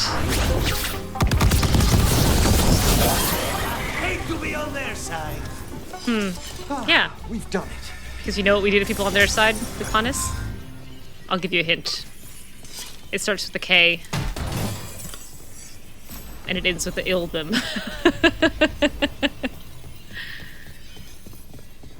Alright. Rook, you're kind of like ringing. I don't know if you've noticed. Oh, blast it, I'm lost again! I think I need to go up. I think that the quest marker is trying to show me which way to go and I'm not going the right way.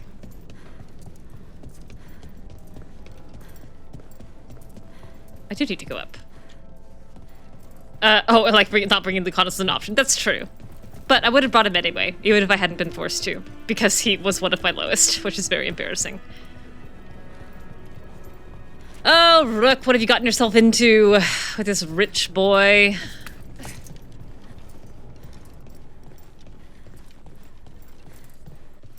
And his house that doesn't move.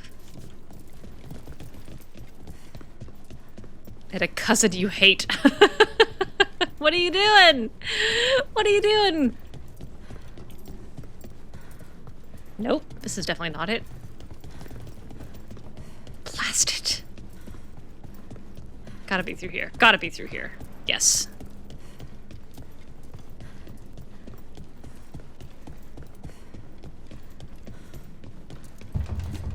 Darn it. Lucanis, your stupid house.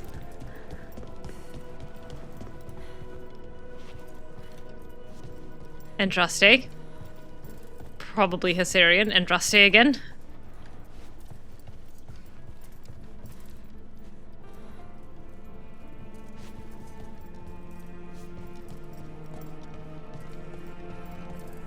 This is... I have to stop going through this door. I think that's the second time I've gone through that door. This way. Yes, right. And then we had a fight in here. I remember this because I had to backtrack to go through that door, which started me on that whole darn loop. Now I know where I am. Up these stairs. Lucanis, your horrible house. I think your house hates me, Lucanis. What do you mean, Rook? Well, it's... I'm lost. It's not helping me. Hey. Get ready. Rook, it's just a house. It can't help you. What are you talking about? Thank you, Emmrich. I mean, it has all these hallways and these doors. Sometimes the doors are locked. Yeah, just because someone locked them, you can unlock them. Lucanis. That's really inconsiderate. If the house wanted me to walk through the door, it would open it for me.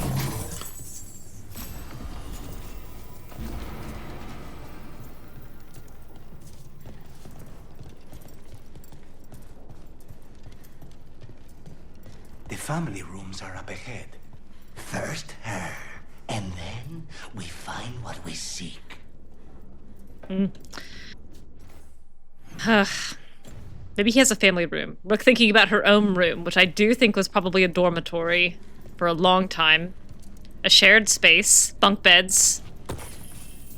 Green, misty, spare, small. The room of an orphan. The power of the gods themselves is at our command, and we're thwarted by a door. Yeah, you are. Yeah, you are. It's funny too.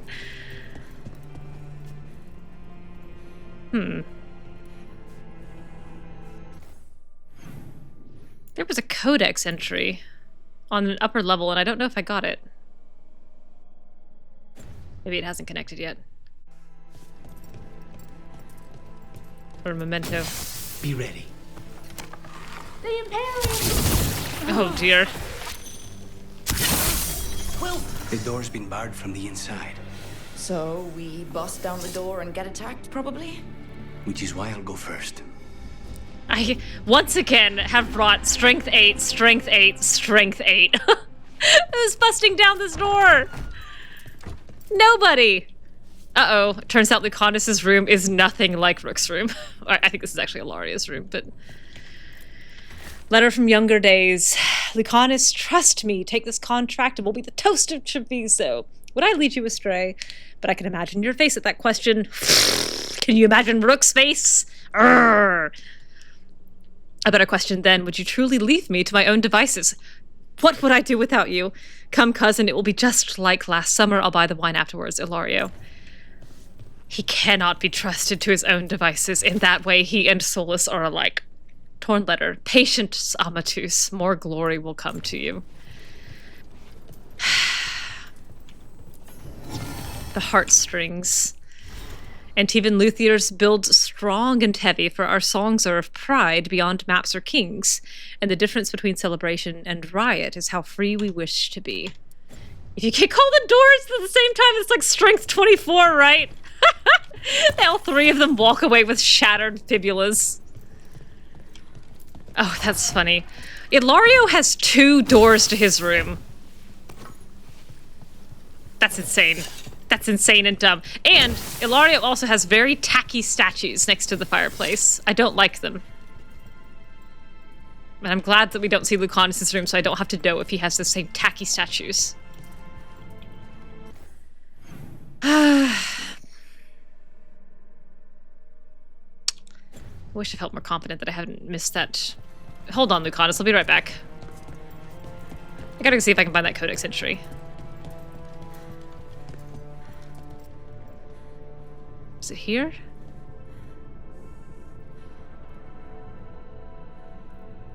No. It's there.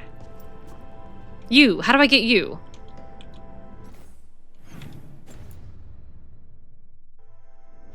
Still not the right button. This one.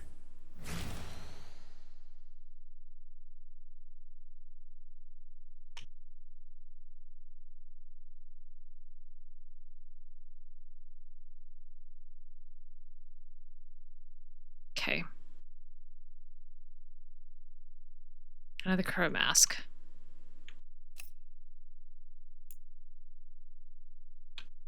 Oops, wrong button. Over there. This doesn't look like it connects on the upper floor. Is there a door over there?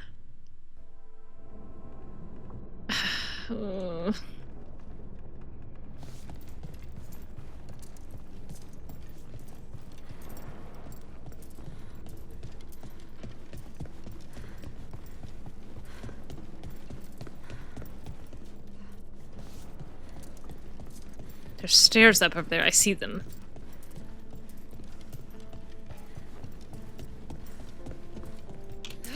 I'll be back, Lucanis.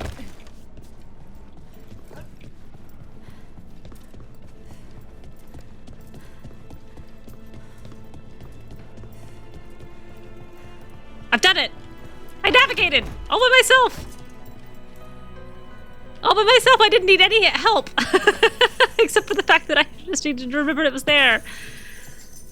Another crow mask. Hooray! Mask of the first house. That's a victory! Every crow house contributed a feather to this delicate mask, or so it is claimed. One feather, one house has been removed, a single drop of blood marking the absence. Anyway, Lucanis, Caterina. Oh, right.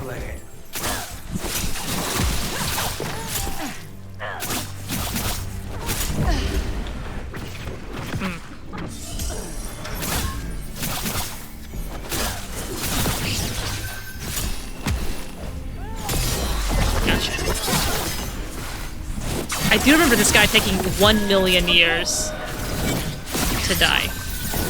Oh, I can't even use Lucanis. I'm alone in this fight. He didn't come.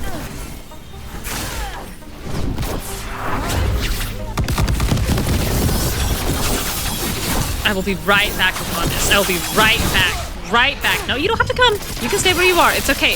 This will take 2 seconds. 2 seconds. The god is just listening to the sounds of distant fighting, being like, she said she'd be right back. She hasn't lied to me yet. She said she'd be right back.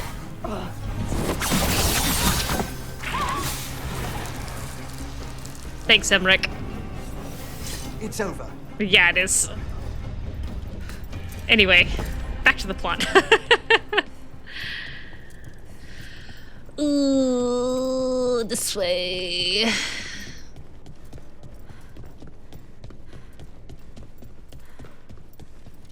I'm remembering. Not a small shade, not a sharp claw, hit a hooked in a gut, something like that. When one was infinite, when one was vast. She's a Emmrich, nothing can go wrong. I'll take care of her. They're both really well-versed in the outside world and super good at navigating difficult non-necropolis situations. Absolutely amazing at it. Here we go. Look! Lucanis! Right back. We came right back. We're hardly gone.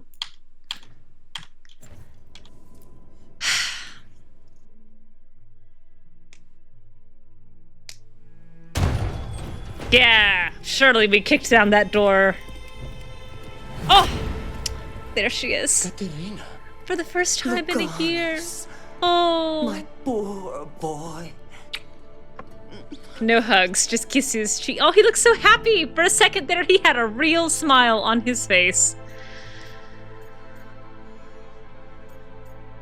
All right, a strong and powerful woman. Rook is intimidated immediately. We'll escort you someplace safe before we go after Illario. You'll do no such thing. Oh, never mind. There's She's no already made a bad time for impression. heroic nonsense. Heroic nonsense saved your grandson and is rescuing you now. That's me. I won't let Illario do more damage. Go. I'll meet you in the opera house. Oof. I hope she can keep herself safe. Welcome to House de la Morte, Rook. Oh. Oh. That meant quite a lot to her. She doesn't get welcomed to many houses. Welcomed to House de la Morte. Met Caterina, made a bad impression. What else could go wrong? Crow business, an old piece of correspondence, recently crumpled. We will not bicker like children. Where a blade is poised to strike, we will press it through the vein. Where a goblet has been poured, we will lace it through with poison. The Talons will act as one on this matter, and Antiva will be free. Caterina. Oh my goodness, these skinny, skinny chairs! This was made for Rook! This skinny, tall chair! Couldn't have been more designed for her if you'd known she was coming. Oh, man. Do you have a plan to deal with Illario? Kill him. Kill. Lucanis. I'm working on it. He is ours. He will not escape us. Ay. Man, and then we get here. And Rook is thinking, well, at least, you know, I have, like, my gardening. I know for sure I have that. My necropolis knowledge does me no good here. But I might still have a place in the gardens. And then we get to this, and she's like, oh, no, I have no place here at all. I love that these are real. I love that these are flames and mirrors and jars in order to make the spotlight. I think that's awesome and thoughtful.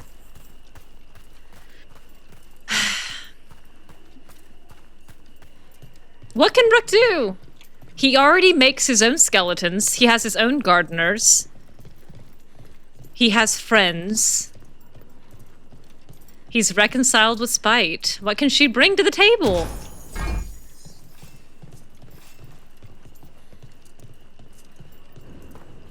She's not particularly prone to insecurity, but I think that she has... She does not understand the emotional support she brings as mattering in any way. Yeah, makes his own skeletons. Yeah, He's got his own skeletons in his closet already. Lots of them. And because he makes his own skeletons, they already come pre-assembled. So all of her excellent knowledge about how to quickly, like, bring together bits of bone to make a one complete skeleton from a bunch of disparate parts, it's not useful to him. And everyone knows that if you have no use, you're not worth keeping around. That's why she stuck around the Morn Watch. It's because her ability to navigate the necropolis was useful to the mages who needed her.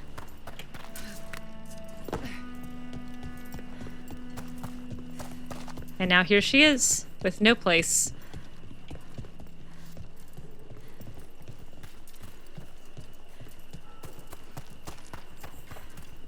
Not sure that Lucanis needs her.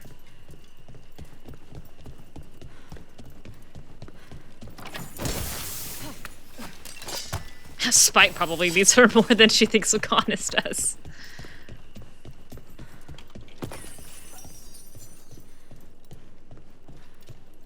Now, I will say, she was quite pleased with his comment about the necropolis earlier. That made her really happy. Seeing a skull used decoratively also makes her really happy. She does really appreciate their sense of drama. I'm looking for chests, clearly, and there aren't a whole lot out here.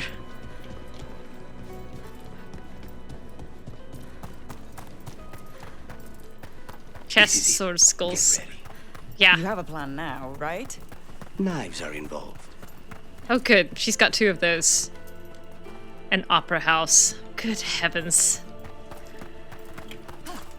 Emmrich throwing her sidelong glances. She's afraid to hold Lucanis' hand. You sure you know what you're doing, Rook? Absolutely not. Thought I did.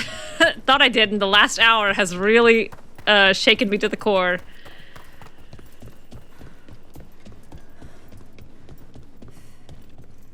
Right. No chests out here, huh? Get into the darn fight, says the game. A standing thinker. Hey, Stealthfire, welcome back. We are on our way to the righteous slaughtering of Illario once and for all. Look at the stage. Look at the stage. Was a tragedy. This performance he's putting on. To get Lucanis back from the dead, only to lose him to a demon. For me, it is a deep. It bothers me that they're not standing in order. Loss. What's 5 doing next to 7? And so, oh my god. I take the mantle of First Talon. Do you? With a heavy heart. Heavy heart, you horrible, horrible man. Rise from the ashes. Oh my god, how much time did you spend rehearsing this? Allies, the Venatori. We could reclaim Antiva. Calculating how many inches of décolletage you needed to expose. Over my dead body. And I'm here also too.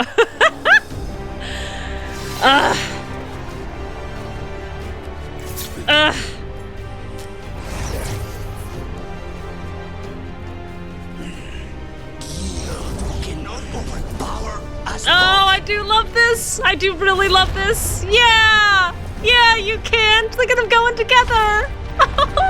Now you fall. I love that moment. What were Taya and Viago thinking? Probably how little they like Illario doing this, and also how much they don't trust Lucanis, especially with that very public display of demonhood. Oh my goodness. What a horrible thing to say. And you're gonna end it, right? It's like the Anakin Padme meme. You're gonna end it, right? No, you gotta go. Wings out! Wings out, wings up! Thank you, Emmrich.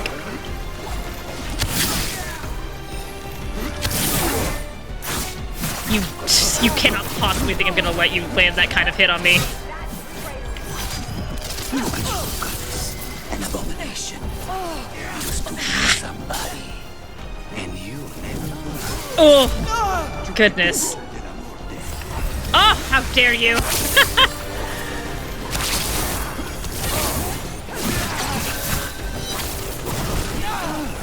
Fall back. Leave Illario to me. I don't want to. I can't tell you how much I don't want to. Get back. Since when do you need back, cousin? You've gotten soft. You're in for a surprise, Illario.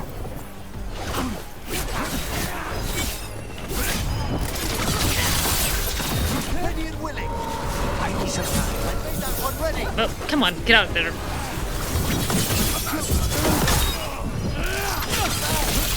Say they will.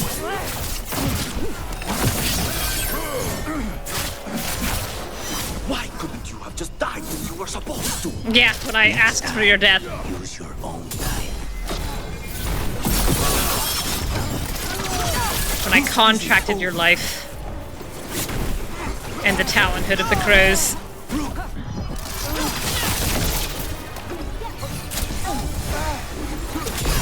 Nice try, you absolute chump.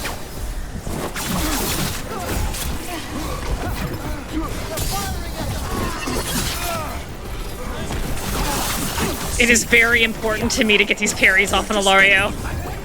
I know the kinds of deals you can make with demons. This is not. It is so important to me to get these parries off on Illario.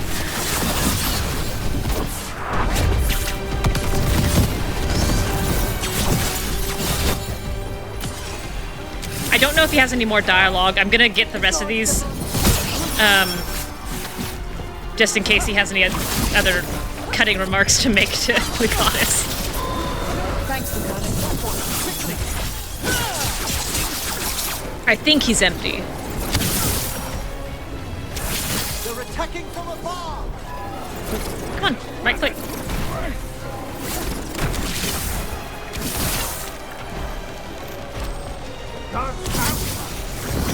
No, they don't. The gods may amplify you, but I will perforate you.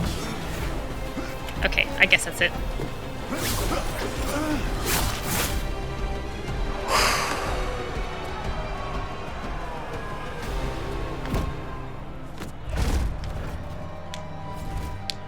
What are you waiting for, cousin? Finish what you start. I already did. What am I ever going to do that is worse than this? On your knees, in front of every house. Get up, Illario. Caterina, thank the Maker. No one from House de la Morte kneels.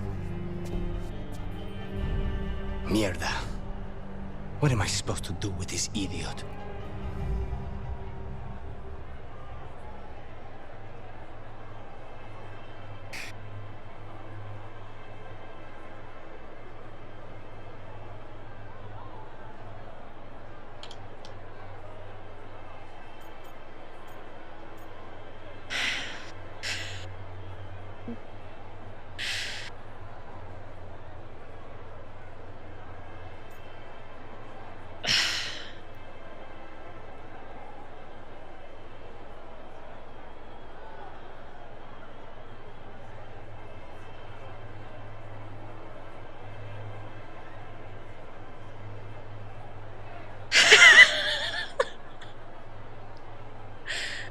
Yeah, sure, forgive him. Easy. You've convinced Lucanis to show Illario forgiveness. Basically your brother and your closest childhood friend? Yeah. My only friend before you. Yeah. His family. Sure. Do you think you can show me mercy? Aw. That is not up to you now, is it? Caterina is still First Talon. Enough, Illario. Lucanis is the new First Talon. His decision stands. Iago, keep him out of trouble. I'm no miracle worker. But I'll see Oh, what he's I got a little track of tears going down that right eye. Don't. Not now.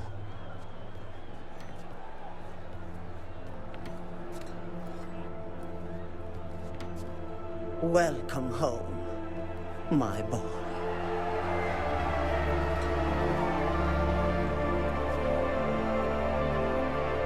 I still like the idea that all of these are poisoned. To the new First Talon. To Lucanis! Everyone dies. Caterina becomes First Talon again.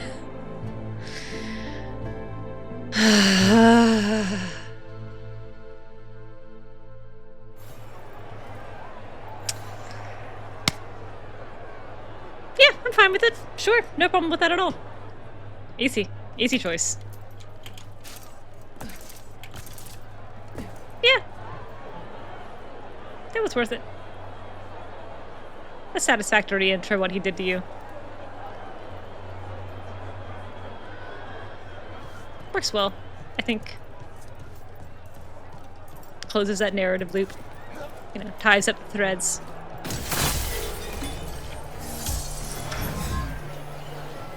Balances the scales. Knots up those little loose ends. Easily done. Tried to kill you. Sold you to Zara. Let Zara torture you for a year. Rejected you when you came back. Called you a demon. Stole your grandmother. Tried to steal the seed of First Talon. Tried to usurp her position.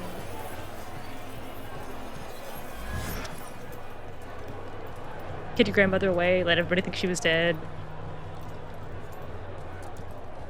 Tried to kill you again. Stabbed me. At least twice. We are in a committed relationship. I know you forget sometimes. But yeah. Yeah. Forgive Illario. Yeah. Makes sense. With a smile on your face. Yeah. Letting him kind of, you know, kneel down with a slightly red eye. Which isn't even the right kind of red eye. It's kind of an allergic red eye rather than a traumatic red eye.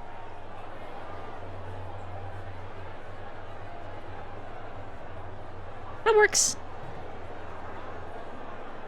That works. Oh my god, I hate Illario so much! I hate him! I hate him, I hate him, I hate him, I hate him, I hate him! I hate this! And what's worse is I knew from the moment that we have the quest Inner Demons, like the first time we talked to Illario in the quest Inner Demons, my first time playing through, I knew I wasn't gonna get to kill Illario. I knew I was gonna have to make the choice to spare him. I made the choice to spare Verania. Would have made the choice to spare Shathann. I knew I was gonna have to make the choice to spare Illario. I knew that was going to be the way. That's what BioWare does. If you have a chance for mercy, that they're going to give it to you. But the fact that the other side of that coin is not kill is infuriating. The fact that the other side of that coin is imprison a meaningless thing in a city full of level 20 rogues is infuriating.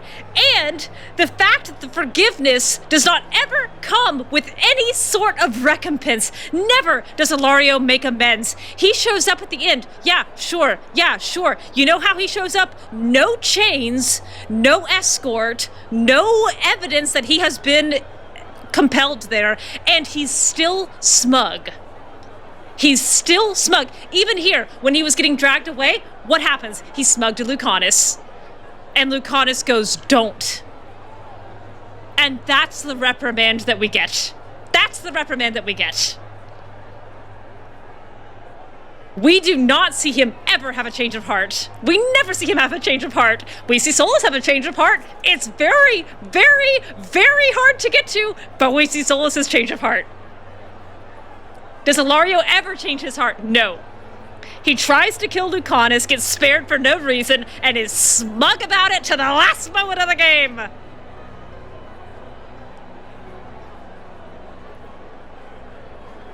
I hate him. I hate him. I hate him so much. And if I had the choice to kill him, I would hate him less. But I don't. I have the choice to imprison him.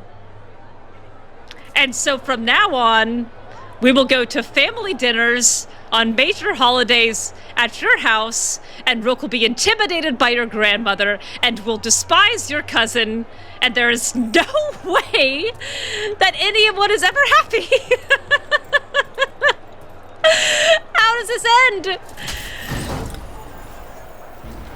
This is awkward family dinners for the rest of our lives. And yes, they do end up making a deal. That if Lucanis is not allowed to kill Solus for imprisoning Rook, then Rook is not allowed to kill Illario for trying to kill Lucanis. But it's not the same. Rook standing on the stage delivering this and another thing. Do you know what else he did? Do you know what else he did?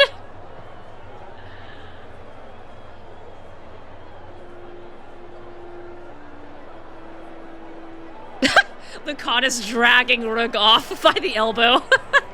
This is the only way he'll touch me because of everything Illario did to him. He's got hang-ups now. He took a perfectly good crow and it broke him. He gave him anxiety.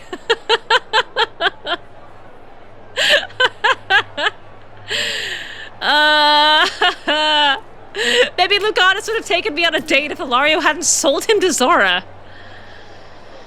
My heart hurts. Like, my chest hurts. And the rage. The rage! Let's not ignore everything Caterina did to both of them. Caterina is not... What she did to Lucanis is not excusable, and I don't excuse it. And obviously Caterina, like, again, Illario was burned to warm Lucanis. Illario's, like, the tragedy of Illario's history, I see it. You know, he was second best from the day he was born. He was never anything more than a vessel or, like, an edge, like, on which Lucanis could be honed.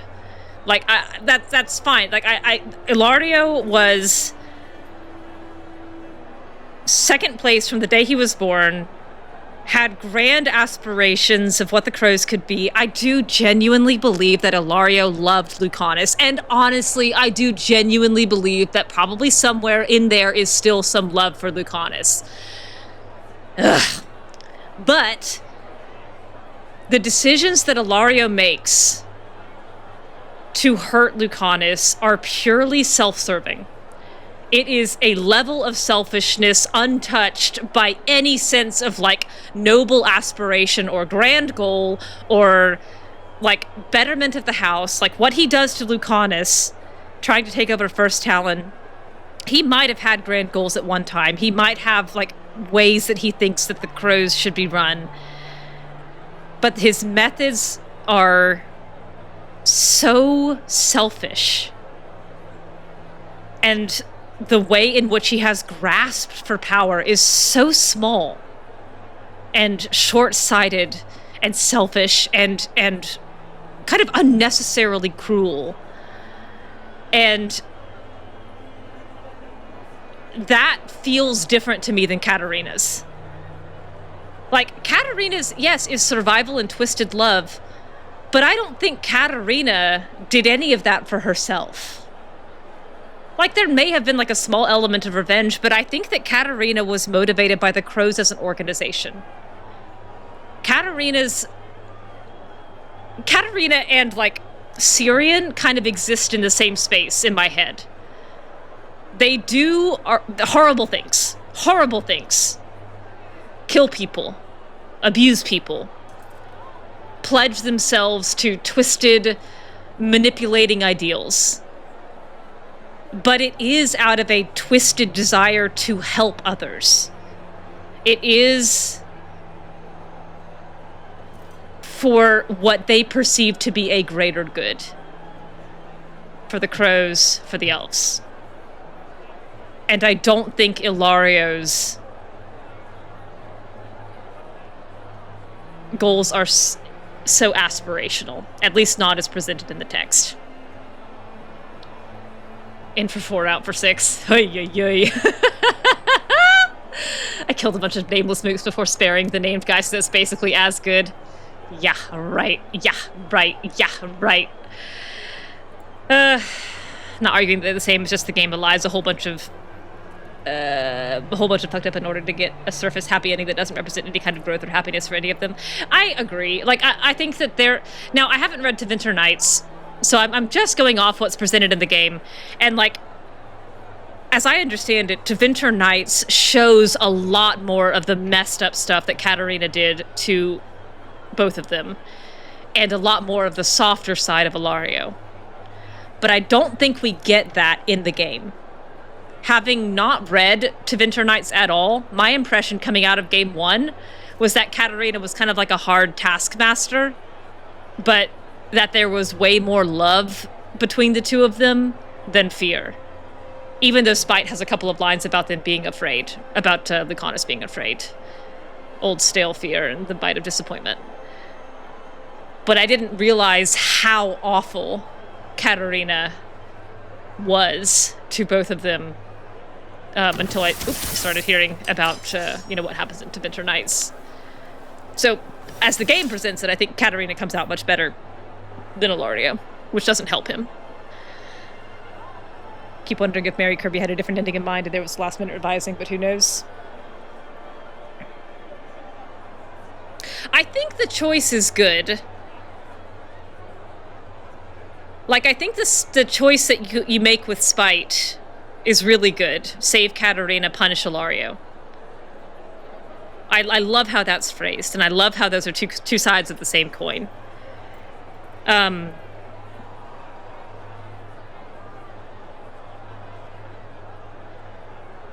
think Lucanis' ruthless ending should have been more ruthless. And I think the crows in general are presented a little gently. Oh, feels to you like they were building to leave the crows or become First Talon decision point. That's an interesting idea.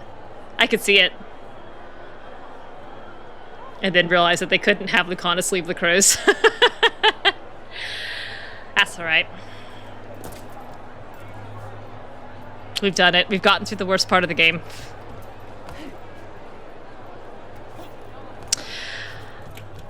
Setting Illario aside. We'll Act 3 Redux. Setting Illario aside. What does the conversation between Rook and Lucanis look like after this? I think she's quite insecure. I think she's quite insecure and frustrated after this. I think she really thought Illario was going to die, and it didn't even cross her mind that there would be a question about it. And while she encouraged him to forgive Illario in the moment, I think she's really upset about it. And I think she is wondering what the heck Lucanis sees in her. She does not see how she fits into any of this aside from her love of their sense of drama. And I think the lighthouse was small, and the lighthouse is them. Shall we make a discreet exit? Yeah, discreet. What about this is discreet, Lucanis? We are standing on a stage, extremely well-lit stage, surrounded by hundreds of cheering crows and your entire family. What about this is discreet? Yeah, let's get out of here. I'm ready. But are you sure? Yeah, I think Rook would like to leave. I'm celebrating you. I have other plans for the evening. I was so sure that this was going to be a romance scene. I was so sure. Really? You came all the way back here for coffee? This is... The stuff in your villa wasn't good enough? Infuriating. It's better if I make it myself. Ah! And I wanted some quiet. So, First Talon of the Crows, huh? Does that mean you'll be leaving us? Fade to black, it counts. No. We have a contract. That better not be all we have. She may have stepped down, but there's no stopping Caterina from giving all the... A title and name only. I still cannot believe she did that. Yeah. And we're in a committed romance. And then it's still like, there's 10 feet between us. She's on the other side of the table. Well, that's a relief. Because I don't want to do this without you. I couldn't leave this place. Not with you here. You'll have me for as long as I can put off the crows. And you'd better have him longer. Fucking Illario. Ugh. Do you regret giving him a chance? I do. I do. No. Me do. I do. You were right. His family. Ugh. I didn't suspect him. When the Venator I can't believe that. Winter, it never even crossed my mind. I can't believe. He's better than I thought. No, he's not. Maybe there's hope for him after all. No, he's just in your biggest blind spot. Being watched by all the crows with their knives out? This wasn't mercy. He'll never live this down. There's nowhere he could go to outrun being the traitor crow brought down in front of everyone. I think he could just leave Antiva and be fine. At all, really. So was I.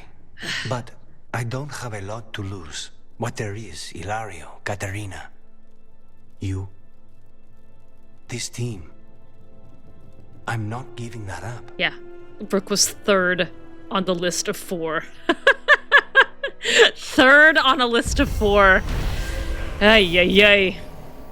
As Illario declared himself First Talon and prepared to hand the crows over to the Venator, Lucanis burst in and challenged him, and also Rook was there.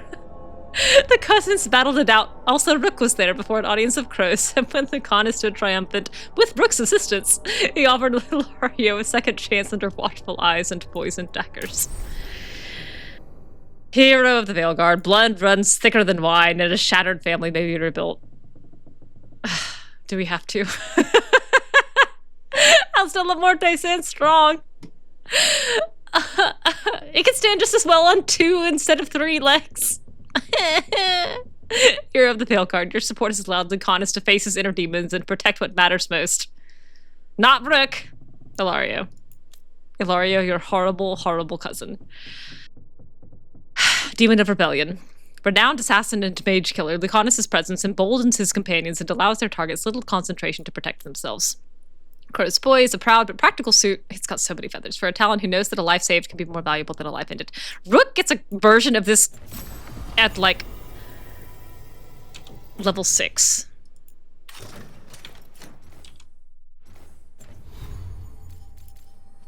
It's just a recolor of that purple suit. Oh, level 9. 9 and a bunch. Personal demon. I deserve it. There you go.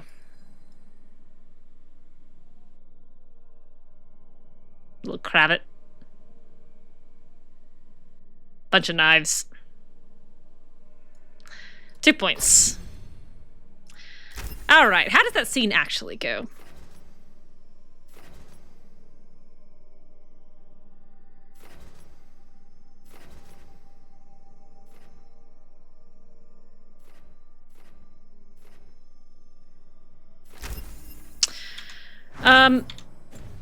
Let's see. He's a crow. They have a different metric for discreet. Fade to black, it counts. They go home and bang in my heart.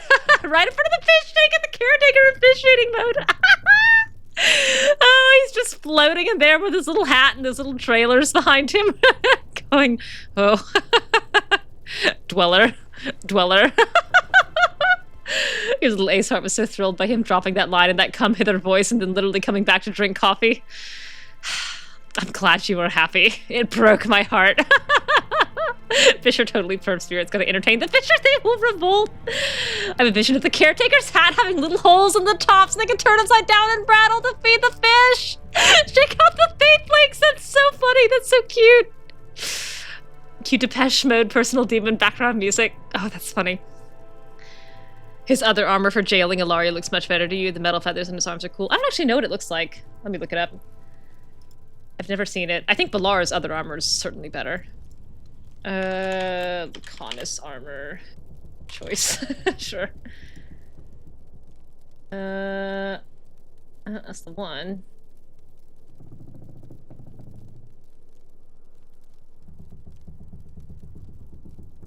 The night looking one. What's it called?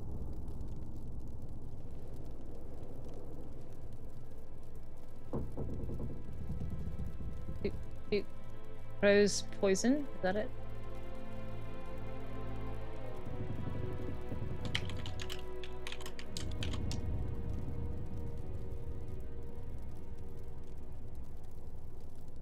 This is just a bunch of Lucanis fan art. What the heck is it called? Oh, Crow's tenacity, maybe?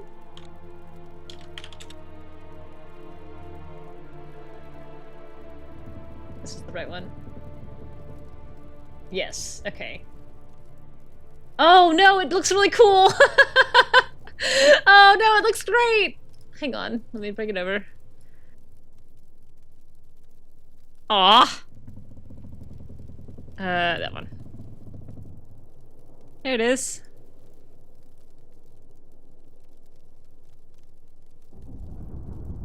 Look at him! That looks awesome! The armor on the sleeves looks really cool. And the boots.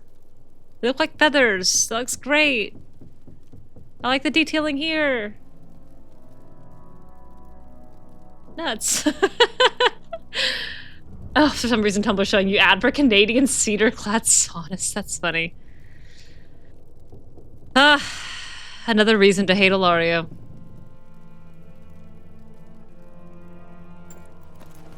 Curse him!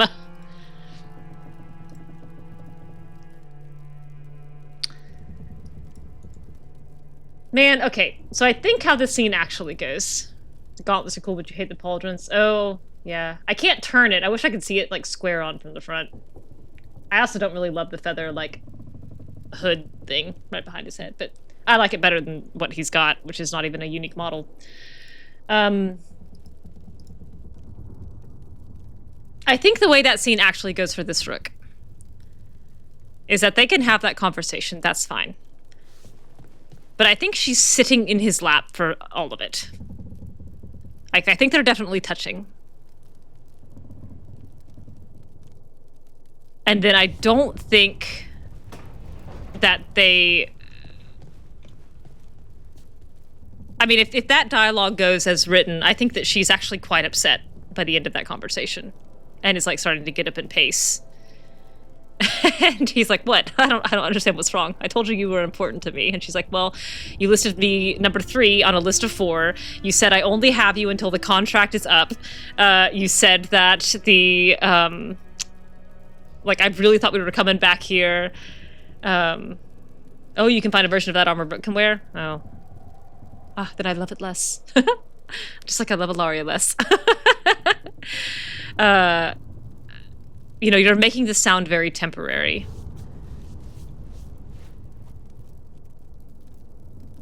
And either they hash it out at least a little bit there,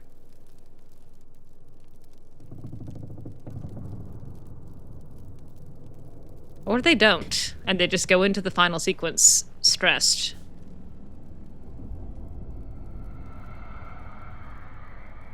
Nah, I don't think they go into the final sequence stressed. Maybe I need to just write that argument and figure out how it gets solved. Because I don't know. I think they definitely have an argument there, though. The look of what? All of it. There's no there. What were you expecting?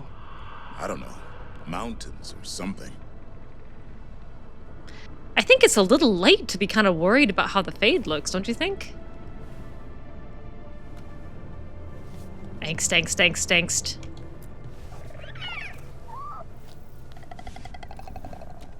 I think whatever it is, it for sure has to be resolved by Tearstone.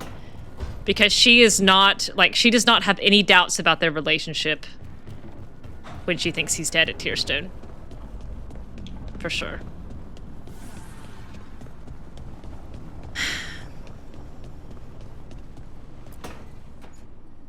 Venatori had the narrow road. Now they think twice before walking that way. And your neighbors? What's the price of that protection? You think I'd charge our dear friends? The people who spread rumors about how Threads made Aelia disappear. Rebuilding the Threads' reputation for This free. music is so bouncy. For the few of us left. Now the Venatori who thought he found a legitimate charm supplier, he gets counterfeit goods. Triple cost. I know how much Silk hates that Neve invited the Mafia to our base, and I agree with her. So you bleed the Venatori any way you can. Just like me. Life's short, isn't it, friends? Let's do what makes us happy. Anyway, Neve, I'm out of news. But the Threads are yours. You need something? Say the word. Thanks, Alec. Remember, if you cross our neighbors... You can drown me in the Nosen Sea. Rook, it's been a pleasure.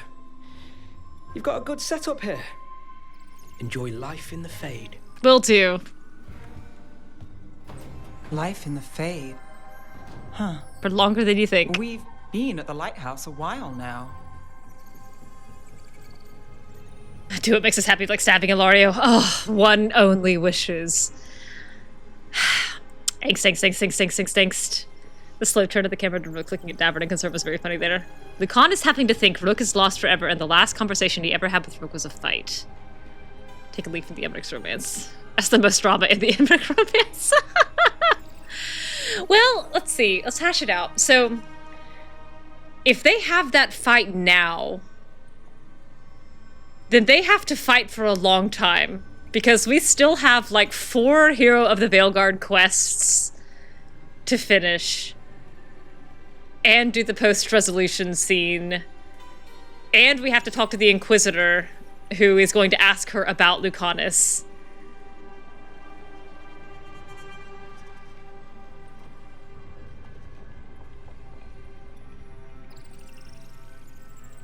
I like the idea of him suffering a lot, obviously. It's great. He already suffers a lot when she's gone. Him suffering more would be wonderful. I would approve completely. But I don't think I can I don't think I can make the fight last that long. She's not I don't think she's capable of like this not getting resolved. I don't think that she could let it go. Lucanis would be shocked to discover his feelings weren't blindingly obvious.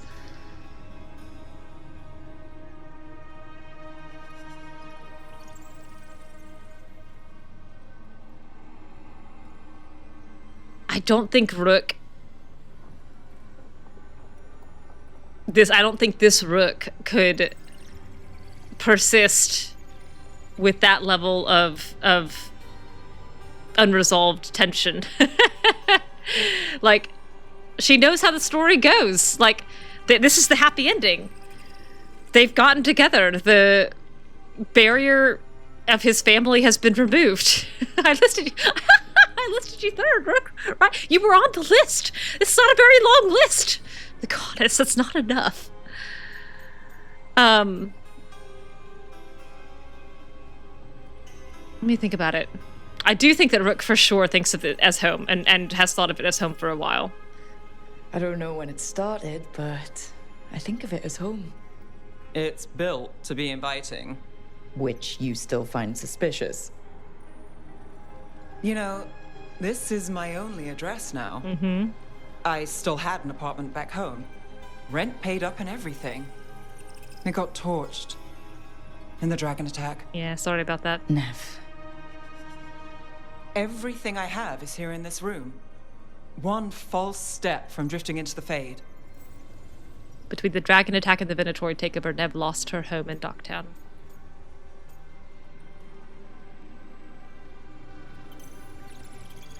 If I said you have a home with us, would you make fun of me? Maybe. But thanks. Yeah. I never expect things to go to plan, but it's been a long time since have Rook one anyway. Or 7. Thought she could be gentle and with Neve. Half dozen backup plans, just in case. And Neve wouldn't hate her for it. Everything's changed. I've changed. If I survive the job, I'll be starting over, in a way. Maybe that should scare me. But I think I need it. I usually hate unanswered questions, but this one... I'll let myself figure out once I get there.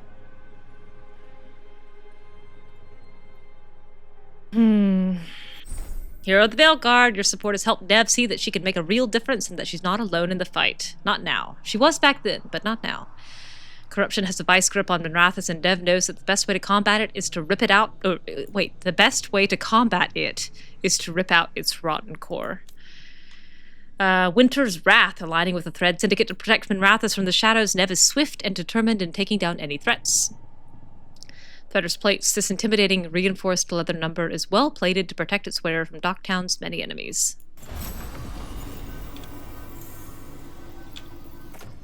Yeah, let's put that bad boy on. I actually quite like this armor on Neve. Oops. Oop, babes. Ooh, she made level 9 too! I'm rich in friends! Let's see. Yep. I also don't know that their friends would let them fight about this for very long.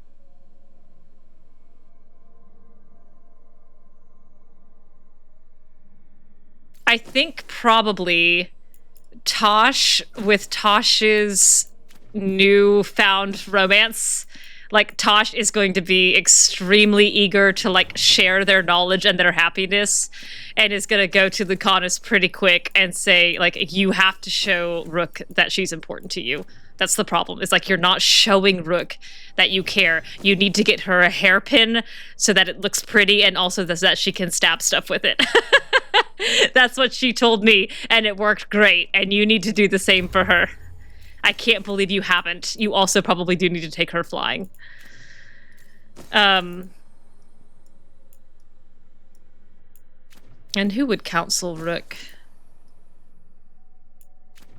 Probably anybody except Harding.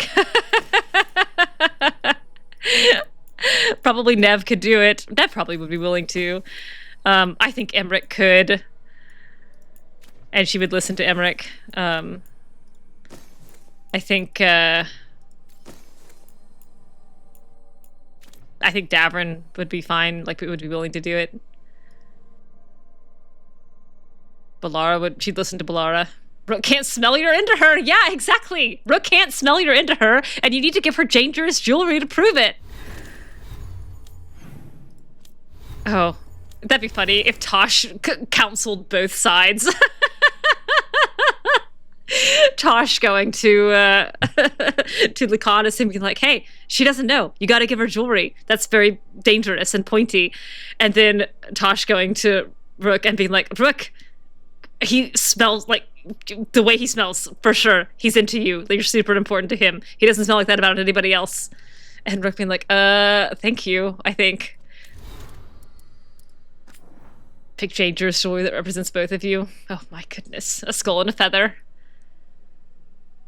Just bird talons all the way down. The first case, part 2. Neve Gallus, you were right. I hoped my brother was still alive. I hoped he'd managed to hide, and that those letters didn't mean, but they did. But I'm safe now, and knowing the truth lets me... I'm not there yet, but I can start to let go. And I have a niece. We're still getting to know each other. I think it's going well. How you managed to find her, I still can't believe it. I can't thank you enough for everything. By the way, I have some friends. They need help and no one will listen. I mentioned your name and they think they can trust you. If you're willing to hear them out, they meet at the Lamplighter twice a week. I say this is the #1 Balara lover. Balara would try to help Rook and Lucanis sort out their communication issues, and she would be bad at it. But she would be very open about being bad at it. Oh, what if Balara and Emmrich do it together? And Emmrich's like, yes, my PhD student, you try. You take the first draft. Oh, a raid. Thank you very much for the follow an hour ago. I missed it. But yeah, I could see Emmrich coming into Rook and being like, all right, we need to talk to you. This is an intervention. Balara wants to try. We've been working on this together. Off you go, Balara. Like, hands on her back, like pushing her forward a little bit. And then Balara takes a stab at it, and then Emmrich's like, all right, what Balara's trying to say is it's very, very clear that you've been upset since we came back from House de la Morte, and I know you really wanted to kill Illario, and I saw the plans for the beautiful sepulcher that you picked out for him, and your choice of granite was inspired, and it would have been lovely, and I'm sorry he didn't appreciate the gift that you gave him, like, as the thoughtful, like, token that it was, the gesture of appreciation. I know how much you put into that, and I understand, and I'm sorry that he didn't take it, I'm sorry that it's still an empty grave, but don't worry, he'll die someday, and you can use it then. And Ripping like, oh, Emmrich, thank you. And then Emmrich like, yes, now, also, you do need to understand that Lucanis does love you. What? Emmrich, that's 2 sweet things you said back to back. Oh, wyvern grave jewelry to match the dagger she got him. I like that. Darktown, thanks. Kid, yeah, I know you're reading this around the corner. Get this to Neve Gallus like you were asked. If she vouches for you, an extra fry bread next time. Now get. Gallus, that's a pit you pulled us out of, and that's all I'll say on it. None of your damn excuses or smart mouth, you hear me? Free fish next time. Rook will die fishless. Fishless and kissless. Minrathous Mirror, word around the city. Work on the Imperial Proving Grounds will continue another month before culminating in a grand unveiling. Another testament to the city's glorious rebuilding efforts. Meanwhile, Ceta Seconia is planning a new song list for her next Cobbled Swan performance. Excerpt from the Minrathous Mirror. Added in Ballara's scrawling handwriting, that's it. Ceta's only singing because you rescued her from a Venatori blood mage, along with all those other people. Puppeteer plot stopped by Darktown's Neve Gallus. I could write this better. Added in Neve's cramped handwriting. Pointing fingers at Venatori has consequences. They're betting people will read between the lines with the Ceta comment. I'm surprised the mirror mentioned it at all. You want something closer to the truth? Try the Morning Scroll. They mention missing persons cases. I hope that a writer is laying low. Looking after Darktown. Nick, I talked to Lucky Mal, and you're even. Charm shipments all yours, and remember, you hear anything good, bring it to me. I'll make sure it reaches the boss with credit. You weren't in great with the last one. Here's your chance to turn it around. Nothing happens in Darktown she doesn't hear about. Alec. Right. Readings from Seer Rowan. Rook, thank you for helping Evatash. Their mother was an exceptional teacher of the mind, but the mind and the heart are not always as one. Yeah, no kidding. Some of the Antom from the Dragon King's cohort have broken away and are wandering aimlessly. We have spoken with them. Since Taash proved the Dragon King's way was weak, they are amenable to learning a new form of strength. We may yet help them live outside the Qun. Please let Taash know Karash is doing well. Seer Rowan. I will.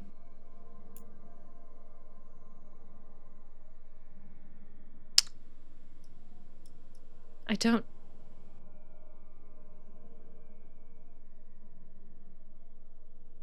know if I've read this one. Message from the front, the drums of war. Rook, events move with tremendous speed. Much that we thought certain has turned out to be only wishful thinking, and every day we find ourselves pushed to our limits. The Darkspawn, until now a little more than a trickle, have become a flood, and we've been forced to abandon villages and settlements all across southern Ferelden. We've retaken Skyhold from the demons that infested it, and there we've brought refugees from this onslaught. How fitting that the fortress that housed my people when we waged war against Corypheus should serve to once again protect the innocent from would-be gods. Yet I fear that even Skyhold won't be sufficient. Already the Darkspawn have claimed Redcliffe, and the shores of Lake Callanhad writhe with the Blight's corruption. Our land sickens and dies, and I fear that whoever among Ferelden's people live through this relentless onslaught will starve to death instead. It's a cruel fate. This Rook helps with that after the war, for sure. She helps get those supply lines set up.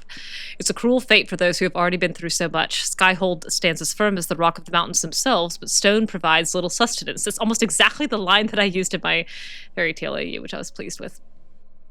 The chastened and, well, not fairy tale AU, but royalty AU. The chastened and Navarre hunt and bring food, but even they return empty-handed more often than not. But hope remains. There has been no signs of the Antom in the waking sea, and reports from Orlais suggest that the Venatori have been fought to a standstill. The Free Marches have unified under a single banner and even now march south to aid us in our struggle. I can't say with confidence that we'll win this war, but we will make the gods pay in blood for every inch of ground. The people of Sades have not yet fallen, and I hope they never will. Yours, the Inquisitor. It's funny to me every time how much this is in Adala's voice. How consistent it is with the personality that she developed over the course of that game. Even in hypothetical situations, Emmrich shines as the most emotionally stable swoon. Yeah, I think that's the way that's gotta go.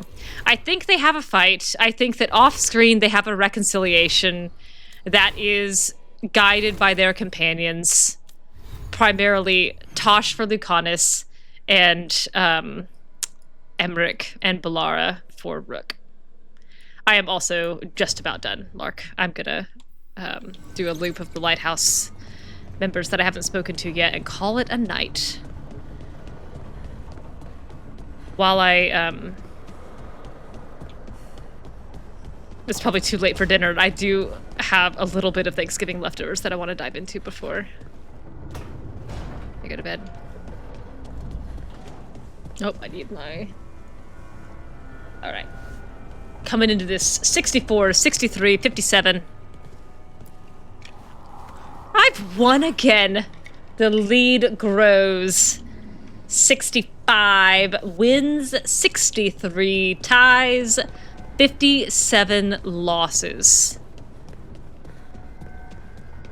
Skelly won't know what hits him. Providing extremely entertaining background noise. We put tiny price tags on things for 1 million hours straight. I thrive on the second screen. Yep. I thought I detected a new spring in her step. Yeah, because she has to jump to reach. We're together. Tasha's face. Ah, so that's why Harding's been humming your name to herself. She has? That's good. If she wants to, it's fine. Enjoy yourselves, Taash. Truly. And I think Emmrich is like romantically experienced. I do. I think Emmrich is romantically experienced. Emmrich is capable of recognizing, like, Lucanis' reticence and also Lucanis' affection. And I think Emmrich has a very clear, sight line to what is causing the problem. Because I think he genuinely communicates very well. Pride goeth. He sure do. He goeth to the Fade. To live with Adala is where he goeth. That's Rook's room. I wanted to talk to Barrick.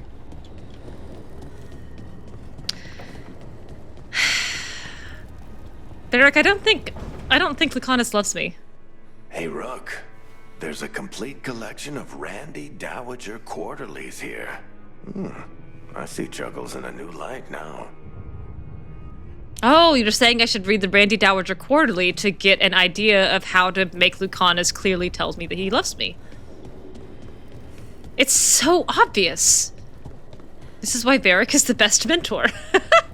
Emmrich romance superiority. All that counts is for you, Jade. I'll pass it on. Oh, Lord. I'm wiped out. Unlike Illario. I'm bushed. What a ringer.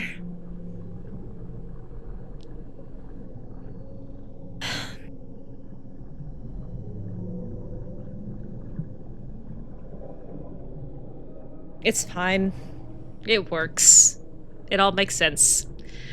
I'll wrap up here. I may or may not be on tomorrow. There are a few hobby things, blessed be, that I really want to do. I've got some comments on AO3 that I've been wanting to reply to for a hot minute. So, if not tomorrow, maybe Sunday, and certainly soon. Thank you all so much for tuning in. This was an absolute blast. I had a great time, even when I was having a bad time with Illario. Have a great night.